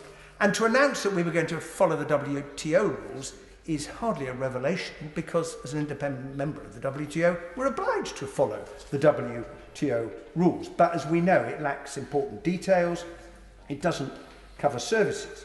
So the sooner the government publishes a state aid regime to answer the EU's question, the sooner it can help the trade negotiations move forward. And assuming that an agreement could be reached on that regime as part of the negotiations, then as the Minister will know, the government could use Article 13.8 of the Withdrawal Agreement to amend Article 10, which is the cause of the potential problem, namely reachback. Now, on third country listing, the bill doesn't deal with it, and no bill can deal with it, because it is a regulatory decision of the European Union about the terms on which it lets third country food and animal product imports into its jurisdiction. Now, I happen to think if the EU were to deny us such listing, arguably the UK could take the EU to the European Court on the grounds that this was a perverse decision, or indeed the UK could certainly invoke Article 16 on the grounds that denying the UK third country listing was a breach of the good faith obligation under Article 5. Now, I suspect this is a fuss about nothing, because I can conceive of no circumstances, and the Right Honourable Member read out the list of all the other countries who've been given third country status. Well, you can't tell me that if those countries have got it, the EU, which knows what our rules are today, and the government, to be fair to it, has made it clear what the rules are going to be for the 1st of January, unless and until it decides to change them, you can't tell me that the EU in the end will say, I've got no idea how you're going to operate the rules. So I don't think it's going to be a problem. It's not a terribly sensible way for two very large trading entities which have big and important agricultural industries to behave. It isn't. Now, in relation to the offending clauses of the bill, I heard what the Minister said and what the Right Honourable Member for Bromley and Chislehurst had to say about the government's proposals. But to go to the point the Right Honourable Member just made in her speech a moment ago, really, whether the point of illegality is the passing of the law all the way through to the laying of the regulations is not the point. It is not the point. As my honourable friend, the member for Sheffield Central, and the former Prime Minister, the Right Honourable Member for Maidenhead, made clear in their own ways, in their own excellent speeches, the damage has been done.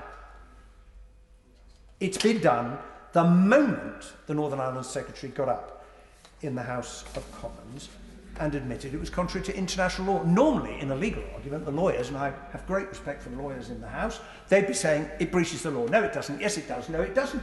Well, the conversation was cut dead when the Minister said, yes, it does.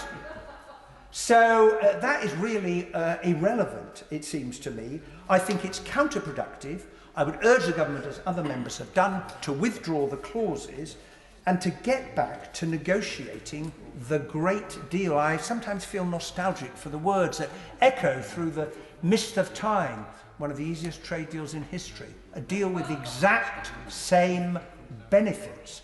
Well, I'd like to get the country to achieve a deal like that. And the responsibility on the government is to stop messing about with this and to negotiate a deal, because time is short, before we leave without one if they fail to reach an agreement. I can just remind members there are still a great many on the call list, if I can urge brevity in the interests of all those waiting to speak. Raymond Chish. It is a real pleasure and a privilege to follow the Right Honourable Member for Leeds Central, for whom I have huge admiration and respect. I sat in this chamber on the 2nd of December 2015 and listened to his speech on, with regards to countering Daesh in Iraq and Syria. He took a principled position then as a shadow foreign secretary, and that was one of the best speeches this House has heard. And I also agree with him on this debate with regards to the comments made by the Secretary of State for Northern Ireland when he said on the 8th of September that what was being proposed in this bill would breach international law in a very specific and limited way.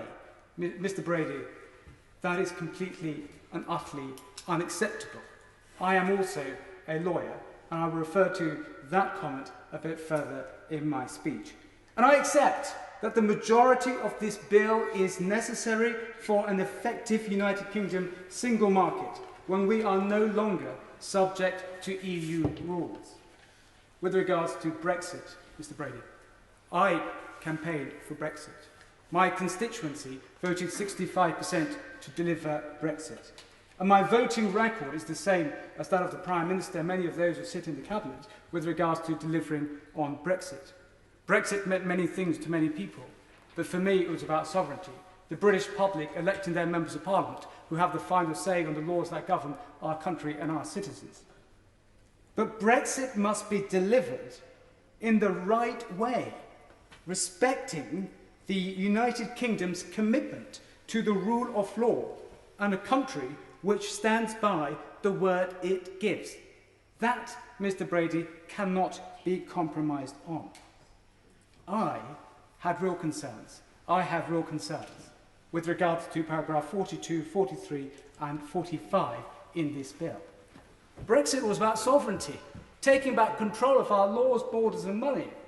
But under those provisions, we would defer that authority to ministers to then be able to unilaterally withdraw from an international agreement passed by this House. How can that be sovereignty, Mr. Brady? It can't. And I have to say I agree with the Right Honourable and my learned friend, the former Attorney General, the member for Kenilworth, when he gave his speech to this House on the 14th of September with regards to those three specific provisions. He's a great man, and I had a privilege to be his parliamentary private secretary when he was the Attorney General. Mr. Brady, can I raise this point? For me, there can be no compromise in one's core beliefs. And my core belief is a respect for the rule of law.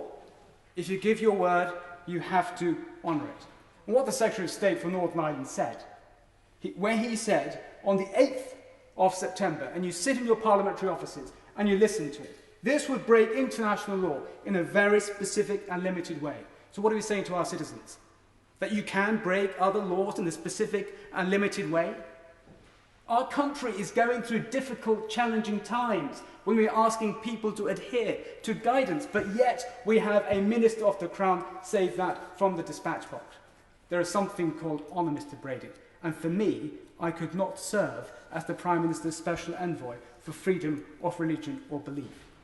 I conveyed that message to the government on the Sunday, and I was told that the government would not be accepting the amendment put forward by the member for Bromley and Chislehurst. So on that basis, on Monday, I took the decision to resign my position. Can I say this, Mr. Brady, when you talk about, being patriotic, our national anthem says, "Long may she reign, may she defend our laws." May she defend our laws. And this is what this is about. And for me, as the Prime Minister's Special Envoy, I'm grateful, and I had a real privilege and an honour to serve as the United Kingdom's Special Envoy for Freedom of Religion or Belief. We took forward 17 different recommendations of the 22 of the Truro report, but also I helped, along with the United States and the Ambassador from the Netherlands, to set up the International Alliance to promote freedom of religion or belief around the world. We used to say to countries, respect Article 18 of the Universal Declaration of Human Rights. People can have whatever faith they want, or no faith, but respect that. So you expect the Prime Minister's Special Envoy for the United Kingdom to go along to the table and say, I think we should do that at the Security Council, or we should do that at the United Nations General Assembly, or we should do that at the OSCE, or we should do that at the Human Rights Council. But after what the Minister, the Secretary of State for Northern Ireland said at the dispatch box, how can one go and lecture others when you have the situation that's been put forward on the 8th of September? Mr. Brady, can and the question is, people ask me, why then are you supporting the government's Amendment 66? The reason I'm supporting Amendment 66 is for this reason. On Monday, if you look at the order paper on a Tuesday, 15th and 14th, 15th, on the amendment put forward by the member for, Right Honourable Member for Chislehurst, there was only 13 signatories to that amendment. For parliamentary sovereignty, Parliament should decide. This Parliament enacted, supported the Withdrawal Agreement. If it now wants to come out of it, this Parliament should say it, not defer it to ministers. But only 13 members of Parliament had signed it. And I'm grateful to the member for Ashford and Bromley and Chislehurst. And also, I have to say, I am grateful to the likes of the member for Runnymede and Weybridge, who came in 2019 and signed that amendment.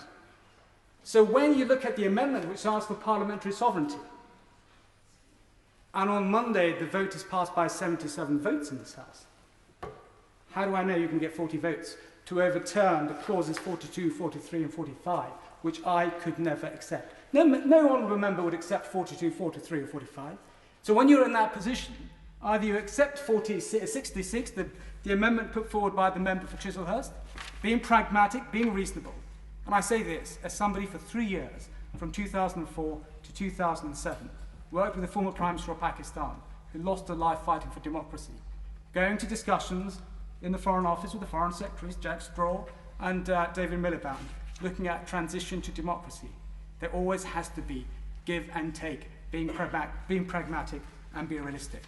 And on that basis, to avoid having to put 42, 43, 45 in, you support the proposals under 66, the 66 for parliamentary oversight. I want to finish with this quote, Mr. Brady. I know time is of the essence. Parliamentary sovereignty, parliamentary scrutiny is of the utmost importance to each and every one of us. We are all amongst equals. We all have a voice. We take into account the views of our constituents, and we come here and we represent them. Over the summer, I read this brilliant quote by a Member of Parliament from 2010, before I came to this House. And I'll read that quote, and some will recognise who that person is. But he was a man of great integrity, and he did the right thing. And this is what he said about about taking Parliament seriously. A word to the coming generation of politicians. I have one simple message. Take Parliament seriously.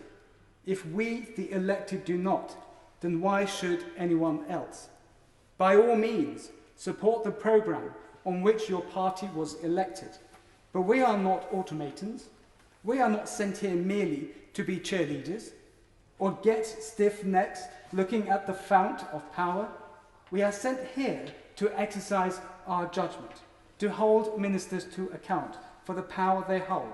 That means proper scrutiny. It means insisting that ministers engage seriously with Parliament and that they are open to dialogue. And on that basis, I am grateful to the Prime Minister for listening, for engaging and ensuring that we have recommendation 66, which would mean that if ever these matters were to come, where the United Kingdom was to deviate from its commitment passed through the House of Commons, then this House would have it. And what I tried to intervene on the Minister earlier, and if I can ask the Minister at this point, please do it, is initially the provisions were put forward under statutory instrument, which would have meant the government could have put forward an affirmative motion for 90 minutes. Minister stands at the dispatch box and we are for an hour. Please, we've accepted 66. But can you clarify, when it comes back, if this comes back, that there is full debate in this House, where as many members of Parliament who need to speak can speak? And finally on that, I'll just end with this quote. For me, one of the great things I did was representing our country at the canonisation of St. John Henry Newman, a great British saint with global impact. And he said this.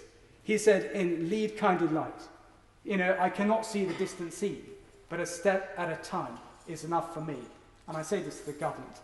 When and if the government looks to bring these measures forward, please do it so that there's appropriate checks and balances at every level by this House. Thank you. Thank you, Sir Graham. It's good to follow the honourable member and to congratulate them on the moral choice of resigning from the government. And though I do wish to remind them that when it comes to the law of the country, there is the law of England and Wales, Scotland and Northern Ireland.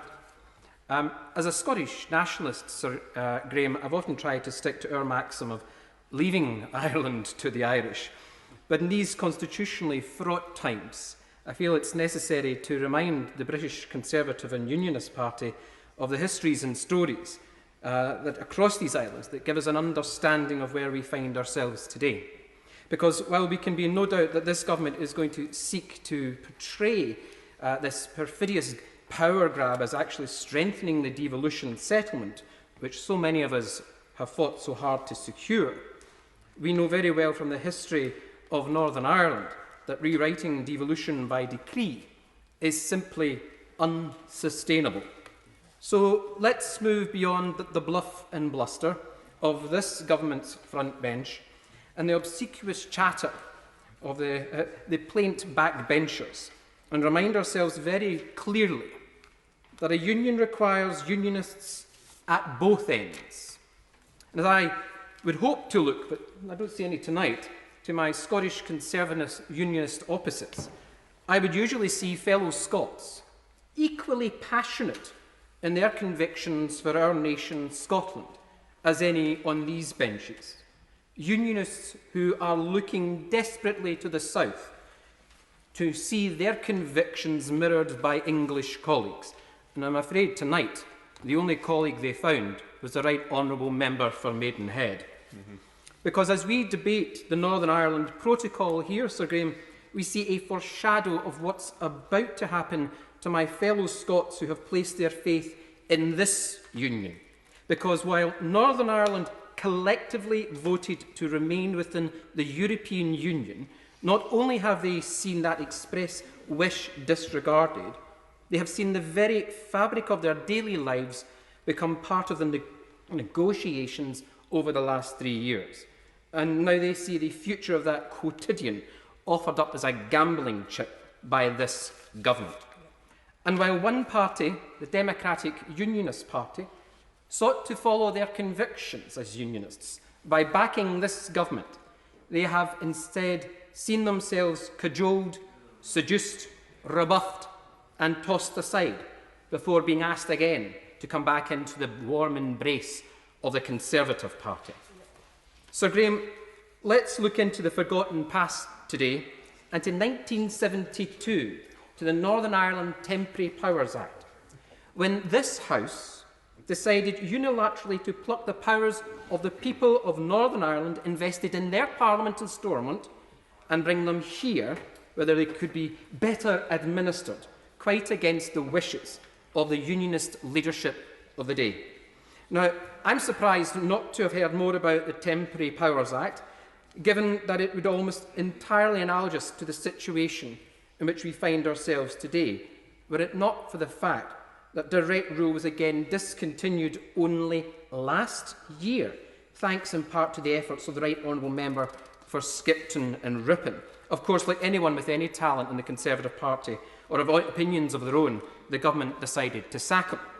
Now, I haven't, of course, intimated to him and to others that I'll mention in this speech that I will mention them this evening.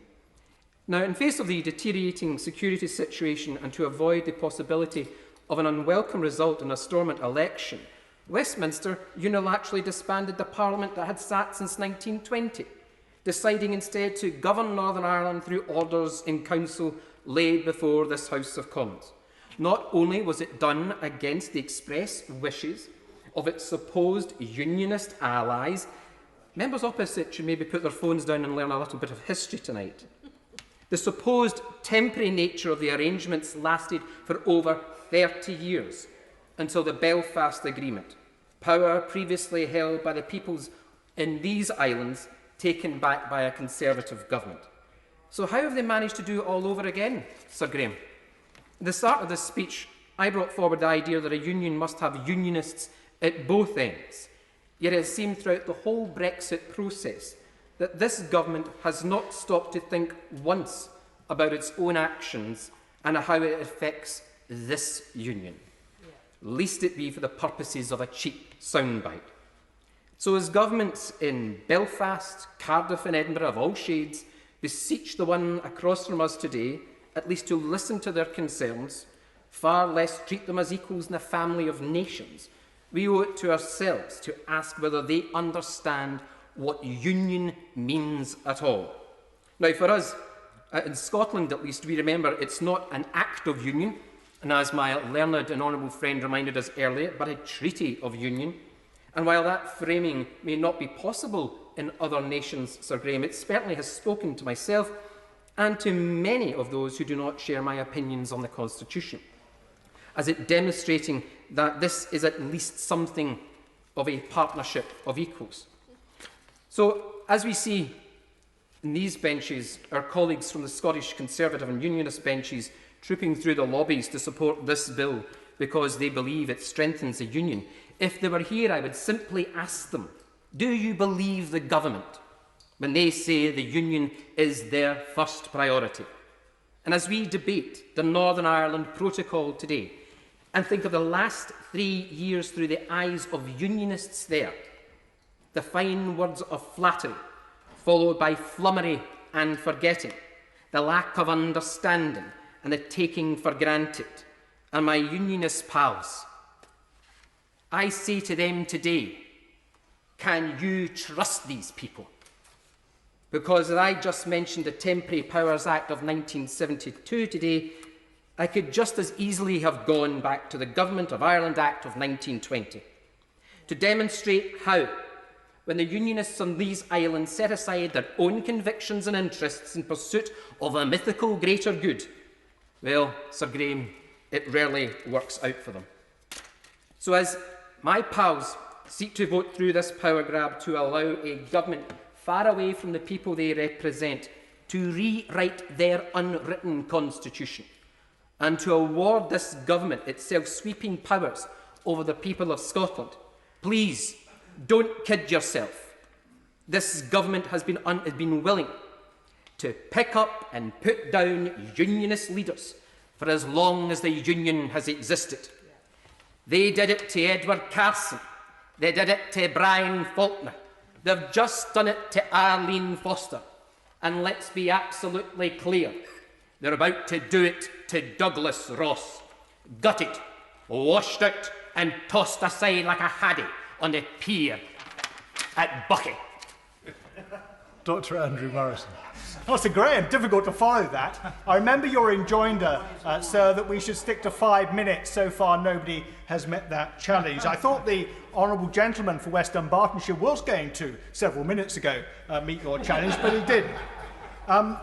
Sir Graham, I stand to support this bill. I especially support Clause 11 and Part 5, and particularly within that, Amendment 66, the Break Glass Amendment. It reflects in all important respects Amendment 4, tabled by my honourable friend who chairs the Justice Select Committee. And I think we've all been grateful to my honourable friend for the consideration he and others have given to this matter. And I appreciate the agony that many honourable and right honourable members have gone through in trying to work their way through this bill and reconcile it with their views on international law. Now, the honourable gentleman for Sheffield Central spoke about values and asserted that our reputation was at stake. Last week, we saw how the UK stands up for international law. We saw a graphic demonstration of our values when perhaps others fall short. In the middle of the Channel, not a pleasant place generally speaking, and it certainly wasn't last week, there was an inflatable dinghy containing 16 Afghan refugees, asylum seekers, people in peril on the sea. And they were being shepherded by the French Navy, not to safety, but to British territorial waters, where, of course, eventually they were picked up by Border Force and conducted to a place of safety.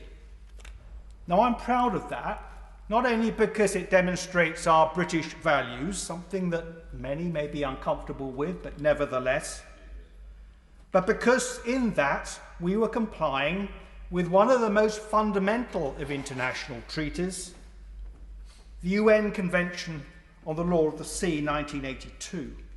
Now, there's no grey in this treaty, there's no ambiguity, and it strikes at the very heart of what we are in this country.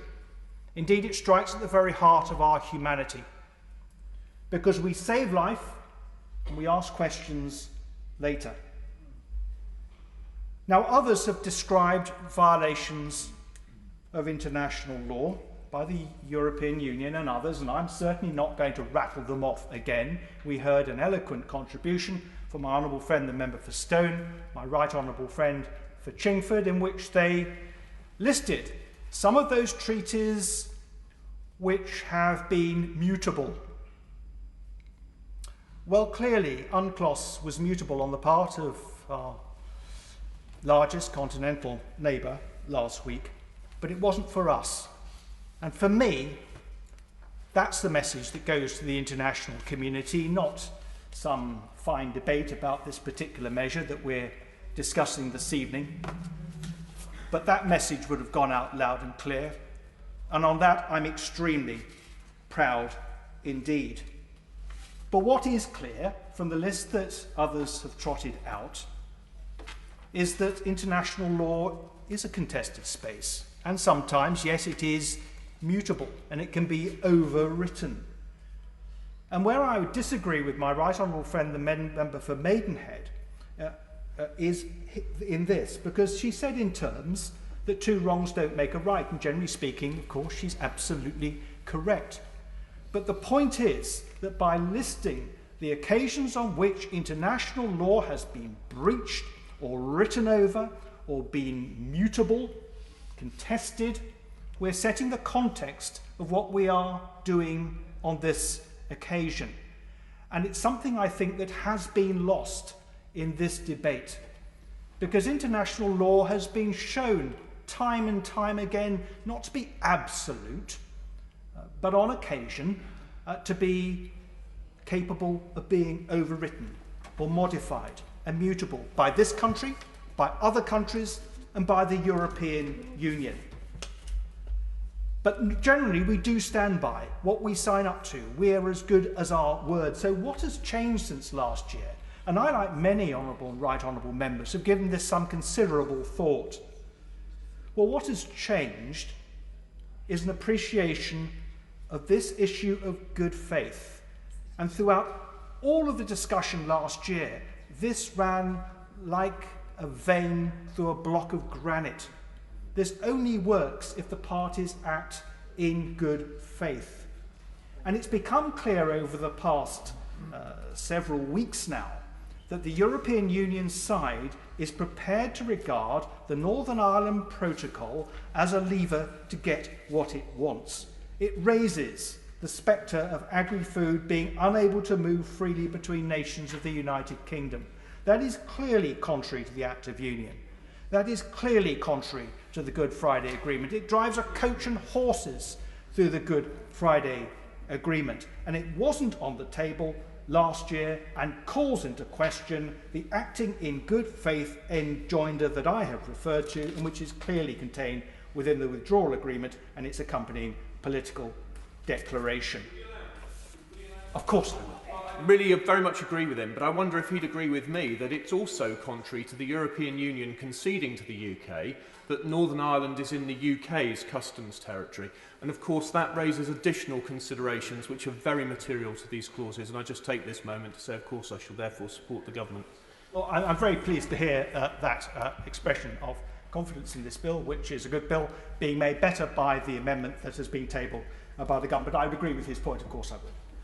I think it's important to note, and I note I've already gone over my 5 minutes, Madam Chair, the extreme hardball attitude recently adopted by the EU, and what that says might be in store for us in the future. And the points I think that were made by the Honourable Gentleman, the member for Belfast East, in respect of state aid were extremely germane to this. I remember well as a Northern Ireland minister and as chairman of the Select Committee the issues around Bombardier, and it is as plain as a pikestaff that this might be used in the event that the UK decided to support Bombardier GB, because the EU, as things stand, would claim that it was unfair and unlawful because of Bombardier's strong presence in Belfast. That is a clear and present danger.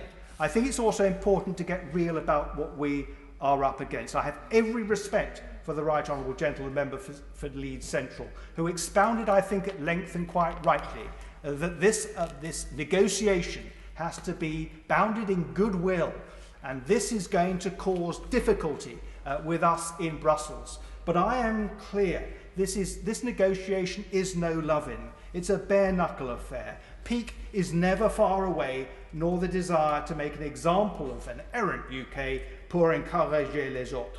As my honourable and learned friend, the member for Stone, said, international law is 40% law and 60% politics, as it is here. This is politics in the raw, and I am very sorry that honourable and right honourable members consistently through this whole torrid process have shackled the UK government in our negotiations in Brussels. The British public know that, and the honourable gentleman who speaks for the opposition shakes his head, but he should know this more than anybody else, because the British public spoke loud and clear on this issue in December. They understand what often we forget in this place, and they get this business in the way that many of us do not. His party needs to learn that lesson. That's why he suffered so badly in December that he did.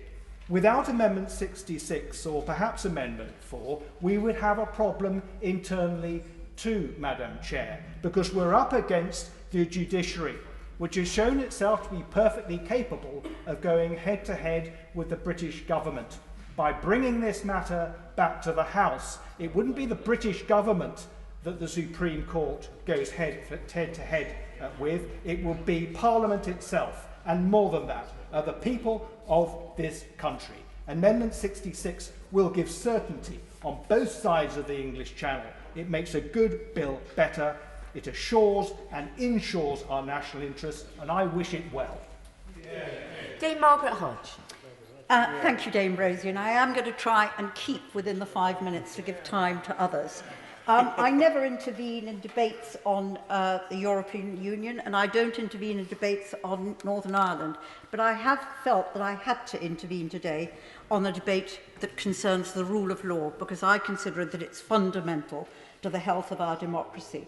I've been an MP for many years now, Dame Rosie, and I've sat here feeling pride, feeling joy, feeling uncertainty, and yes, feeling anger as we've considered and debated new laws. But never have I felt the shame that I feel today when we're being asked by our government to support a proposition that entails Britain deliberately and intentionally breaking international law. The plea of mitigation that some have expressed today, and from the Prime Minister, that this is merely a safety net and an insurance policy, the false assertion from the law officers that the ministerial code under which ministers swear on oath to comply with the law applies only to domestic legislation, the fabricated claim by the Chancellor of the Duchy of Lancaster that this proposed law protects, enhances and strengthens our union and the prosperity of all our people. All of these statements are simply plain wrong, and those who made them know that. We are being asked tonight to support Great Britain breaking the law. The Vienna Convention clearly states that a party may not invoke the provisions of its internal law as justification for its failure to perform a treaty. I put it to the House, Dame Rosie, it is the patriotic duty of each and every one of us to vote down this proposal. Great Britain, our global influence, our ability to hold our head up high, and even our naked self-interest will all be wrecked by this disastrous proposal to deliberately flout international law. Our post-Brexit ambition to establish our country as global Britain so that we can be an influential player in world affairs would be fatally undermined. How could we challenge a corrupt government or stand up to an aggressive dictatorship? Who would listen when we support the citizens of Hong Kong, when we challenge the Russians over the Skripal poisoning, or when we defend the Rohingya people in Myanmar, if we ourselves flout international law to suit the Prime Minister's short-term whim? Today's FinCEN leaks show that the UK is at the heart of global money laundering and financial crime. How can Britain lead global efforts to combat this if we're not seen as an honest broker or as a country that will uphold international agreements? And the farce of doing this when it threatens our relationship with the USA beggars belief. To read Joe Biden's tweet, to listen to Nancy Pelosi's comments, and then to watch us deliberately putting this key friendship at risk and deliberately jeopardizing a trade deal with the USA is utterly irresponsible and unpatriotic. I say to those on the government benches who were brave enough to voice their opposition last week, don't be bought off by a shabby and dishonest compromise. Don't stand on the head of a pin and be beguiled into thinking that a vote for the amendment does not mean we are actually legislating to breach our international legal obligations. Once the power to break the law is on the statute book, it's there. No nuances, no ifs and buts, no kicking the can down the road. Every MP who votes for these clauses tonight will be voting against the rule of law. We're being sucked in as accomplices to the government's reckless bid to undermine the rule of law. And that goes for our law officers. They should hold their heads in shame at not resigning and speaking out against this irresponsible move. And yet this move, Dame Rosie, is part of a consistent pattern of behaviour: disdain for the judiciary, contempt for us here in Parliament, animosity towards civil servants, and loathing of the BBC. This government approaches its work as if it were a game in which they attack the pillars of our democracy simply to gain a mendacious populist headline. And their latest target is the rule of law. But it's Britain's long-term future which is at stake tonight. There's nothing decent, nothing honourable, nothing patriotic about playing roulette with the rule of law. Breaking it will destroy our reputation, our integrity, our authority, and our influence on the world stage. I urge every honourable member of Parliament to vote against this outrageous proposal. David Warburton. Thank you, Madam Chair, and it's a great pleasure to contribute to a debate with such significant implications. I will be brief, and I reckon I can be the first person to break precedent and stick within the 5 minutes, because there are an enormous number of colleagues wanting to speak, I know. But this bill really is crucial and crucially important in maintaining the integrity and the smooth operation of the UK's internal market, and ensuring that these are underpinned by the principle of non-discrimination across the 4 constituent parts of our union. But I'd like to focus on clause 45 and its constitutional ramifications, because The question that's been engrossing this House and the public is the question of the notwithstanding powers and their potential breach of international law. A breach, even a potential breach of international law, is a matter to be treated with the utmost seriousness. But to suggest, as some have, that the provisions of this bill place in some sort of moral equivalence with China or Russia really is risible. Degree and proportion matter. Clause 45, as amended, as I hope by Amendment 66, equips democratically elected members of this House to decide whether or not to protect the powers outlined in clauses 42 and 43 in the case of need. And should this House decide to, it would mitigate against the risk of the UK's internal market splintering, with all the potential consequences that would flow from that. There is no equivalence there, and I don't believe that this bill is symptomatic of some kind of collapse of the British support for a rules-based international order. I mean, we've heard a lot of this before, but I must say I don't remember the same level of outrage bursting forth when Germany or France violated treaty obligations on deficit and debt levels in the past, or when Canada broke international law to legalise cannabis, or in the Cardi-Barkarat case mentioned earlier by my right honourable friend for Chingford and Woodford Green, is no longer in his place, when the European Court of Justice ruled that the EU should ignore the UN Charter, the highest source of international law, that if it's conflicted with the EU's internal constitutional order. The ECJ then said a treaty can never enjoy primacy over provisions that form part of the constitutional foundations of the Union. Madam Chair, I think that cuts to the heart of the issue.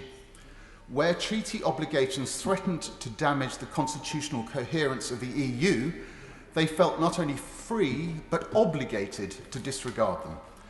That's not to say, of course, that anyone should contemplate the EU using such powers lightly, but if, and only if, we saw a situation arise where the movement of goods between Northern Ireland and the rest of the UK were hampered, if access to our internal markets were to be fettered, then it's not only essential, but surely we too are obliged to have powers in place to meet such a contingency. Like the EU, the UK has a union to protect, and it's absolutely right that it equips itself to do so through the clauses we're currently considering.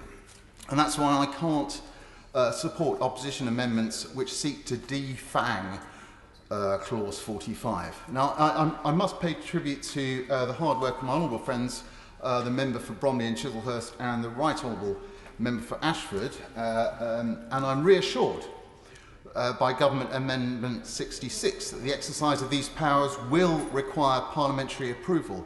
As I've said, even a limited breach of international law is a serious matter, and it's right that colleagues from across the House will have the opportunity to exercise their judgment in that respect. Of course, no one wants to see ministers forced to come to this House seeking approval to use these powers, not least because that would suggest that the attempts of the EU and UK to agree a trade deal had stalled or failed altogether. But finally, Dame Rosie, it's worth restating that, of course, a trade deal is in the best interests of the EU and UK, but if all efforts to secure such a deal fail and the EU then acts on their threat to damage the UK, then it's essential that we have the necessary tools to protect our national coherence and the economic framework on which that depends. Alistair Carmichael. Thank you very much, Dame Rosie. I'm sure you and I have both, over the years, sat through many debates where it was obvious eventually that everything had been said, but that not yet everybody had said it. I fear we may be into that territory today, but uniquely, I think we got to that point today after the first contribution from the backbenches. The contribution from the Right Honourable Lady, the member for Maidenhead, was quite one of the most remarkable and clinical deconstructions of the government's argument that it was possible to imagine. She spoke with total conviction and clarity, which together were absolutely irresistible. In fact, I think it's worth recording for the benefit of Hansard that no one on the Treasury bench did resist her. The Minister, the Secretary of State, could have intervened and sought to put her right if they thought they were able to do so, but of course they didn't. They sat there and they squirmed, and it was a joy for many of us on this side of the House to watch. It took me back, in fact, Dame Rosie, to another similar moment in March 2003, when the late Robin Cook delivered his resignation statement from the backbenches over there. Again, that same conviction and clarity, delivered at a moment of existential significance and in relation to a matter which is inevitably going to bring this country into conflict with the rule of law. Madam Deputy Speaker, sorry, Dame Rosie, it is worth recalling why it is that we have a protocol to the withdrawal agreement in the first place, and is essentially as a result of the Prime Minister's determination to remove us from the customs union. The Right Honourable Lady, the member for Maidenhead, understood that, and when she sought to negotiate the withdrawal agreement, she came forward with the backstop. It was that backstop that the now Prime Minister resigned over eventually, and then proceeded to stick pins into the Right Honourable Lady until she too could stand it no longer, and he eventually took her place, at which point he renegotiated the withdrawal agreement with the protocol attached to it. So the essence of that renegotiation, of which he has boasted so many times since, was rooted in that backstop. And tonight was always going to come, because the government and the Prime Minister have insisted all along that they could do three things when at best they could only ever do two. They told us that they could leave the customs union, that they could avoid the placing of a hard border on the mainland of Ireland, and that they could avoid a border down the Irish Sea. Now, once you come out the customs union, you can only do one or other of the other two. You cannot do them both. And what we've seen tonight is these chickens coming home to roost. Now, goodness only knows, they were warned often enough. I have always seen this protocol as a threat to the Belfast Agreement.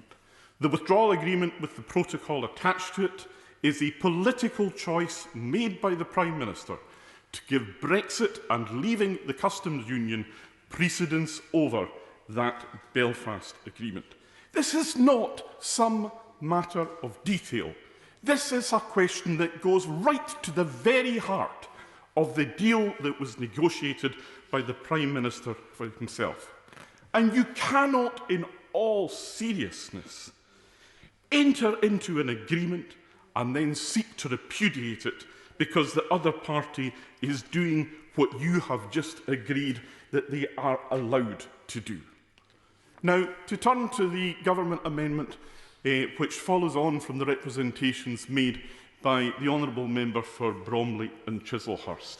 As a general rule, I'm pragmatic. I believe that half a loaf is better than no bread. But on a matter of this importance, I have to say to the House that the deal that he has secured is simply not good enough. And it's the raw politics that render it inadequate. You can just imagine the conversation in Downing Street between the Prime Minister and the Chief Whip. When it comes to that vote, can you, the Prime Minister will ask the Chief Whip, win it? Well, of course, he must be canny in his answer. We both know that. But it has to start, surely, well, Prime Minister, with a majority of 80. And that is the political reality. We know the Right Honourable Member for New Forest East learned to his cost that this government plays whipping hardball when it matters to them, and that's what they will do in the event that this is the only protection that stands between them and getting what they want. But also, as the Right Honourable Lady, the member for Maidenhead, said, it really makes no difference whether it is ministers in Downing Street or members in this House who break the law.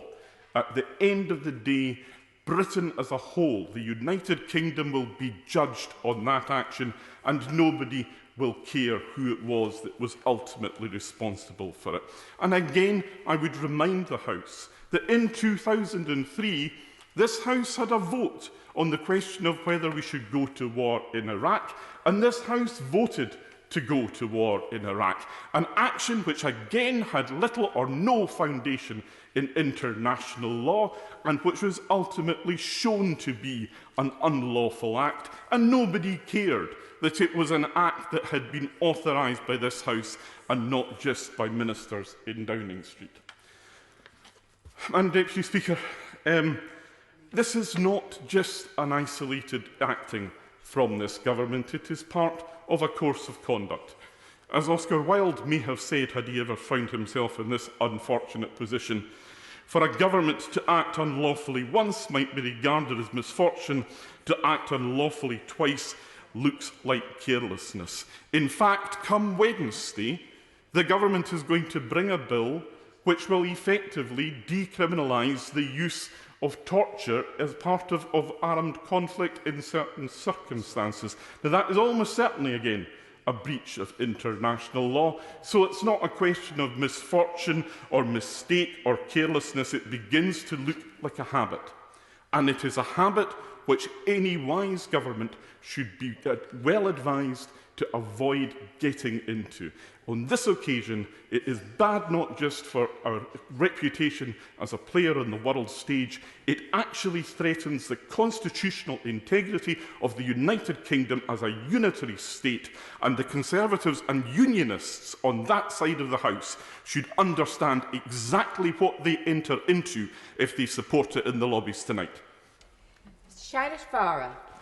Thank you very much, Dame Rosie, and it's a pleasure to follow on from the Right Honourable Member for Orkney and Shetlands. Dame Rosie, I rise to speak to clauses 40 to 45. Let us be clear from the start. This bill protects and strengthens the United Kingdom, and it safeguards peace in Northern Ireland. And there is nothing in it that undermines the Belfast Good Friday Agreement, nor is there any possibility of a hard border between Northern Ireland and Ireland under any circumstances. From the very outset, the United Kingdom has acted in good faith, and it did so when it signed the Withdrawal Agreement and the Northern Ireland Protocol. Crucially, from the outset, the UK's understanding of the provisions in the agreement and the protocol were abundantly clear to the EU and all those at the negotiating table. And it is clear that to the extent that some matters need clarification, we put faith, honest faith in the Joint Committee coming to reasonable interpretations, being fully aware of our understanding of the issues that needed ironing out. But Dame Rosie, it wasn't just our understanding of the agreement and protocol that we relied on. The Northern Ireland Protocol itself is quite clear on some key aspects. Article 1, as well as affirming that nothing in the protocol should interfere with the provisions of the Belfast Good Friday Agreement, says, and I quote, "This protocol respects the essential state functions and territorial integrity of the United Kingdom." Article 4 provides, and I quote, "Northern Ireland is part of the customs territory of the United Kingdom." And Article 6 goes on to say, and again I quote, "Nothing in this protocol shall prevent the United Kingdom from ensuring unfettered market access for goods moving from Northern Ireland to other parts of the United Kingdom's internal market." We now find, however, that the EU is suggesting interpretations of the protocol that were never envisaged, notwithstanding that they are clearly set out in the protocol itself, as I have just read out.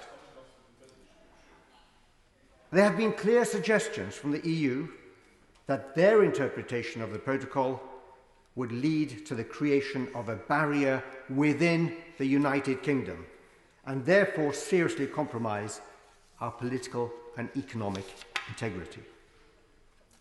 Such action by the European Union threatens the territorial integrity of the UK. It threatens to take Northern Ireland out of the UK's customs territory, and it threatens our internal market. That, Dame Rosie, is unacceptable, and no government can sit back and allow an international organisation to do that to the very fabric of our country. This bill is therefore a safeguard that ensures that the UK is not divided and there is no external interference in the running of our country, today or in the decades to come. The bill ensures that we leave the EU as a sovereign, independent country as the people of the UK voted to do so. Of course, Dame Rosie, it is to be hoped that an agreement can be reached with the EU. Indeed, Donald Tusk did originally offer a Canada-style agreement. But to the extent that there is a material breach of good faith by the EU, we have the safety of this bill, which not only provides for the preservation of our union, but also ensures that measures are not followed through without first having obtained the consent of this House. And finally, Dame Rosie, let us remember that all members on this side of the House stood as candidates at the last general election as Conservatives, but they also stood as Conservative and Unionist candidates. And every single member on this side of the House sits here as a Conservative and Unionist Member of Parliament. To now not agree with the passing of this bill would make a complete mockery on the very platform upon which we stood to get elected to Parliament. Order. Could I'd just like to thank the last few speakers who have stuck brilliantly to the shorter time limits, but point out there are still many colleagues who want to get in. So if we can stick to that 5 minutes, that would be very considerate of others who have sat here for a long time wanting to speak. Sammy Wills. Thank you, Madam Chairman. And I assume that your remarks were addressed to me, and I will try to. I will do my best to respond positively. But it is a great joy to follow the member for North West Cambridgeshire, who has been a great friend of Northern Ireland, has taken a principled stand during the previous debates on the Brexit negotiations, and is highly regarded in Northern Ireland for the principled stand and his pro-unionist views and the willingness to sacrifice for those pro-unionist views as well. We will be supporting the bill this evening and these particular clauses, though I've got to say we do have some reservations about the extent and the distance which the government has gone to try and reverse the damage which was done by the withdrawal agreement, and in particular the Northern Ireland Protocol.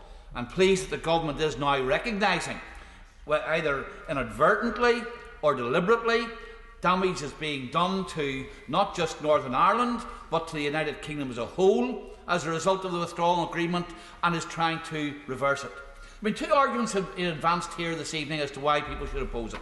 The first one is, and there's been an obsession in this House this evening and outside this House over the last number of days, that it goes against the Good Friday Agreement. And indeed, if one looks at the amendments which have been put down by the Nationalist SDLP and the Nationalist Alliance Party in the House here tonight, it is quite clear. It is quite clear that their only concern is about the Good Friday Agreement or their interpretation of the Good Friday Agreement. All of the amendments which my party have put down address not the alleged ineffectiveness of this protocol in dealing with the Good Friday Agreement, but with the real problems which it will cause to unionists, nationalists, young, old, businesses, workers in Northern Ireland. If this protocol goes through in the form that the EU wish it to go through, and it's imposed in the way in which the EU wish it to go through. Because, of course, it will have an effect on putting up costs, and this is not my assessment, this is the government's own assessment. Put up costs, reduce opportunities and variety for consumers, impact on investment, and impact on the trade which we do with our biggest market in GB. That's the effect it has. And all of the amendments, I'm not going to go through them because the member for East Belfast went through them very, very succinctly when he was speaking and very effectively. But all of them are designed to undo the economic damage. But let me just address this issue of the Good Friday Agreement. And it's significant that when pressed about how is the Good Friday Agreement damaged, all we can get from those who have made that claim is that, well, it may not actually go against what is written in the Good Friday Agreement. It goes against the spirit of the Good Friday Agreement, or to use the words for the Honourable Lady for East Belfast, or South Belfast, sorry, it goes against the implications of the Good Friday Agreement. Not the wording, and in fact she admitted it. You couldn't actually find a clause in the Good Friday Agreement which was breached by this legislation, but it was the intention of it and it was the implications of it. The truth of the matter is, of course, the Good Friday Agreement is offended by the Withdrawal Agreement, because the Withdrawal Agreement affects Northern Ireland politically. Laws will now be made in Brussels